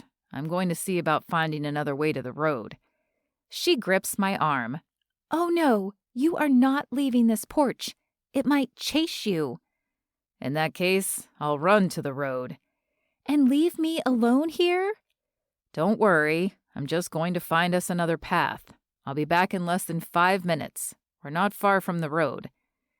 I speak with conviction and refuse to let my voice falter. The reminder that we are not at the top of the food chain could shake a lesser man. I carve us a path with a machete and then return for Cora. Honey, I'm home. Relief brings a smile to her face as she exits the cabin and she throws herself into my arms, wrapping her legs around me. I like this enthusiastic greeting. I could get used to it. She tugs her head back and smiles, but it has a slightly sad edge to it. We live on opposite sides of the country. Don't remind me, but we're here now. And I'm not letting go. Those words send the thrill of the hub ping racing through me. If we were safe, had food and resources, I'd suggest we linger in the jungle a little longer. I'm definitely not in a rush to return to reality, my desk, and hoping to find messages from @CookClickChick. I have the real thing right here. But Cora's comment about not letting go was literal. She clutches me tightly like a lovable little leech as I gather up our stuff. Then, as if realizing that's not going to work, she inches her way around so she's riding piggyback. Are we really doing this? I ask. That thing looks like it has sharp teeth. You have longer legs than me, so I figure you'll be able to run faster. What if it chomped my ankles? I could grab onto a tree branch overhead and climb to safety. So you'd sacrifice me? I ask, mock insulted. No, I'd pull you up with me. We'd build a tree house, live on bananas, and never come down. You are such a lovable goofball. I realize this time I've said the word lovable out loud. She nuzzles into my neck, sending warmth through me. I have a feeling that I'd find the strength to outrun the caiman if it came down to it. My guess is the thing fed overnight and is looking to lounge, if not nap. I could use one too, but press on through the jungle and to the road. When we reach what's left of it, Cora whimpers. With a groan at the state of affairs, I lower her down on a patch of semi-dry ground. Where did the road go? Worry streaks Cora's voice, and I let out an irritable grunt. Chapter 14. Cora. At the sight of the mucky, flooded tract, my spirits dip. Are you sure this was the road we were on yesterday? I ask. If you can call it a road, then yes. How can you be sure? Why didn't I pay more attention to wilderness survival? I practically grew up in the woods, for goodness sakes. Any good scout keeps track of landmarks. I press the inner edge of my hand across my brow and peer at our surroundings. I don't see a Starbucks on the corner, but I think I recognize that gas station. Very funny. He points at a pale palm tree. I named it Starfish because it reminds me of a... Yeah, I get it, but that one looks the same. I point to what looks like the twin of the spiky palm tree bush thingy Shaw indicates. Right, but that's a living starfish. This one looks like it's been baking in the sun for a while. I blink a few times. Okay, I'll leave the orienteering to you. The storm must have washed this part of the road, but up ahead it appears to be intact. We'll take a wide arc out that way. He points to the jungle. I was hoping you had a paddleboard in that bag of yours. It was listed as one of the resort amenities and something I've always wanted to try. You could try to surf on the back of that black caiman. Very funny, I say, repeating his earlier comment. Then a disturbing thought belatedly comes to mind. What if Gorgonzilla has friends like the spider? Shaw brandishes the machete. Not exactly encouraging. We have to work with what we've got. Well, we do have each other. So far, we make a good team. She loops her arm through mine. Under all that brawn, you're a real softie. You know that? You could say that I'm a ball of mozzarella. I giggle. Shaw Dawson, you're my favorite kind of cheese. I take that as the highest form of praise coming from you. And look, we're back on the regular part of the road. I fist pump the air, then spin in a circle, doing my goofy, happy dance. I take Shaw's free hand in mine and dip under it like we're ballroom dancers. I spin away and then closer, dropping into his arms. The sunshine highlights golden flecks in his chestnut brown eyes. The proximity of his mouth reminds me of our kiss last night. The unexpectedness of it, the perfection of it, the thrill of it. Hours earlier, I wanted to slap that surly, arrogant grin off his lips. But learning he's at Pac-Man Wizard changes things. Just goes to show you, you can never judge a book by its cover or a person by their username and email address. Who'd have thought such a dorky name as at Pac-Man Wizard would be HAWT? That's a fabulous 5 acronym for a guy that's handsome, affectionate, wholesome, and trustworthy. It's the absolute ultimate guy, the death do us part kind of guy, the happily ever after kind of guy, the forever marriage match kind of guy. That kiss, though, it was soft yet intense. I temporarily forgot my name, that I was lost in the rainforest and stuck in a remote cabin with 0 resources, and that hours earlier I'd kind of despised Shaw. The guy I'd kissed, the one I've been messaging for months. Maybe this isn't a nightmare after all. We didn't even get devoured by Gorgonzilla. Shaw's expression ripples with amusement for a brief moment, and then he goes back to hacking at the low brush, tagging the trees with the neon tape every so often. We soon fall into rhythm talking about work. I don't want to worry about job security, but if stupid Simon pitted us against each other in this race to the death, I need to know more about my opponent. Don't get your trousers in a twist. Yes, of course, I believe in true love and all that, but I'm a modern woman. I need a job to support myself, for health insurance, and to save for retirement. I'm not going to rely on a dirtbag like Simon to provide job security. If, for some reason, he fires me for not playing his game, I'll make sure my next employer knows all about the competition. I'm not going to use my feminine wiles to trick Shaw into revealing the kill codes. At least, not if it meant his job would be in jeopardy. Rather, I'd like to see DigiPower and Amtech get their comeuppance. And that's not a fancy term for a crumpet or any other tea-time treat. No, I'm planning revenge, just like Webster. And don't you fret, I won't betray Shaw in the process. So, what made you scale back your role at DigiPower? I ask. There are several reasons, less responsibility being one of them. I was tired of working 80-hour weeks. Shaw sighs like he's a tire-releasing PSI. That's brutal. He bites his lip, as though contemplating whether to say more. And I've been thinking about striking out on my own. A new startup? Sort of. He hesitates another moment. I'd been thinking about telling @CookClickChick my secret plans, but hadn't gummed up the courage. What if I fail? He asks vaguely, as if not talking about @CookClickChick. I have a feeling she wouldn't judge you either way.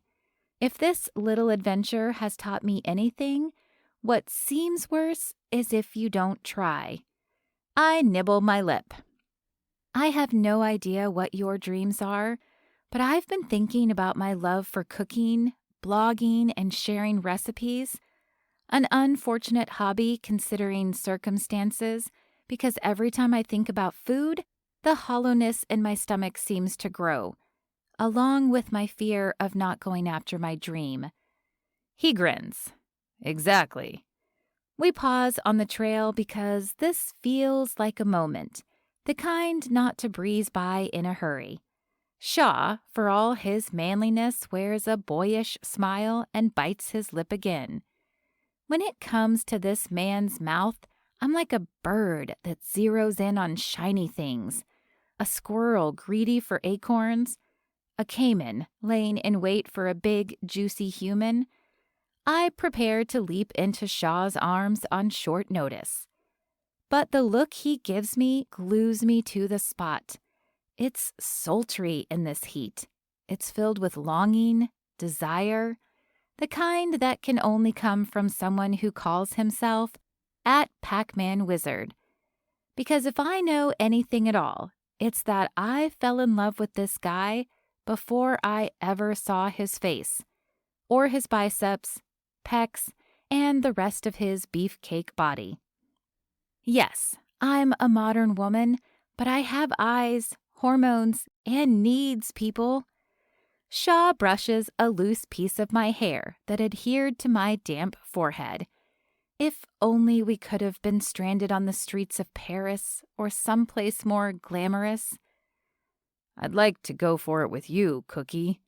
His voice is deep, scratchy. Full send, I breathe. But before I can say more, we're kissing again. It could start storming. The road could wash away. I could wind up at the end of the Amazon, emptying into the Atlantic Ocean. I wouldn't care. Out from behind the screen, this kiss is the realest thing I've ever experienced. Last night was a warm-up, but standing here in the jungle with Shaw's bare paw hand gripping my jaw, I feel wild, free, and more like myself than I ever have. Like anything is possible. Like maybe I've found my marriage match, not just for the pact, but for real.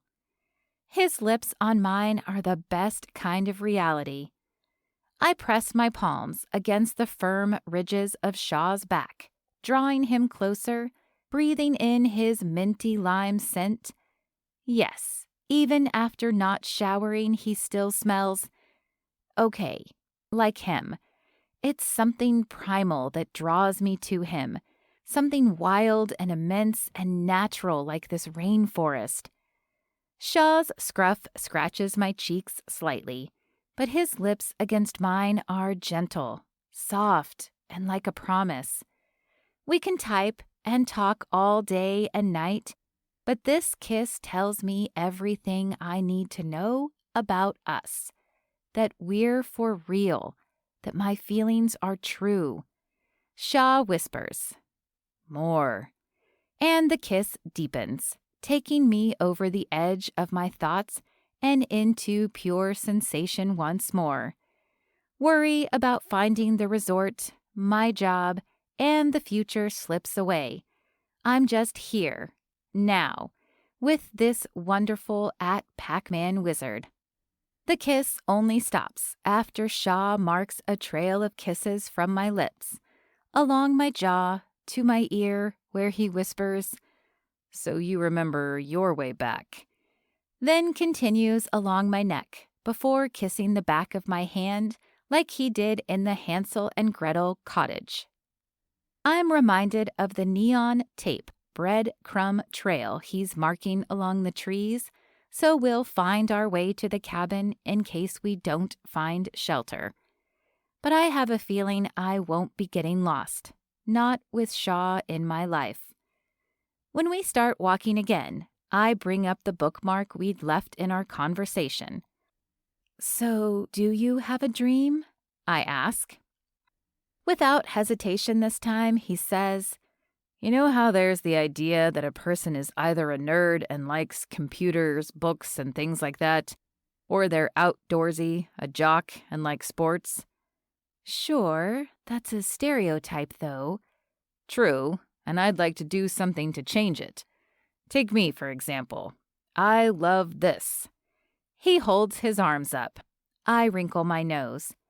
Are we in the same place? Because all I see are endless trees in every direction. I know, it's not for everyone. But I do like adventure, and also really like coding and creating programs on computers and protecting them from viruses and hackers and all of that. So you want to bridge the two? I ask, picking up on his meaning. Exactly. I want to run a program, like a summer camp, where kids get the best of both worlds. They learn outdoor skills and have fun in nature while also getting their geek on. Wow, that's cool. There's no mistaking the air of admiration in my voice. I would have really loved that when I was younger. Tell me more about it. What inspired you? While we walk, Shaw outlines his entire business plan. If I were someone else, I'd probably get bored, but because we're in the same field, and because I have ideas for my own business, his ideas rivet me. Also, it's not like we have anything else to do other while we tromp through the wilderness. He tells me about how he originally lived in Boston and moved to San Francisco for work, eventually creating DigiPower. Took me away from where I'd grown up, a backwater town south of the city with a father who had a drinking problem and a mother who was hardly around. It was ugly. I get the sense he doesn't talk about his past much, so I don't press. I found solace in nature when I could get out of the house, and in computers when I was at home. As far as escapes go, there could be worse. I suppose you're right. Good thing I didn't become a street thug. I affectionately squeeze Shaw's biceps. You'd be an asset to any gang. He laughs, releasing some of the tension of the moment. I'm guessing it took a lot for him to share the more personal aspects of his past and goals for the future. I know all about that thug life, though. As it is, I'm on a hot guy high. I slap my hand over my mouth. That wasn't for you. I was composing a text to the Fabulous Five in my head. His laughter comes even easier this time. You are... criminally cringeworthy? I was going to say adorkable. Go on. And beautiful. Gorgeous. I brace for another kiss, not sure I can handle one without being nearby an emergency room. But Shaw pecks me on the temple, slings his arm over my shoulder, and we keep walking. At this rate, we may never reach civilization, but I'm not sure I care anymore. What about you? In our messages, you've mentioned making your cooking blog into a business. Yeah, but I'm not sure anything will ever come of it, though. Why not? He nudges me, and the gentle touch sends a flare to the memory of our kiss. Who needs gainful employment, a 401k, and retirement goals when I have that? My breath is tight in my chest. It's not secure. Hate to tell you, Cookie, but neither is your current job. Over the years, Rick changed a lot, and I'm afraid Simon isn't much better. Maybe worse. Let's play the virtual game. Say we get back to the group. You're let go from your job. What will you do? I'll go to the grocery store, buy 5-pound bags of flour, sugar, butter, eggs, all the baking supplies, and I'll bake a triple-layer cake. Chocolate or vanilla? Both. Rich milk chocolate frosting over fluffy vanilla sponge. He wipes his mouth. I'm practically drooling. Am I invited over? Only if you're honest about whether you like it. Oh, I like it.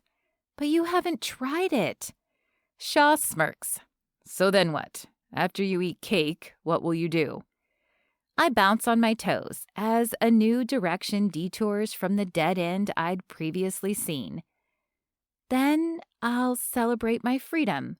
I'll photograph the cake and announce to my social media and blog followers that I'm going full-time. He cheers. There you go. That's the spirit.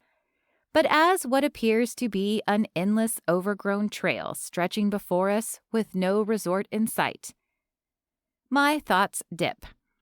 But IRL, I'll go to the grocery store, get a tub of ice cream to go with whatever remains of the cake, return home, and eat away my jobless sorrows. I sigh, like it's hopeless. Shaw abruptly stops walking, and I prepare for him to give me a pep talk. Instead, he says, "Stop." He grabs my arm tightly. Is Webster back? I startle, and then look down a sheer cliff. Chapter 15. Cora. The vertical drop is at least 12 feet down, about the height of the first story of a house. In the distance, the roof line of a resort with what looks like electricity and running water shines like an oasis. That's problematic, I say, but I'm not sure which is better, a deadly wandering spider or a plunge to death. Shaw surveys our surroundings, taking command. There's no way around it unless we go into the river, but that's too dangerous. My stomach tightens and flips as I gaze down. Afraid of heights? He asks. No, afraid of breaking a bone. I like my limbs intact and my blemish-free skin. Not a big fan of scars or massive head wounds. You have a point, but we have the rope. I squish up my face and blurt, about that? 2 hours back, I realized we left it in the cabin fastened to the door. Shaw sighs. It doesn't look like we can climb down, and we don't have another choice unless we want to take a swim. Gorgonzilla likes the water, right? That would be yes. What did the jeeps do? I don't imagine they became amphibious. That was before the storm. Thing is, even if the others are looking for us, they can't get past this water either. Shaw points toward the ribbon of water and the road beyond that winds through the forest. It's a long walk. It's a long fall. We're bound on one side by the river that snakes through the rainforest and overflowed onto the path, and on the other side by the jungle itself with thick underbrush that looks nearly impenetrable even with the machete. We have to jump and hope for a soft landing, he says. Shaw's smile is pure Harrison Ford right now. Pure cocky mischief. Mine could only be described as wide-eyed terror. Your virtual cooking and baking blog scenario could be your real life. What's stopping you? My shoulders drop. Why talk about this now? I want the security that a regular job brings. Hate to break this to you, but our bosses dumped us out here in the middle of the Amazon rainforest. What about this situation suggests job security? I let out a long breath. You know that I make a solid point. I thought by getting into technology I'd have more freedom. You thought you'd have security. I have less. Part of me doesn't want a life dictated by a secure job. I value my freedom more.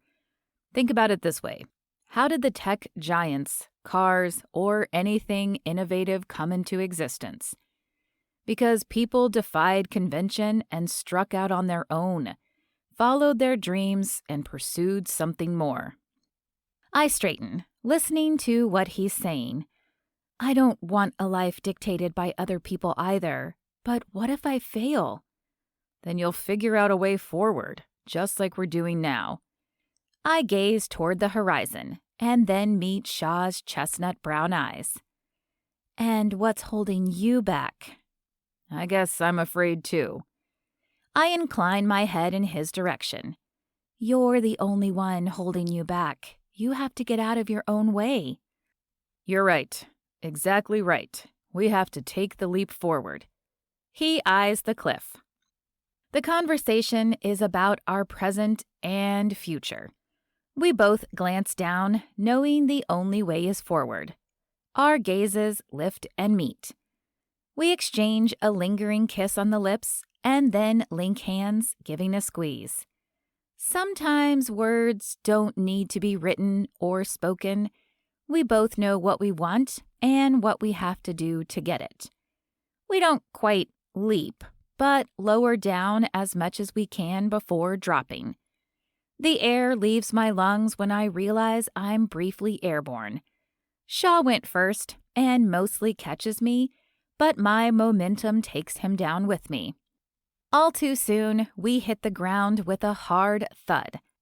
I'm tangled up with Shaw and our gear. "Are you okay?" he asks, scrambling to sitting. I pat myself down and only find a few minor scratches and a lump that is either a bug bite or might turn into a bruise. I can't be sure. By some miracle, yes. You? "I think my body will ache tomorrow, but for now, I'm okay." "I guess now we'll find out what happens after you look and then leap." He chuckles softly. As we continue down the track, it starts to smooth out, looking more like a dirt road and less like a path cut through the jungle. "I think we're headed in the right direction," Shaw says, picking up his pace. Hope fills me.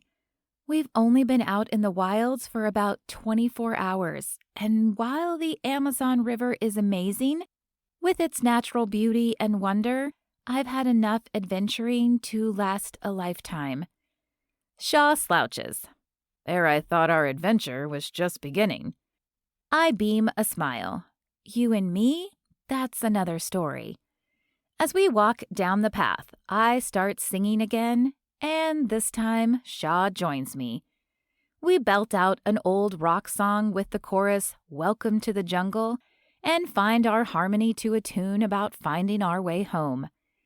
"We're on our way home," we sing at the tops of our lungs. "Webster, Gorgonzilla, watch out, we're on our way." I cup my hands around my mouth and shout. "What's the first thing you're going to do when we get back?" Shaw asks. "Shower, sleep, hot tub, new phone. I could go for a massage." I've never had one, but I better not get too relaxed because actually, the first thing I'm going to do is wring Simon's skinny little neck. Shaw chuckles.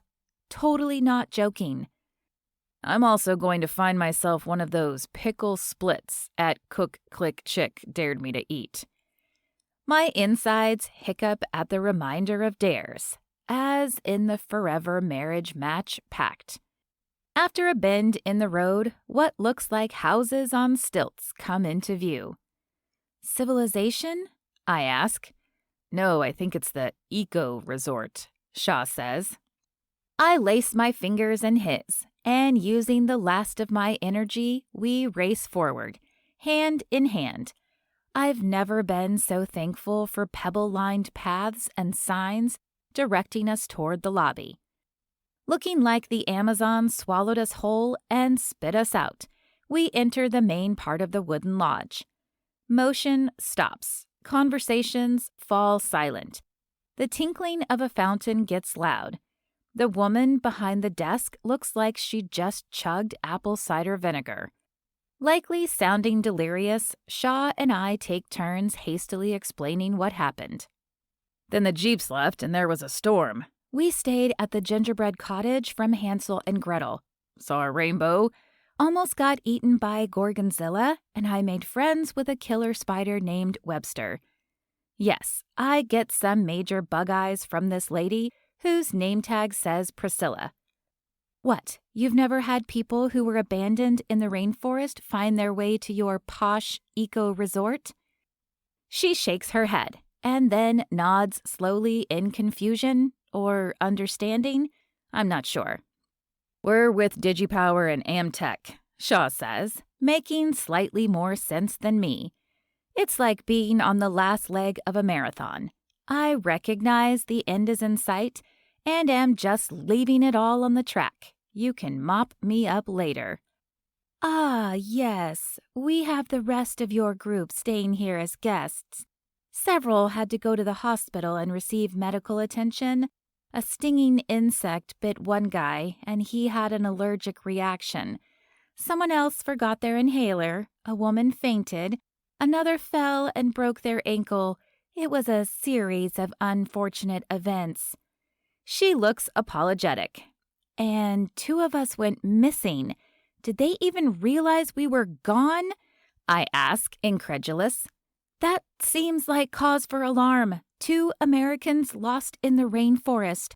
They didn't make us aware of any missing visitors, Priscilla says primly from the safety of her desk, where it's dry, air-conditioned, and spider-free. I shouldn't get upset with her. She's just the messenger. Nonetheless, my nostrils flare. My hands turn into fists. Apparently, they didn't bother to take a head count. Like Shaw had said, it wasn't a grade school field trip, but this is unacceptable. Simon and Rick are going to pay. I turn to Shaw for confirmation. Sure, he can knock them out with a jab, jab, right hook, and I'm not too shabby myself after enduring a night in the jungle. But I was thinking kill codes and other hacks. However, Shaw is no longer by my side. Instead, he's in the arms of a redhead with long legs. My stomach drops as I recall the real purpose of the retreat. It's like a tranquilizer dart to the heart. One of us is going to be let go, and I'm certain it's me. The truth is, we hardly know each other. Maybe Pac-Man Wizard had a girlfriend, and the whole thing on the hub was just a silly flirtation. The kisses were for the purposes of survival. Maybe the Boy Scout learned that people need more than food, water, and shelter to make it through the night in the Amazon. I blink a few more times, my mind spinning. Despite our connection, Shaw's encouragement to follow my foodie dreams, and how sure I'd been that there was something between us, dissolves. In an instant, I drop from my hot guy high and crash over my crush. I turn away from the future I'd envisioned with him. Is there a room for Cora Albright by any chance? I ask, turning back to Priscilla. Her fingers fly over the keyboard, and I force myself not to think about messaging Pac-Man Wizard on the hub. Ah, yes, here you are. I see there were about 30 of you in this group reservation. Lucky for you, it's our slow season. She passes me a room card. I like your nails. They're sculpted and painted neon pink. Mine are ragged with dirt underneath. She admires them. We have a full-service salon and spa. I sigh, already knowing not even that will stir my slowly shattering heart. She offers a sympathetic smile as if I don't know how to groom myself and wasn't just stranded in the biggest rainforest on Earth. I glance at Shaw. His back faces me, and he speaks intimately with the redhead. I think of Mila and how fast she'd take him down. Forget Gorgonzilla, he should be terrified of Milazilla and the Fabulous Five. I turn back to the woman at the desk. So they weren't sending out a search party? She shakes her head. I've been here all weekend. I'm afraid I didn't hear anything about missing members of your group. A hollow feeling that has little to do with how hungry I am empties me out. I recognize a few of my coworkers lounging in the lobby. I wonder if any of them faked their ailments to get out of the challenge, or if the rainforest really bested them. Maybe they weren't fit to survive in the business jungle. After all, it's cutthroat out there. These nerds are used to sitting in cubicles where their toughest decision is to decide what to eat for lunch. Playing video games does little to teach them practical skills. And what skills do I have? I can't think about it right now. I pocket the key and thank the woman before disappearing to my room, not bothering to look back at Shaw.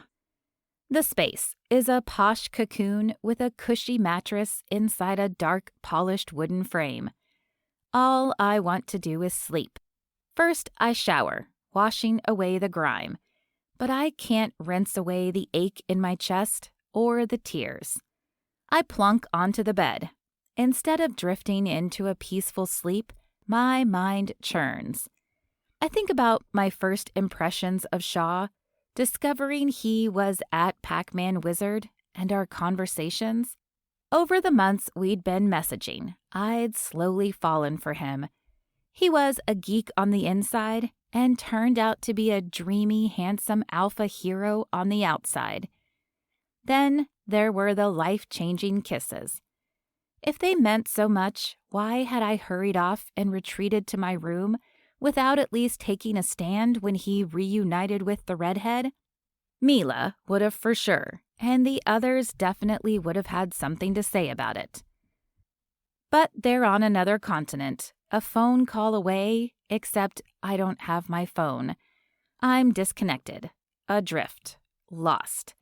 Seeing him with the redhead confirmed my fears. Like my passion for cooking and fear that if I attached myself to it, went all in, I'll fail just like I did with my FMM. Simon said that business is a jungle, but love is too. Despite my real-life reservations, I'd first fallen for the virtual at Pac-Man Wizard, and then crash-landed in love with the real-life Shaw. Too bad he already has my heart, and now is going to take my job. I'll have to fight all over again to get a secure position that pays me fairly. Double too bad he has a girlfriend and deceived me.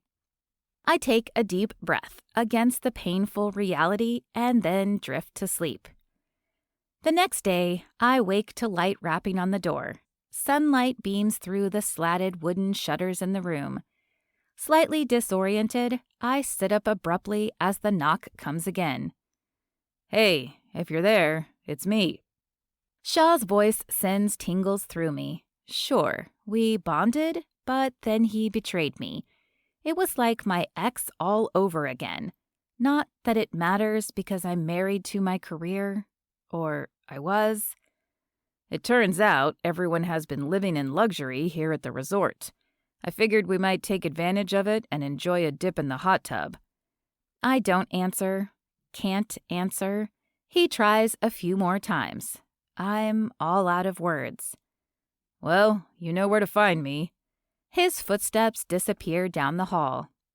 I can't bear seeing him again. For one, we're up for the same job. I'll be the one fired. Then again, the more I think about it, I don't want to work for Amtech and Simon, putting in ridiculously long hours only to be forgotten in the jungle. I get to my feet, determined to give my 2 weeks' notice before he can fire me.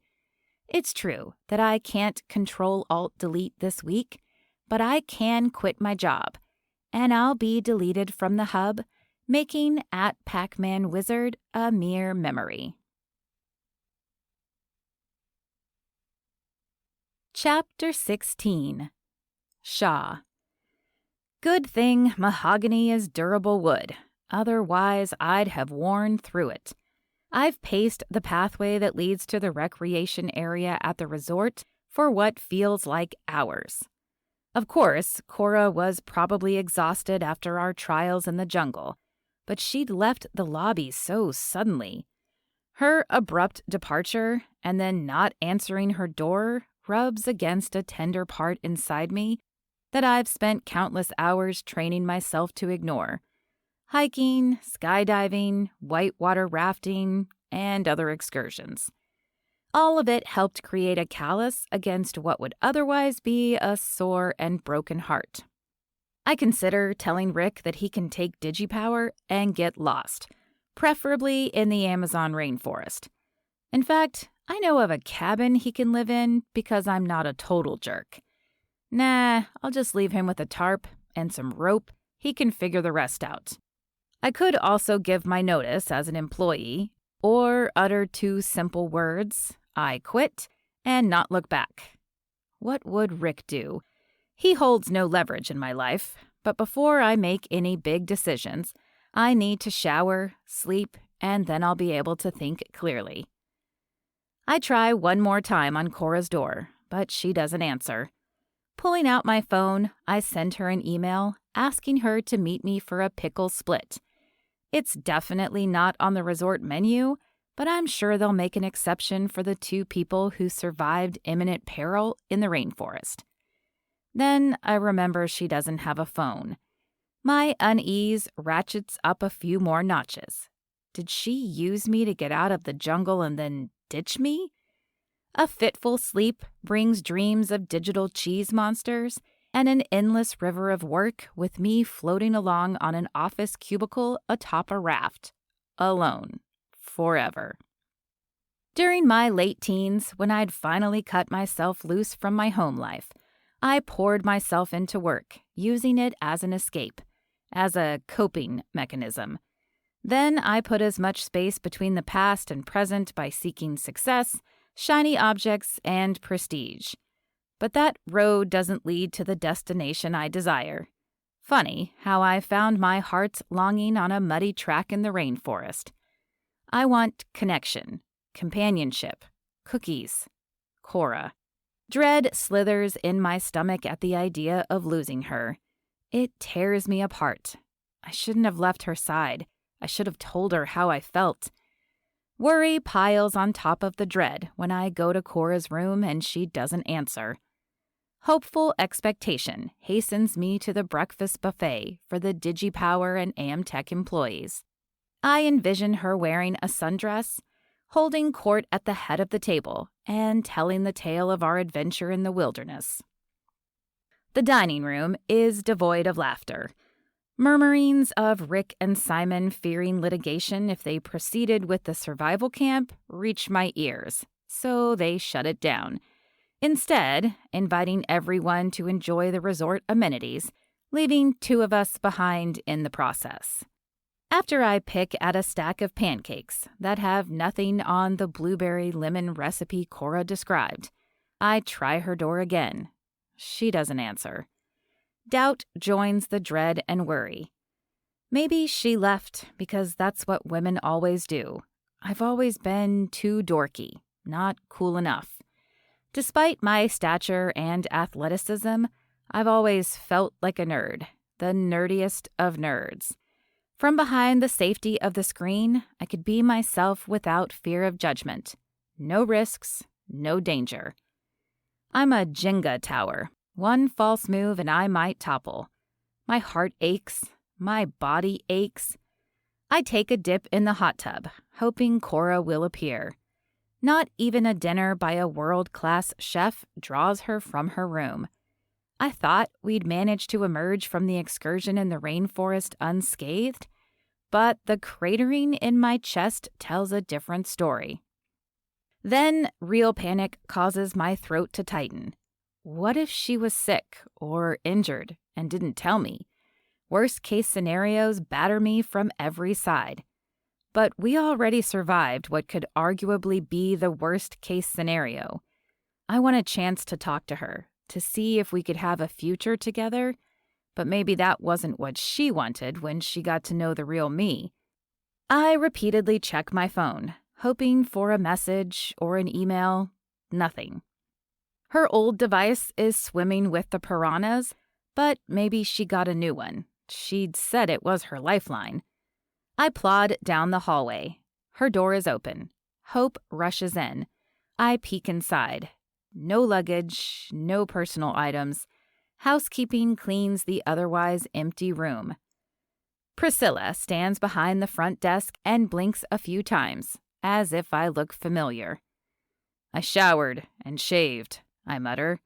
Did Cora Albright change rooms or...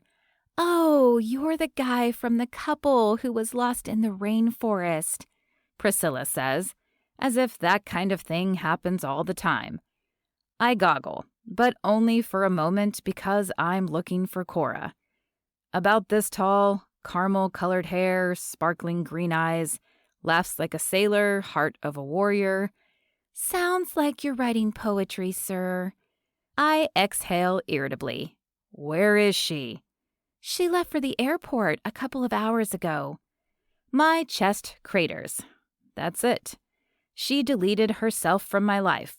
I want to disappear from reality, get lost in the Amazon, and never find my way out. Darkness creeps over me. Thunder cracks and lightning flashes within me. It's like I'm in a storm all over again. Laughter filters from the pool area. What's funny? Nothing. What's there to be happy about? Not a thing. Rick and Simon lounge poolside with large glasses filled with umbrellas and other frills. They're on vacation without a care in the world. Never mind that we could have died in the jungle. Never mind that they were preparing to let go of half of the employees and make the ones who remained work double as hard for half as much money. The scene and their laughter bring the inner storm to the surface. "Hey, Shaw, we heard you were on a real expedition out there," Simon chortles. "With no thanks to you, why didn't you make sure everyone was accounted for?" Simon shrugs like it was a joke. "But look at you, tough guy. You're fine." I'm whatever fine is spelled backward, inside out. With a wry smile, Rick says, "We believe in personal responsibility. It wasn't our problem that you weren't there when the Jeeps departed." That response is so like him to pass off the role of leadership. "Did you fire Cora Albright?" I ask. Rick blinks slowly, like he needs to reboot in order to think about anything work-related. "We don't fire. Sometimes we have to let people go, but we're on vacation. We can deal with all of that when we get back to the office on Monday."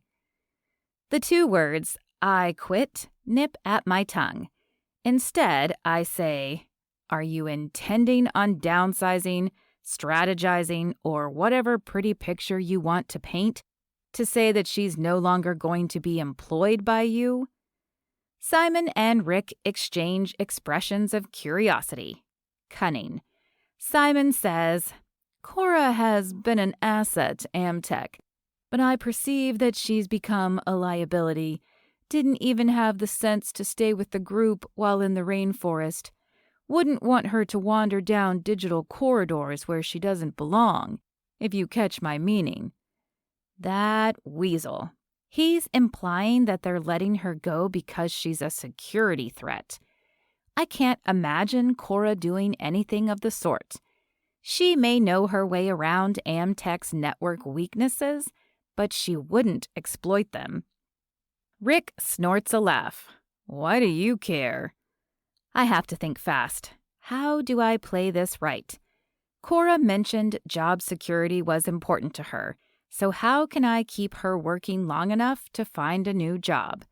She may not want anything to do with dorky old me, but she's a good person, deserves to be treated right, and not be left in the rainforest or in an unemployment line by these clowns. She made it clear she doesn't want to fight for us, but I will fight for her at least, so she doesn't end up out of work. "She was my partner out there in the rainforest. Brilliant mind. I didn't get the sense that she'd do anything duplicitous. Not like these jerkholes. However, one of our conversations suggested she might be able to help me with the proxy project," I say pointedly to Rick. While Cora's biggest concern is having a job so she can pay her bills, Rick's pain point is losing face. The news media loves a good data breach story, especially if it contains sensitive or high-profile information.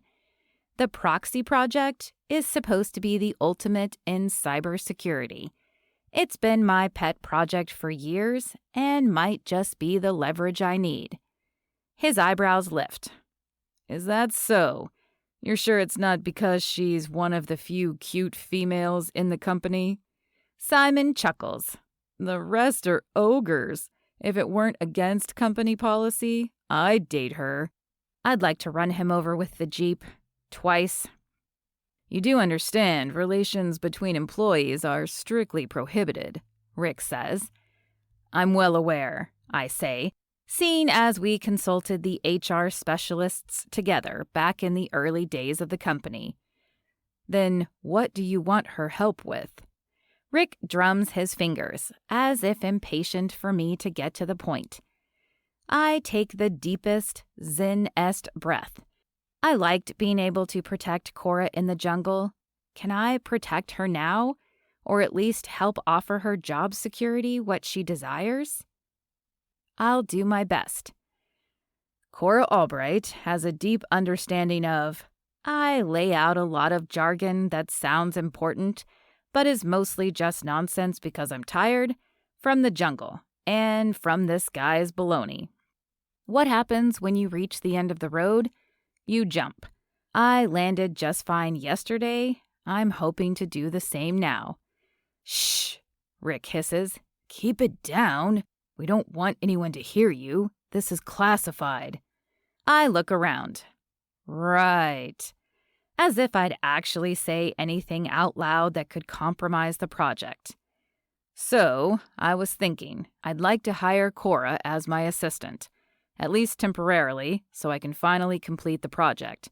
She's got the right background, skills, and it's a lot to manage myself. If I can dedicate myself to it, with her help, there's a good chance we can complete the thing. With greed in his eyes because all he sees are dollar signs, Rick turns to Simon. What do you think? Sure, whatever. You guys are harshing my me time, though. Let's not talk about work anymore. Did Simon really just say that? Talk about a princess. I scrub my hand down my face. These guys have shown their true colors, and I'm done. The sooner I extract myself from these idiots, the better. I wasn't lying. I do think Cora could help me with the proxy project.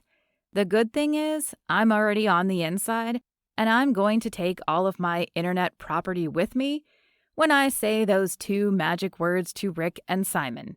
I quit. And I'll make sure to go out with a bang.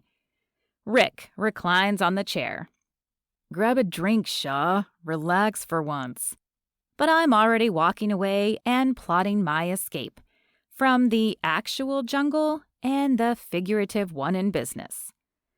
The next day, as the airplane takes off, and the Amazon resembles little more than a harmless stream slicing through a large swath of green, I realize had Rick and Simon not arranged the trip to Selva Survival Camp, I wouldn't have met Cora in real life and instead just played it safe online. Over the weekend, I pack up my apartment and ship everything to Boston. Determination fuels each step I take. We found our way out of the Amazon rainforest. I'll find my way back to @CookClickChick, no matter what it takes. But then reality bites down Cayman hard. She made it clear she doesn't want me, isn't interested in this nerd. Story of my life. Nonetheless, as I count down to Monday, I obsessively check the hub. No messages from Cora. No emails either. I scour pages and pages of food blogs, hoping to find hers. I'd never had social media before, and open up an account on each of the high-traffic sites. She told me she had a popular page, but never said on which platform.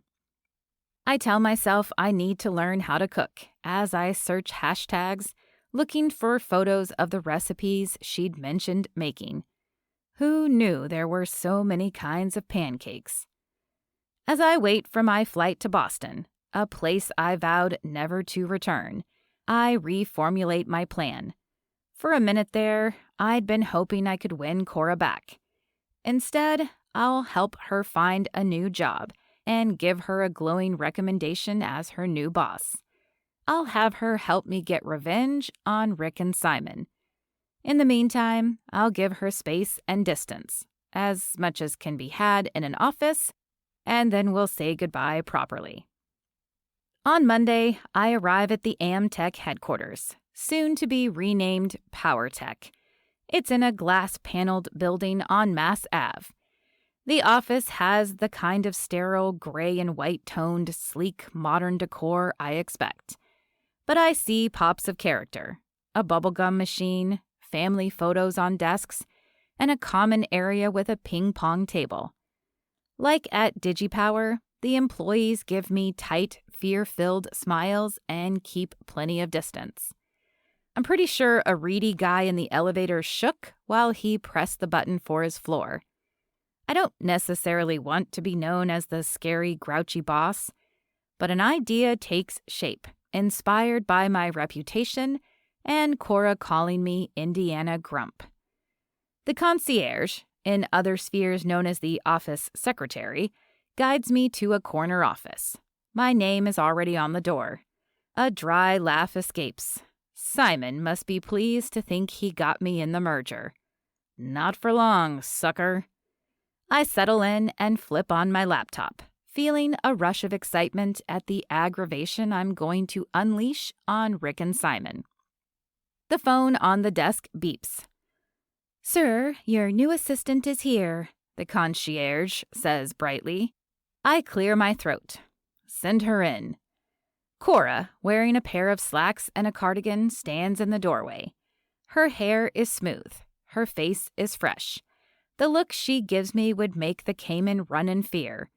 Then her face slides to neutral indifference. No warmth. The worry and dread I'd felt at the resort comes back strong. "Hello, sir," she says robotically.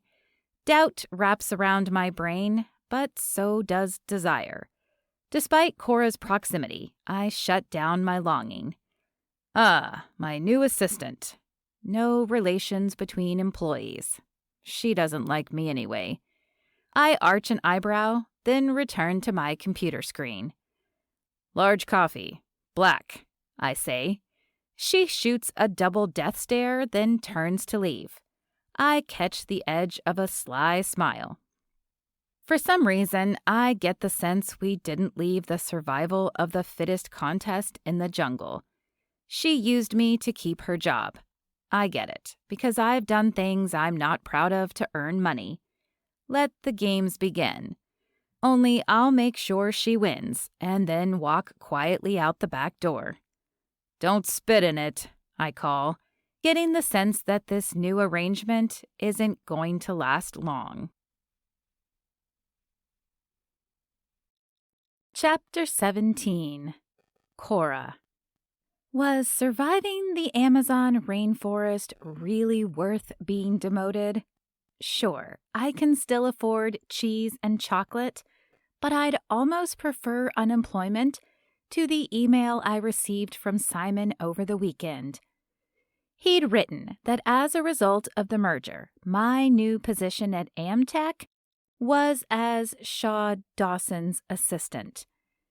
While still at the resort, I was going to march over to Rick and Simon, announce that I quit, and then do a cannonball into the pool, splashing them. However, Shaw had their attention, likely resulting in my present situation. I stand in front of the coffee station, inwardly chanting my new mantra. Don't spit in the coffee. Don't spit in it. It did cross my mind. I was going to do it. While I wait for the coffee to brew, I get an idea. Forget the game show The Marriage Match. My new reality TV show is Survival of the Fittest, The Office Edition. Game on, nerds. Game over, Shaw. I set the coffee on his desk and then wait by the door for further instruction. And to start my reign of terror. Watch out for Queen Cora. I may not use a guillotine, but I will slice and dice his computer software.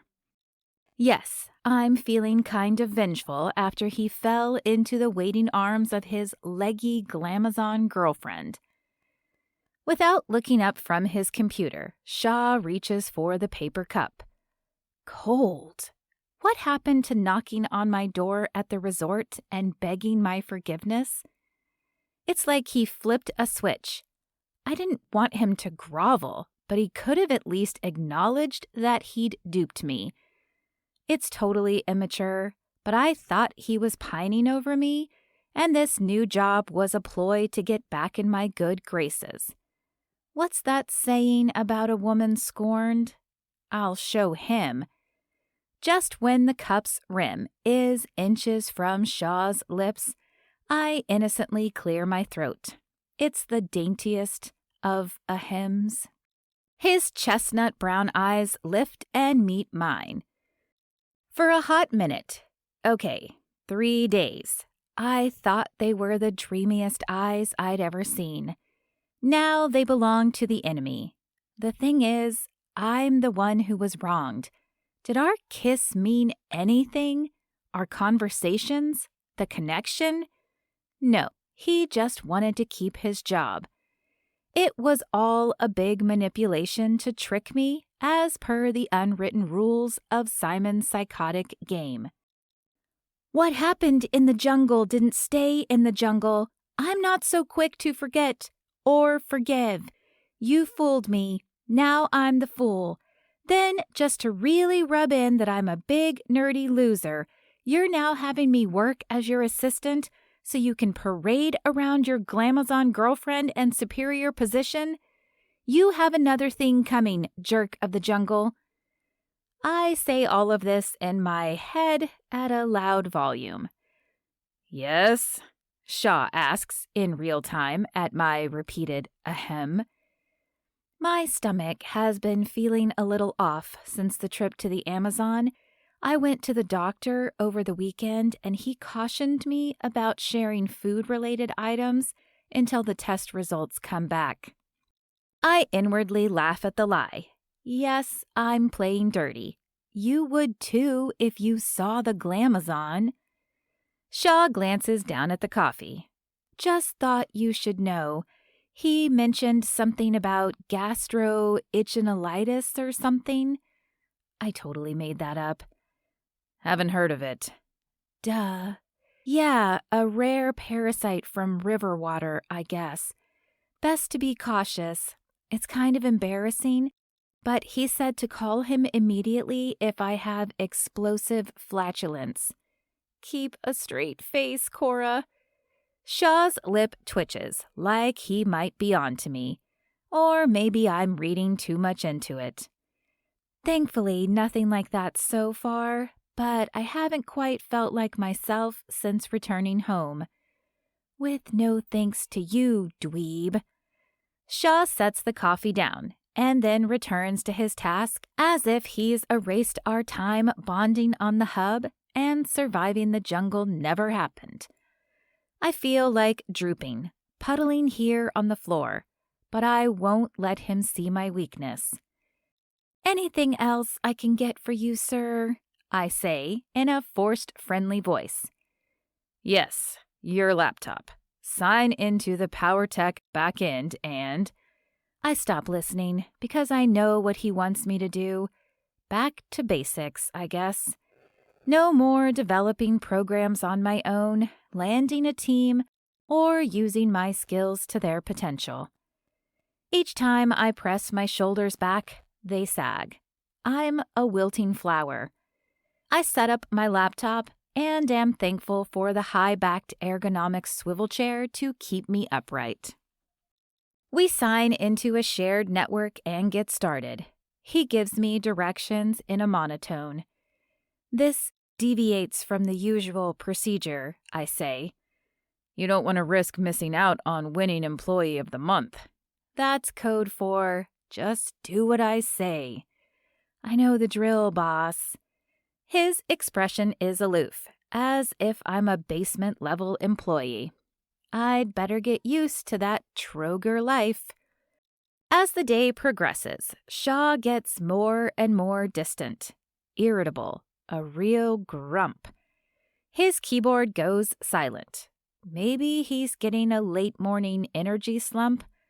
I'd offer him part of my homemade Snickers bar. I perfected the recipe containing nougat, caramel, and ensconced in milk chocolate. Yes, ensconced. After testing it out 4 times, just to be sure I had it right. Wink, wink. What? I had a long week. From behind my screen, I peek at Shaw as he rubs his temples. His eyes are closed, and a faint shade of purple smudges beneath from lack of sleep or stress. Have a headache? That's one of the first signs of an itchil infestation.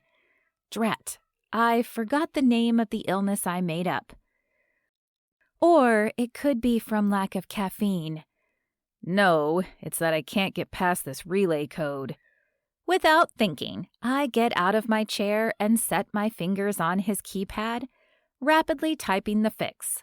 A little ping that reminds me of the hub notifications tells me it was successful.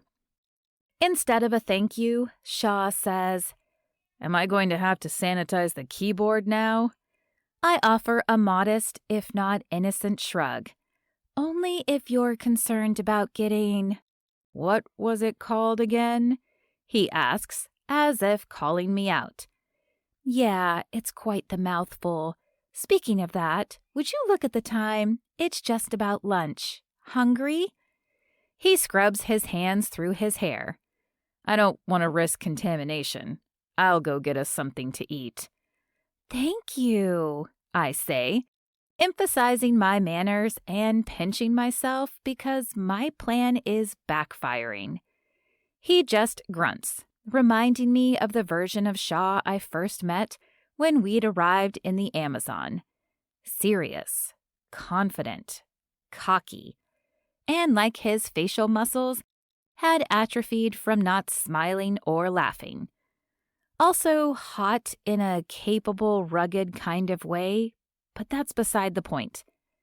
I saw him with Glamazon, and I can't unsee him. In case you're wondering, Glamazon is the redhead he hugged the second he got to safety. I was also considering referring to her as the Ruiner, but she was here first. Just wish Shaw had mentioned something about being attached to a gorgeous woman who would have made being stranded in the rainforest an elegant affair. There's no reconciling this version of Shaw with @Pac-Man Wizard. There must have been a mistake. A glitch. My dorky programmer e-boyfriend is still out there somewhere, waiting for me to tell him all about my adventures in Brazil. At least, this is what I'm telling myself. Indiana Grump, I mumble. I heard that, he replies as he exits. Don't spit in my sandwich, I holler. I fully expect Shaw to return with a couple of very soggy pieces of bread. Pause. I go still at the same time I see him freeze about 3 paces away from the elevator. He gives a little shake of the head. What are the chances we had the exact same thought at the exact same time? I'm guessing his supercomputer brain could calculate it. I also wonder about what secrets and strategies his computer contains. If I'm quick, I can probably keep it from going to sleep and locking me out. He probably has a 30-second timer set on it. The stars on the screensaver rush past like we're traveling through space. Too late. Missed my window of opportunity to spy. When he gets back, I'm going to tell him the 90s called and they want their primitive technology back. Not that I would have spied on my boss anyway. Bleck, my boss. Nor will I say anything other than the bare minimum because he's a deceitful jerkface. And the guy I don't want to spit in my sandwich. Point to me for getting my boss to fetch me lunch. But I needed a break from his heavy downer energy. He's such a grump. But back to the spit and what stopped me cold.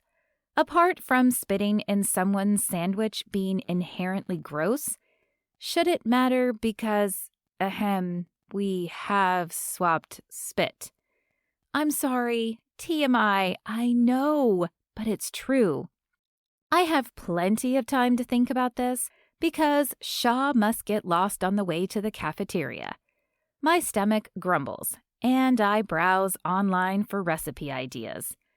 Tonight, I'm having a feast to celebrate what I'm dubbing Revenge of the Office Assistant. You'd think, with all of these big screen deals, I'd be a famous actress by now. I ought to talk to Paisley. maybe she has an in, since she's marrying famous actor Jason Cobb. Paisley, my girls. They'll help me create a masterful plot. Me. Update on the Stranded in Amazon saga. Another one of my upcoming releases. It'll be in theaters near you this summer. Me. I am now the official coffee girl for none other than Indiana Grump. Yes, Shaw is now my boss. My grumpy boss. And it doesn't end there. He wants me to help him with some stupid project and make me do the dirty work. I have no doubt his brilliant mind could figure out the code without my help. What can I do to make him miserable? The mention of brilliant reminds me of brilliant. Brie reminds me that I'm hungry. And okay, fine, I also start thinking about mine and Shaw's cheesy banter. Paisley sends a frowny face. Mila. That butt face. Me. The buttiest of butt faces. Daisy. Sorry, friend. Sending hugs. Blakely. I think you already did make him miserable. I can rely on Mila to be angry for me. Daisy is always so sweet and won't say anything negative about anyone ever. Not even her baby daddy who left her high and dry. She won't even tell us who he is because she said, and I quote, I don't want you going after him like a pack of rabid she-wolves. She's not wrong. But Blakely's comment makes me think. I'm so deep down in the recesses of my mind. Yes, replaying every second of every kiss Shaw and I shared. I hardly notice when he comes in. He slides a sandwich wrapped in butcher paper across the table. A sticker labeled turkey and cheese seals it shut. But I notice it's peeled up at the edge. You! I holler, jumping to my feet and knocking my knees into the co-working desk adjusted for his height. His coffee, still full from earlier. I imagine he's going to send the contents in for testing. Spills, in what seems like slow motion, all over the detachable USB keyboard. You, he hollers back. Yes, you. You did something to my sandwich. Heat creeps up his neck. I tilt my head and grind out. What did you do? He tucks his hands behind his back. What are you hiding? I lunge at him and wrest a receipt from his hands.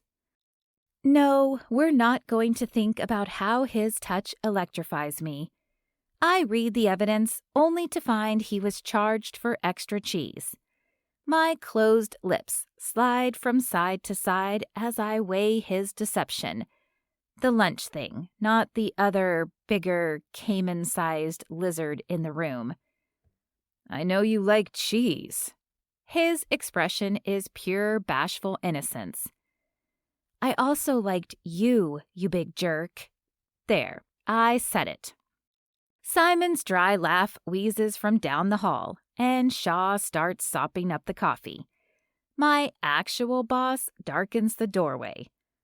What happened here? Coffee spill, Shaw says, patting the liquid with the napkins he must have gotten from the cafeteria. Cora, go get a rag to help him clean that up. I have one of those fantasy moments where I do something dramatic, like sweep everything from the desk. Although in this instance that wouldn't be very effective, since it's just a pair of computers and 2 sandwiches. I've thought about quitting. I'd like to, but there's health insurance, a 401k, and all those adulty things I know I'll thank myself for someday. Blakely, who's also self-employed, but the CEO of her own corporation, said I could still obtain all of that and not work for the man, as she put it, but it sounds like a lot of work. Instead, I shrug my way to the door. Shaw brushes past me, leaving me and Simon alone in the room. Accidents happen. This would also be a moment to say, what, like leaving 2 of your employees to fend for themselves in the wilderness? Not the woods on the edge of the city where we could walk a few miles and find a Dunkin' Donuts. No, we were stranded in the Amazon. The Amazon! Simon snorts. Well, better get back to work. That proxy protocol can't right itself. My brow furrows, and I consider sticking my tongue out at Simon as he leaves. But propriety and something else stops me. What does he mean about proxy protocol? It's the enigma of all codes and well beyond the scope of work here at Amtech or PowerTech now that the merger has gone through. The proxy project is legendary. No one has ever been able to complete it. If you're not a computer nerd like me, let me put it this way. Figuring out how to close a certain loop in the code would be like finding a Dead Sea Scroll. Whoever started it nearly reached the end, but somewhere along the way, another piece of code worked like a boomerang, sending the final strand back to itself repeatedly. Actually being able to break that pattern and complete the segment would be revolutionary for information technology. Not only would it complete the code to add an additional safeguard for data, but other companies could also use it to protect their assets. It would basically put hackers out of work. No more apologetic emails to unsuspecting relatives about the adult content spam from your account. No more alerts from credit card companies that your personal data may have been compromised. And people like Shaw and me wouldn't have to work quite so hard to fortify and protect the castle walls. He comes in with a wad of paper towels. You, I repeat. Check that. I'm definitely defending the castle walls. But I keep my revelation to myself, because if I'm right, that also means I'm working on the proxy protocol. And if I am, so long, Shaw, Simon, and Rick. I don't need to be stuck in a dank cubicle for 60+ hours a week. With that accomplishment under my belt, I could work anywhere. Although this office has a very nice view of the Charles River, not Shaw Dawson. Sheesh! Focus, people. We have work to do. Chapter 18. Cora. Captain's log, stardate 14. Yes, it's only been 2 weeks at my new job as Shaw's assistant. But they've been 14 grueling, miserable, and confusing days. We'll call this show Desk Wars. I would have gone with Star Wars, but it was already taken. Not fair.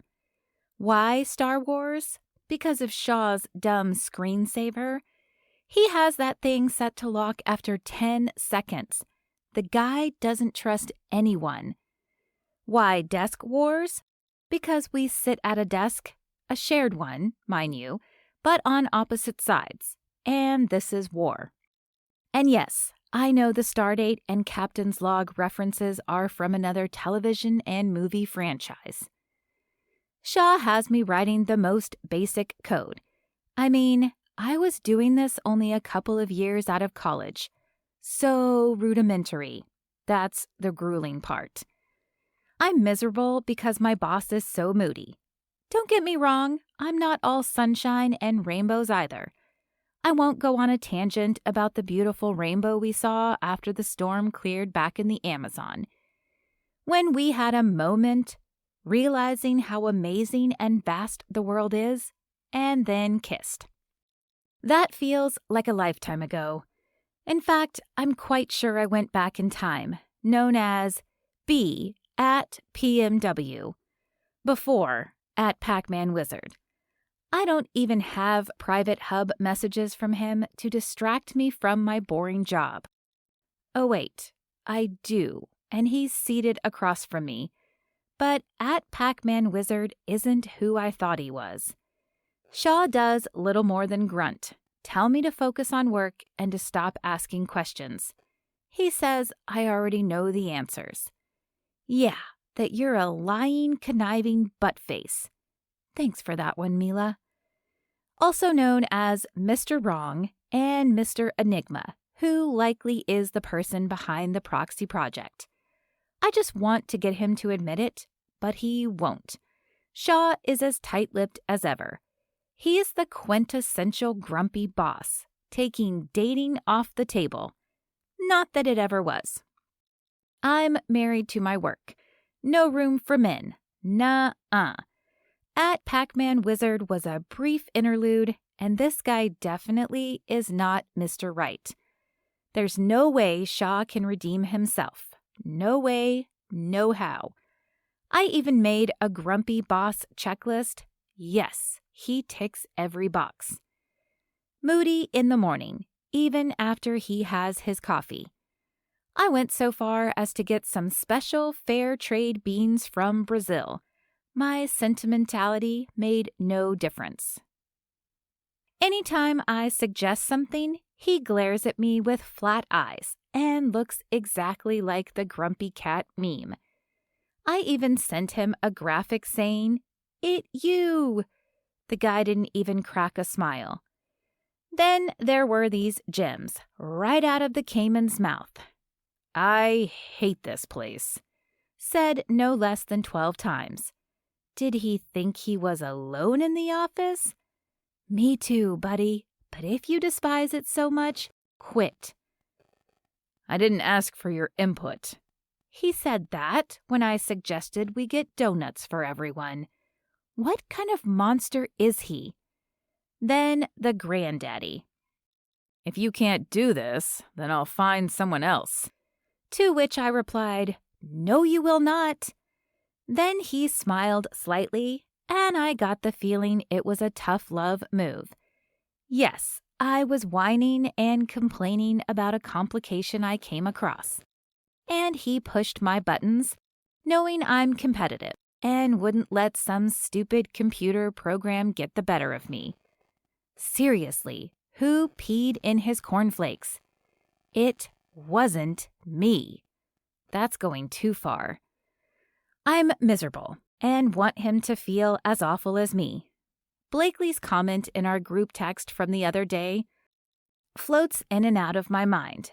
She said I already did make him miserable. Why doesn't she understand that's not true? He was the one who reunited with the leggy glamazon, deceiving and leaving me in the lurch. I could really go for one of Daisy's hugs right now. Shaw jars me from my thoughts and the gangsta rap I'm listening to because I'm in a mood, people, and I want to feel hardcore and not soft in the middle like I do whenever I think about Shaw, which is all day because he's 2 feet away from me. "Link up with me." No, excuse me. No, please. Grump. If you're wondering about his comment, it's a computer thing, so we're in the same program at the same time. I type in the command and push enter. Oh, and the confusing part? I'm wearing pants today and pretty sure my leg doesn't in any way resemble the metal pole of a table or a desk. Why this strange not analogy? Because Shaw's ankle finds its way to rest against my leg repeatedly. It's happened 7 times. Yes, I'm counting. I could go to HR about this. Also, the desk's legs are on the outside, like a desk. I may be his personal assistant, but I draw the line at footrest. I don't entirely mind the warm, solid weight. It's kind of endearing, or would be if the leg belonged to at Pac-Man Wizard. I sure did imagine us in a co-working space. Don't judge. Shaw's leg moves away from mine and I'm suddenly cold. "Going to be out of the office tomorrow. Meeting. Think you can handle this on your own?" His clipped words make me think he doesn't even want to expend the effort to talk to me properly. Old thoughts about my self-worth and the hits it took in my last serious relationship tangle up in my mind. I'll sort that out later. I can't show any weakness in front of this man. I'm now his secretary. I'm hanging on to my job by a thread. I lean back in my chair, plant my feet on the ground, and cradle my head in my hands in a full-on gangsta spread. See, I really should be in the movies. I'll call Paisley later. I was born for this, I say, stopping just short of trying to imitate an actual gangster's accent. I know. I'm pretty sure Shaw winks, or had something in his eye, more likely the case. I won't let him get away with it. I have some eye wash if you need it. Get the results from the test for the intestinal parasite yet? I want to be careful not to share anything if you think you're contagious. What, like spit? I could spit in his eye. He counts on his fingers. 9th time I didn't spit in your sandwich. I'm too much of a lady to point out that we did, in fact, swap spit already. His brow furrows. You just pointed it out. Again. I fold my arms in front of my chest. You're too proud to admit you know I'm being immature and that there's no such stomach parasite. He points at me. Ha! I knew it. I peer out the window and wave. There goes your pride. You're too stubborn to admit that I'm right, he says. Are you calling me a donkey? He almost smiles. I thought you said you liked mules. Donkeys are not mules. But what do you mean? Right about what? He mumbles something. Could have been the word us, or fuss, or cuss. I'm not sure. He's fuming and stomps out of here. The second I hear the elevator ding, I pull out my shiny new phone. I considered getting a custom case with Shaw's face and a big red circle and X through it, but I settled on some pink bling. I ring Paisley. She answers. What's the emergency? You never call. Always text. Are you okay? Are you stuck somewhere? No, that was a couple weeks ago. The whole stranded in the rainforest thing? No, I'm confused. I tell her about Shaw's mixed messages. You know I adore you, but you've created enough drama to have your own television special. That's what I've been saying. That you're overly dramatic? What? No, about breaking into your industry. You want to become a lawyer? Paisley asks. I'm confused, I repeat. She's an attorney, but I was referencing to film and TV, rather her fiancé's business. About your feelings for Shaw? No. Yes. Well, you have to marry him now, what with the pact and all. How did we get from at Pac-Man Wizard, the guy of my nerdy little dreams, to meeting Shaw, who happened to be the same person, to him cozying up with Glamazon after we'd kissed in the jungle, to me now being his assistant, to he and I tying the knot? I attempt to connect the dots. Yeah, that's a lot to follow, but there's a pact, the dare, the forever marriage match. You have to do it. I think the Glamazon will have something to say about that. Also, last I checked, in order to do so, both parties have to willingly say I do. Have you talked to him? Paisley asks. Unfortunately, I have to talk to him every day. We share an office, remember? Are you even paying attention? Exasperation and not annoyance fill my voice. There's a difference. Mostly it's directed at me, and as someone who's known me pretty much my entire life, Paisley is well aware of that. Have you talked to Shaw about what happened? No. Are you crazy? Yeah, crazy enough to envision a future with Jason Cobb. Exasperation or annoyance fills Paisley's voice. Surprisingly, all things considered, I'm not sure which. Talk to him like an adult, you noodle. I've been experimenting with homemade pasta lately. Don't get off subject. You called me, remember? I know, but they're not turning out right. Too thin, too thick. I don't know. I can't get them to turn out just right. Mr. Right. Shaw? No, no, no. You said it, not me. Listen, I have to scoot. Jason's assistant is calling. I frown because that's not the same as Jason calling. Let's hope Shaw doesn't have me call Glamazon. That would push me over the edge. After saying goodbye, I lean back in the chair. Not gangsta lean, more like tip my head back and gaze contemplatively at the ceiling. The thing is, I've already gone over the edge. Shaw and I jumped. I landed just fine. Maybe I will this time too. Although I wouldn't mind landing in a giant bowl of homemade noodles. I go back to my computer to finish the work I started today, but hit a glitch repeatedly. I get the blue screen of death. I do all the basic things to fix it.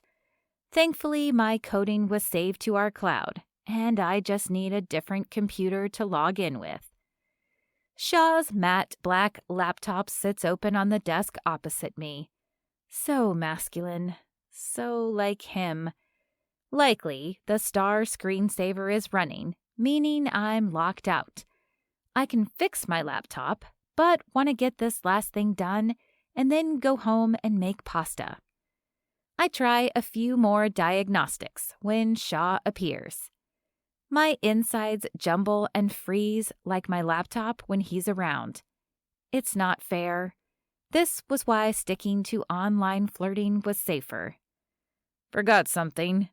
He fiddles with his computer and then says, Monday, before dashing out the door. I hardly notice his strong stride and the muscles that hide beneath his dark blue button-down. Yesterday he wore yellow, which really highlighted his tan from living in California. He didn't shave this morning, which I kind of like because it reminds me of when we kissed. No, I hardly notice any of this. At least he didn't pop back in when I was on the phone with Paisley.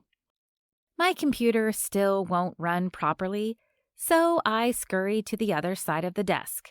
Sure enough, Shaw's computer hums to life. He must not have shut it down. Odd. I'll have to talk to him, of all people, about personal internet safety. I will not look at any of his personal files. I will not. You may be surprised, but I don't. I do have some boundaries. I go straight to the network, log in, and finish up my tasks for the day. Mila texts, saying she's going on her third date with a guy and is wondering if I plan on using the television tonight. I guess they've been talking about binging a new show that's streaming, Netflix and Hangout or whatever. I was looking forward to making pasta, but I'll have to put it off until tomorrow night, because as much as I appreciate two people who are at that sweet stage of falling in love, I'd rather not be a fly on the wall. Instead of hiding out in my room tonight, I wiggle the mouse on Shaw's computer, bringing it back to life. No, I'm not going to look at his personal files or photo albums or anything like that. As I already mentioned, boundaries. I'm going to work, like I always do. Maybe if I get ahead tonight, I can leave early tomorrow afternoon and feast on homemade pasta. The thought fuels me until I go to move a file into the completed folder and get an error. I take a look and instantly recognize a string of code.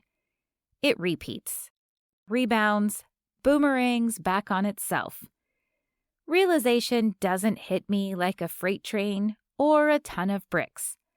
No, it's slow, one symbol of code at a time, until it's clear that Shaw has been having me rewrite the proxy protocol from the beginning. What took him years, at least I'm assuming, took me just over 2 weeks. Granted, some shortcuts and advancements likely didn't exist when he started this, but still, it's very advanced. He'd said, "Think you can handle this?" Actually, his last words were, "Monday."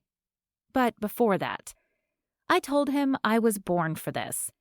That might be a tad extreme, because I'd like to think my purpose on this planet goes beyond computer coding.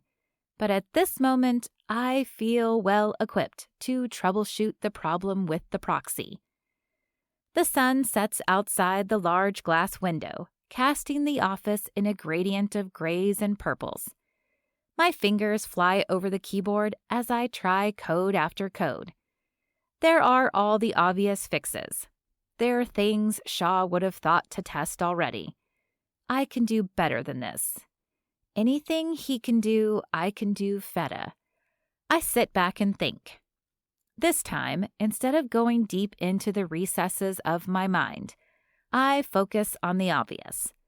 I like Shaw a lot. He's handsome and strong and protected me in the jungle. Also, he's funny, sweet, and is a nerd like me.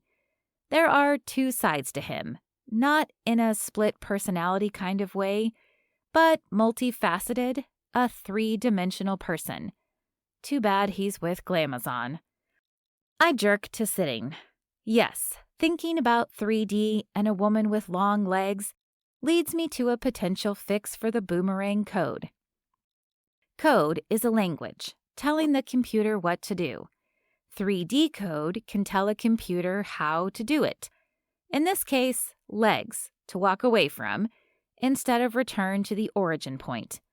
It's really advanced and tricky because you can overwrite everything, but I'm going to try it.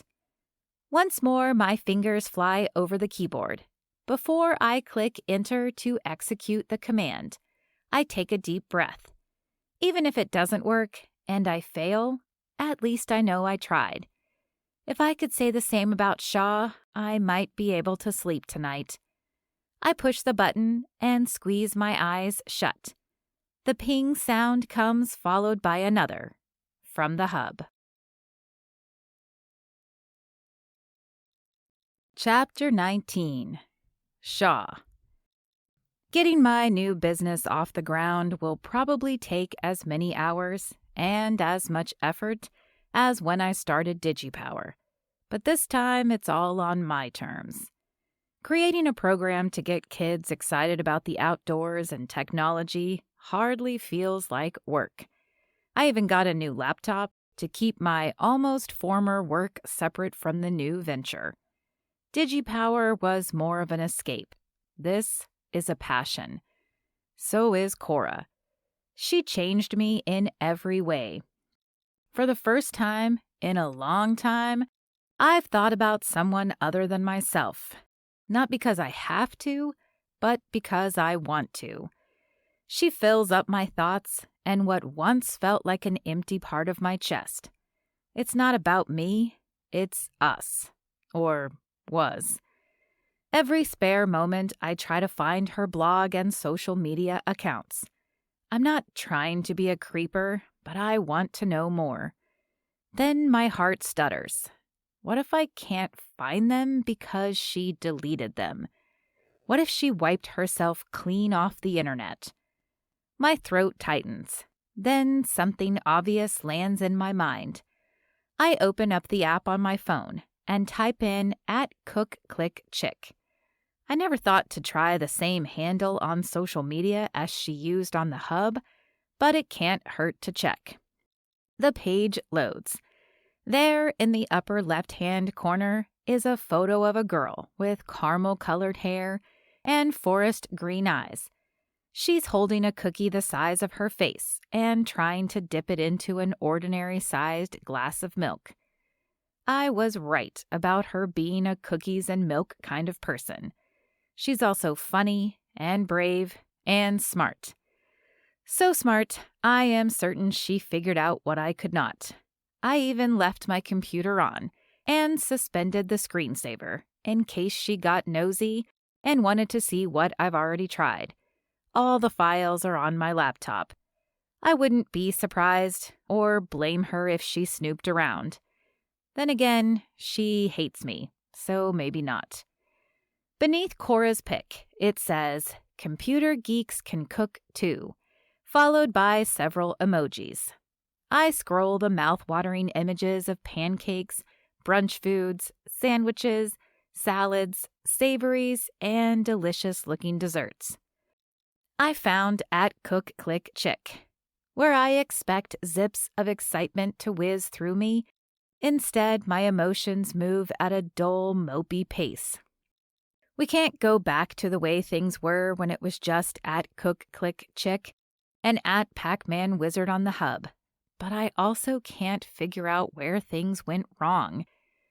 Was it something I said? Did? Do I smell bad?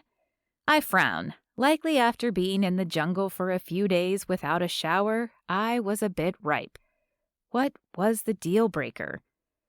I was correct about Simon and Rick's plan, but managed to make sure Cora kept her job, or rather, a job, by ensuring she became my assistant. It's all for her benefit, not mine. I'm out of there on Monday. As soon as they find out she finished the proxy project, she'll be invaluable to employers. And because I fancy myself clever, she'll get all the credit. She'll own the technological property, meaning she'll have the leverage to do whatever she wants. Stay at DigiPower, go elsewhere, or cook to her heart's content. After refreshing the page, I close my eyes, thinking about what to do. Before I can convince myself otherwise, I bypass the blocks that I placed on my home computer and log onto the code. I send Cora a direct message along the lines of the one she first posted, looking for help for a security fix. @PacManWizard. Hi, I'm having a hard time finding this girl I met in the Amazon, and if I don't, I'm afraid I won't be able to prevent heartbreak. It isn't as clever as some of my other messages, but I have to try. I open a window and do some work on the new website. I repeatedly check the hub, but she leaves me unopened. I visit her blog and browse the recipes and accompanying articles for hours. I fall in love with her all over again, and I'm hungry. Hungry for a delicious meal and hungry for Cora. I'm empty without her in my life, virtual and real. I'd give anything to go back to being friends online at the very least. I leave her one more message before heading out to get something to eat. @PacManWizard. There's a place on Commonwealth Avenue called the Rainforest Restaurant. I'm guessing your food would blow theirs out of the water, but after browsing all your photos, I'm starving. If you're hungry or want to talk, I'll be there in 20 minutes. Reservation is under Shaw of the Jungle. It's been years since I lived in Boston, but these crooked, tangled-up streets are the same as they ever were. Many restaurants and stores are long gone, but new ones have popped up, including the Rainforest Restaurant. It's mainly targeted toward family dining, but it's as close as I can come to being back in the Amazon with Cora. The host leads me to a table by the water and light show that comes on every hour, complete with animatronic jungle animals. The waitstaff sings along. It reminds me of singing in the actual rainforest with Cora. A waitress tries to get me to join in, and I half-heartedly clap. The excitement and energy just aren't within me. Cora isn't coming. When the colorful blinking lights go dark, they take my appetite with them. I consider leaving when a figure appears from the mist, drifting out of the plaster display of plant life, vines, ferns, and flowers. "Hi," Cora says. I get to my feet and pull out a chair. She bites her lip as though debating, and then sits down. I didn't think you'd come. My voice is hesitant, hoarse. I've been arguing with myself for the last hour, but this is quite the show. I'm glad I didn't miss it. She giggles lightly. Also, I worked up an appetite working out that code. My eyes bulge. You did it?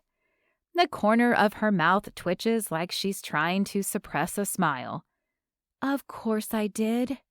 You did it, I repeat, leaping to my feet, ready to draw her into my arms. Instead, I do a happy dance. Are you mocking me? No, I wanted to hug you, but... Then I realize the glitch. Not in the proxy protocol, where we went wrong. Rather, where I did. But I'll get to that. The news that she fixed the last thread of the code blows my mind. You do know what this means, right? I ask. Increased data security? Yes, but what it means for you. Her brows invert. It's your program. I give a real duh shake of my head. I didn't write it. Shaw, I know you did. No, Cora, you wrote it. No one knows who created the original proxy, the one that was never completed. Many people tried. No one succeeded. The thing took on mythic proportions.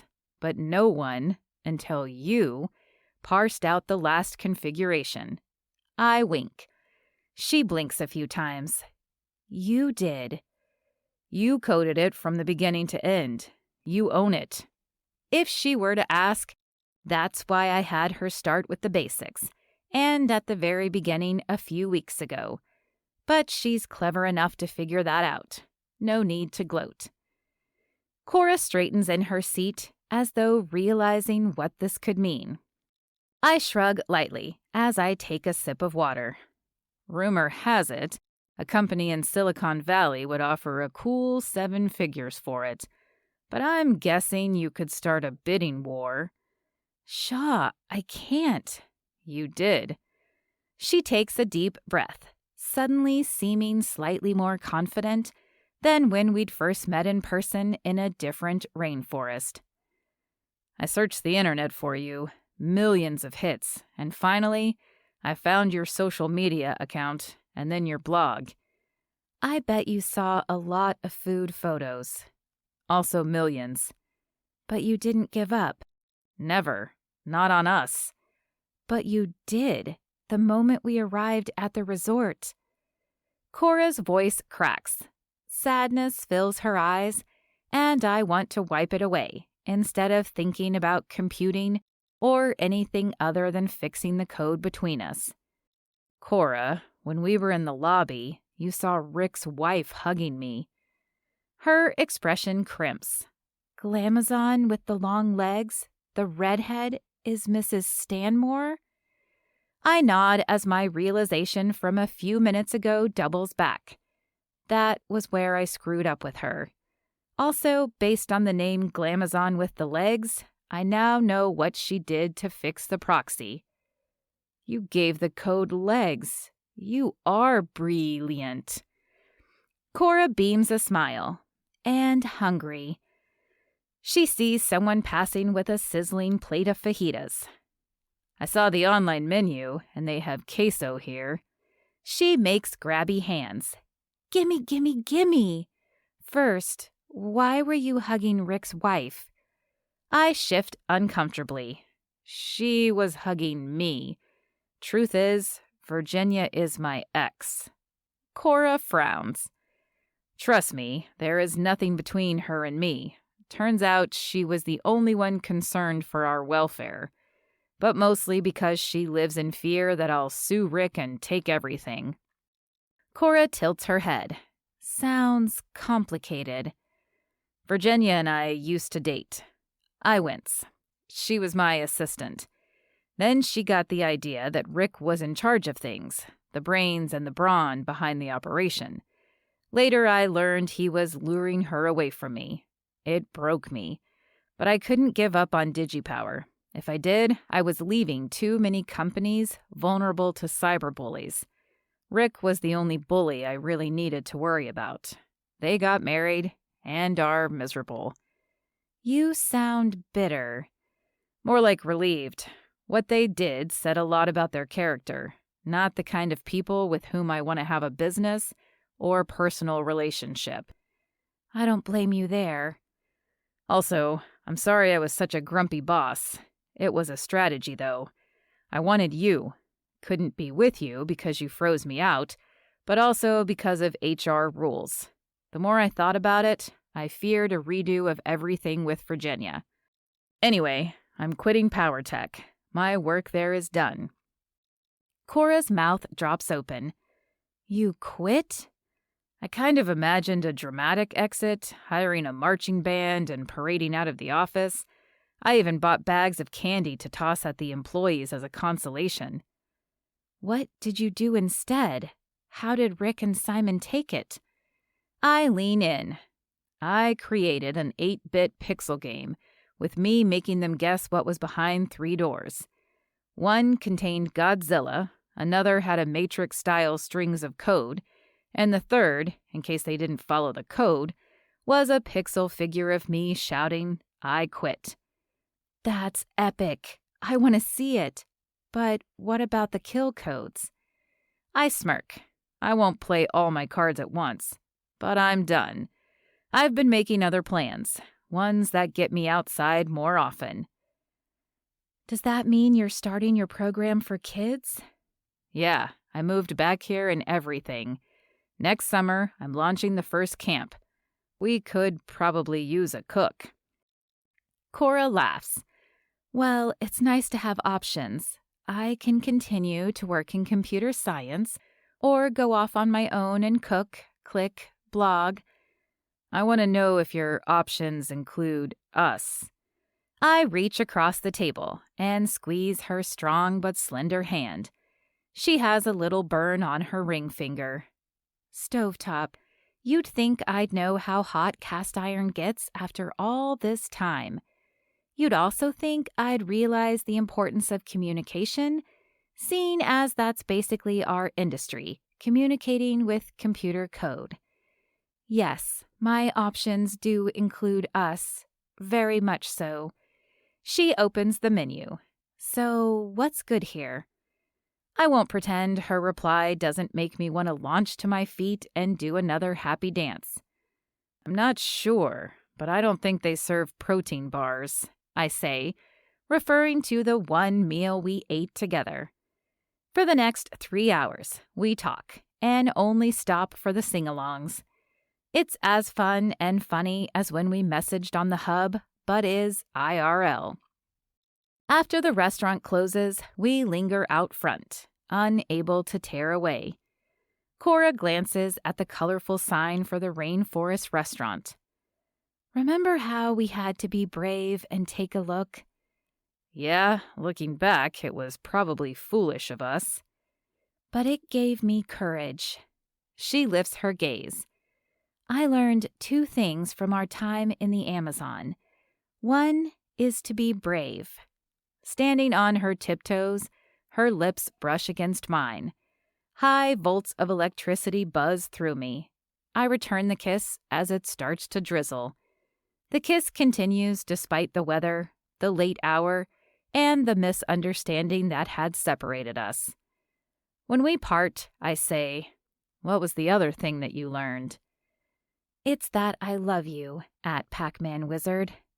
I scoop her up in my arms. I love you, at Cook Click Chick. I spin her around and realize that as long as we have each other, we'll never be lost again. Chapter 20. Cora. It took a few months to iron out the wrinkles, but I managed to extricate myself from PowerTech and sold the proxy protocol to the highest bidder.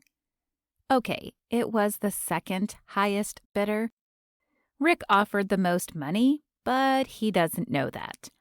I had Shaw's back, just like he had mine, masterminding the entire thing with me as his assistant. Pshaw. I can code circles around him, but that's not the point. We're both doing what we love now, and we love each other. Seated at the desk in the office space Shaw and I share, I finalize a few things before shutting down for the day. I use my kitchen at home for cooking and shooting photos, but find the change of scenery helpful when doing other aspects of the business, like writing articles, handling advertising and promotion.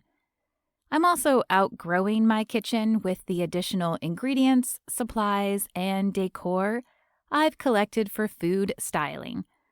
A hodgepodge of plates, platters, and other accoutrements have made their way onto bookshelves, which is a travesty because I love books.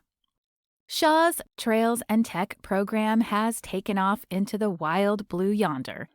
It has an online and in-person component that launched earlier this summer with great success.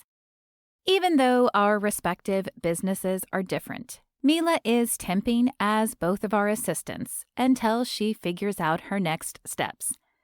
For now, she's handling various tasks, including replying to emails, making appointments, and keeping track of our financials.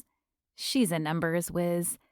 However, I've noticed her browsing road trip blogs and figure she'll be leaving us lovebirds soon. Don't forget, you have a reservation with @Pac-Man Wizard tonight. Or should I say Shaw of the Jungle? Mila teases as she hands me a folder containing recipe proofs for the cookbook. Yes, I went ahead and took the deal. Yay me! I don't understand why he loves the Rainforest restaurant so much. It's loud and boisterous, is aimed more at families with their free kids menu, and the food is only so-so. I tip my hand from side to side. You have high standards, Mila reminds me. We go on a tangent about the guy she's dating and the standards she has for belching at the table. That's a major ick, I say. Tonight, make sure you order the Rainbow River dessert, she suggests. You know that's our favorite, the only thing that gets me going back there. My mouth waters at the thought of a huge brownie surrounded by melty vanilla ice cream and covered in every kind of rainbow candy, from sprinkles to gummies to Skittles. What I still don't understand is why Shaw's username was @Pac-Man Wizard, Mila says. I'll ask him tonight. It's probably an inside joke, or maybe he just really loves the game. Very retro. I like it. Delicical. I let out a laugh sigh, and my vision gets rosy like I'm the heart-eyed emoji head. I like him. More than like him, he's my forever marriage match for sure. Oh, I know that sound and that look. You are smitten, my friend. I am happily smitten and stuck with Mr. Right. Mila laughs her husky laugh. Yes, you are. And since that's the case, don't be late for dinner. She shoos me out the door and locks up. Enjoy your dessert. Mila sing-songs in the kind of way that makes me look around and smile for a hidden camera. On the walk over, my mind runs a mile a minute as I go through lists of things to do in the upcoming days. I've become so involved in food blogging that sometimes it's hard to shut off. There's very little separation between not work and work. Like when I was with Amtech, I still put in 60-hour weeks, but at least it's on my terms. However, now that Shaw and I both have our own businesses, we make the effort to focus on each other when we're together. As I leave the honking of cars and bustle of people behind me on Commonwealth Avenue and enter the Rainforest restaurant with its hourly musical interlude and the ongoing calls of birds and rainforest noises in the background, I let out a long breath. Across the room, Shaw sits at the table, where we'd first reunited after the misunderstanding in Brazil. In many ways, leaving there abruptly and clearing my head was needed. The time with him in the jungle, and then afterward, when we were apart, prompted me to assess what I didn't want in my life. The soul-crushing and not-so-secure job at Amtech. And what I do want in my life, cooking and Shaw Dawson. His smile meets mine as he gets to his feet and gives me a big smooch, one I'll have to get more of later. In the months since the expedition in the Amazon, we've each changed careers and committed to each other. I can't imagine life without him. By the size of his smile, reaching his chestnut brown eyes, he feels the same. Seeing him, kissing him, being with him never gets old. "Hey there, how was work today?" he asks as we sit down. Wonderful. I've been working on homemade sourdough bread, so look forward to taste testing in the future. Now, not only do I have Mila, I have Shaw too. "All too happy to oblige." My old worries that the food I make is subpar has dissolved like sugar into caramel. I've gained confidence in myself after surviving the rainforest and striking out on my own. Before, I clung to my job like a security blanket, so afraid my Cook Click Chick brand would fail. A substantial financial cushion with thanks to the proxy sale doesn't hurt either. After we place our orders, I ask, "How was your day?" Shaw fills me in on the progress he's making in securing woodland access for the camp this summer. It's a lot of work, but he's pumped, and I'm excited to learn some outdoor skills too. I may never be a tomboy, but knowing my way around the woods is another way to grow confidence. Speaking of work, well, at our old jobs, I start. Shaw grimaces. Don't worry, this is fun. I have to know something. Why was your username at Pac-Man Wizard? Shaw laughs. "I never told you?" I hold up my hands and shrug. It's a mystery. The server brings our food and we dig in. "It's kind of a fun story. When I was a kid, growing up south of Boston, there was a pizza parlor with the red and white checkered tablecloths, those clear red plastic cups, and the cheapest and greasiest slices around. Also the best. Anyway, when I was about 9, I'd do just about anything for a quarter so I could play the Pac-Man video game they had. When it was slow, the workers, who were the owner's sons, would gather around and watch. Not to toot my own horn, but I was pretty good, even though I rarely had quarters. I'd scour couches, return empty cans, anything for some coins. One day, one of the guys asked if I wanted to fold pizza boxes. I think it was his job, but he was tired of doing it. Of course, you said yes.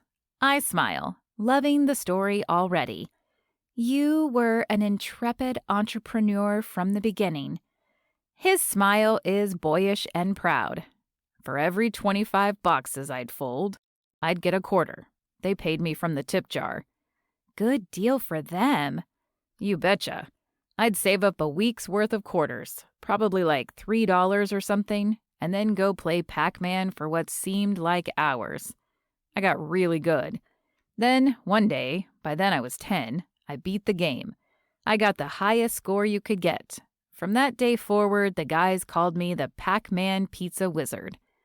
I worked there all through middle school doing dishes, high school when I eventually learned how to make pizzas, and then into college when I did deliveries.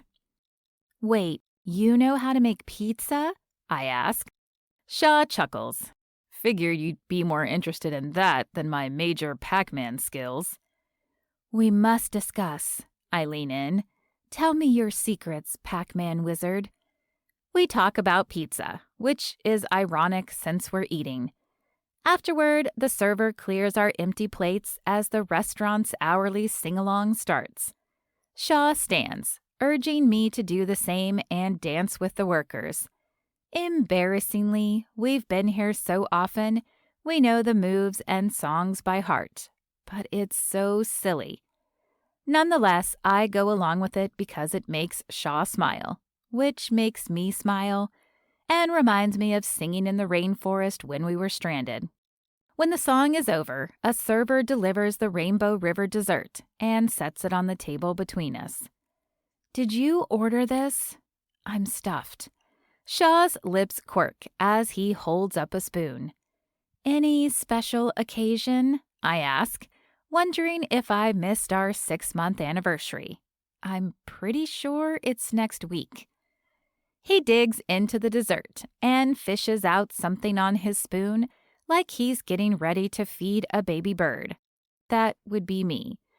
How did I get so lucky to have a man that wants to take care of me? He says, "Oh, look, they added little cookie dough bites. Your favorite." I'm a sucker for edible cookie dough. I've tried, but can't quite get my recipe as good as the one at the Rainforest restaurant. I'll have to befriend the head chef and see if I can get into the Rainforest restaurant inner circle. I start to scoop up a chunk of the dough when something glints on top. I wipe off a few of the sprinkles to find a sparkling gold ring set with a diamond and little emeralds around the stone. A gasp escapes. Shaw plucks it from the dessert plate. He gets down on one knee. My hands press against my mouth in shock. "I fell for you online at Cook Click Chick, but fell in love with you in the Amazon. Seeing as I don't think you ever want to go back, this restaurant was the best I could do." I giggle. "Will you do me the honor of marrying me, Cookie?" Shaw asks. My gaze locks on his. I can only imagine that my smile is stupidly huge. Tears pierce the corners of my eyes, but they're happy, excited tears. I grip Shaw's hand, pulling him to his feet. "I'll marry you on one condition. We spend our honeymoon in the Amazon rainforest, but this time we do it right." I wink. "So you'll marry me?" Shaw asks. I wrap my arms around him. "Yes, 1,000,000 times yes, but just one itty-bitty thing." His complexion fades. "I have to come clean about something in case, you hear rumors." "You're actually a mule farmer? You pee in the shower. If you accidentally eat part of the paper that separates sliced cheese, you don't spit it out?" he asks rapid fire. My eyes crinkle with laughter. "No, but do you?" "I'm not a mule farmer. None of the above." I laugh. My best friends and I, including Mila, made a pact. We agreed that we all had to get married within a year after our frenemy Miranda said I do. Well, by the high school reunion deadline. But I just want you to know that I'm not doing this so I don't end up working for her. Those are the consequences if any one of us fails. "Is she horrible?" "The worst. I mentioned her on the hub.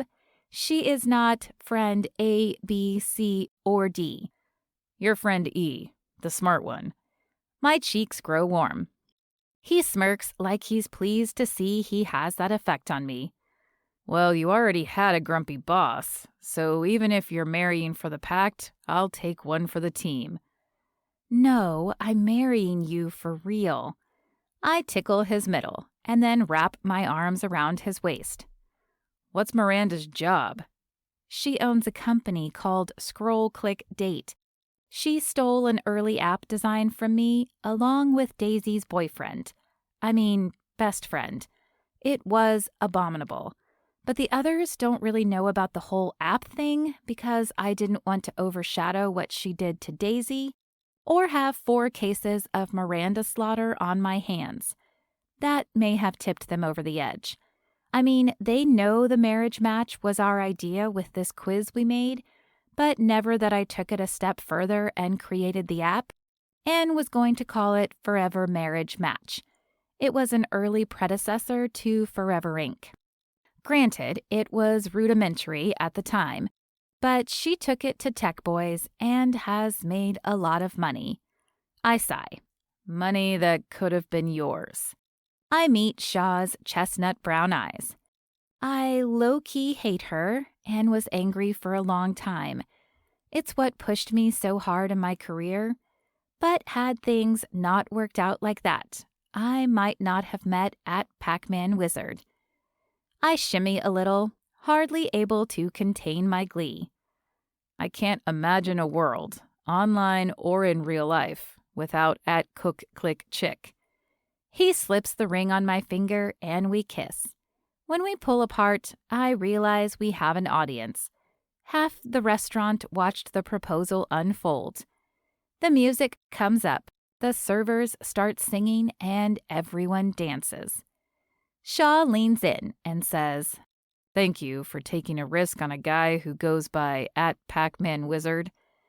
You came to my rescue online, and in real life, I'd take a risk on you all over again, Shaw." He nuzzles my neck and kisses me. My love for you is longer, bigger, and deeper than the mightiest river in the world, the Amazon. Well, my love for you is longer than the Nile. Shaw laughs. Maybe we should add that to our honeymoon. I like that idea, I say. It'll be an adventure, Mr. Wright. I kind of liked the whole Shaw of the Jungle or the Indiana Jones thing. His lips quirk. We exchange one more kiss as the singing and dancing continues. I snap a selfie from a favorable angle this time and cannot wait to share this in the Woodrow High School Class of 12 Reunion Forever Inc. group, which also means I've met the forever marriage match deadline. Whoop, whoop, I shout, doing a happy dance. Another happy dance? Shaw asks. But what's the occasion? I take his hand and make him do the goofy dance with me. He only cringes slightly. We'll work on that. The occasion? I'm saying yes to forever with you. Shaw smiles and plants a big kiss on my lips. This has been Dare to Love My Grumpy Boss, Romantic Comedy, Forever Marriage Match Book 1. Written by Ellie Hall. Copyright 2021. Narrated by Lorena Hoops. Audio copyright 2022. Hi, Ellie Hall here, the author of Dare to Love My Grumpy Boss, back to thank you for watching and listening to this audiobook. It means a ton to me. If you liked it, please hit the like button. If you want to watch and listen to more audiobooks, please hit the subscribe button. And if you have something to say, I'd love if you leave a comment.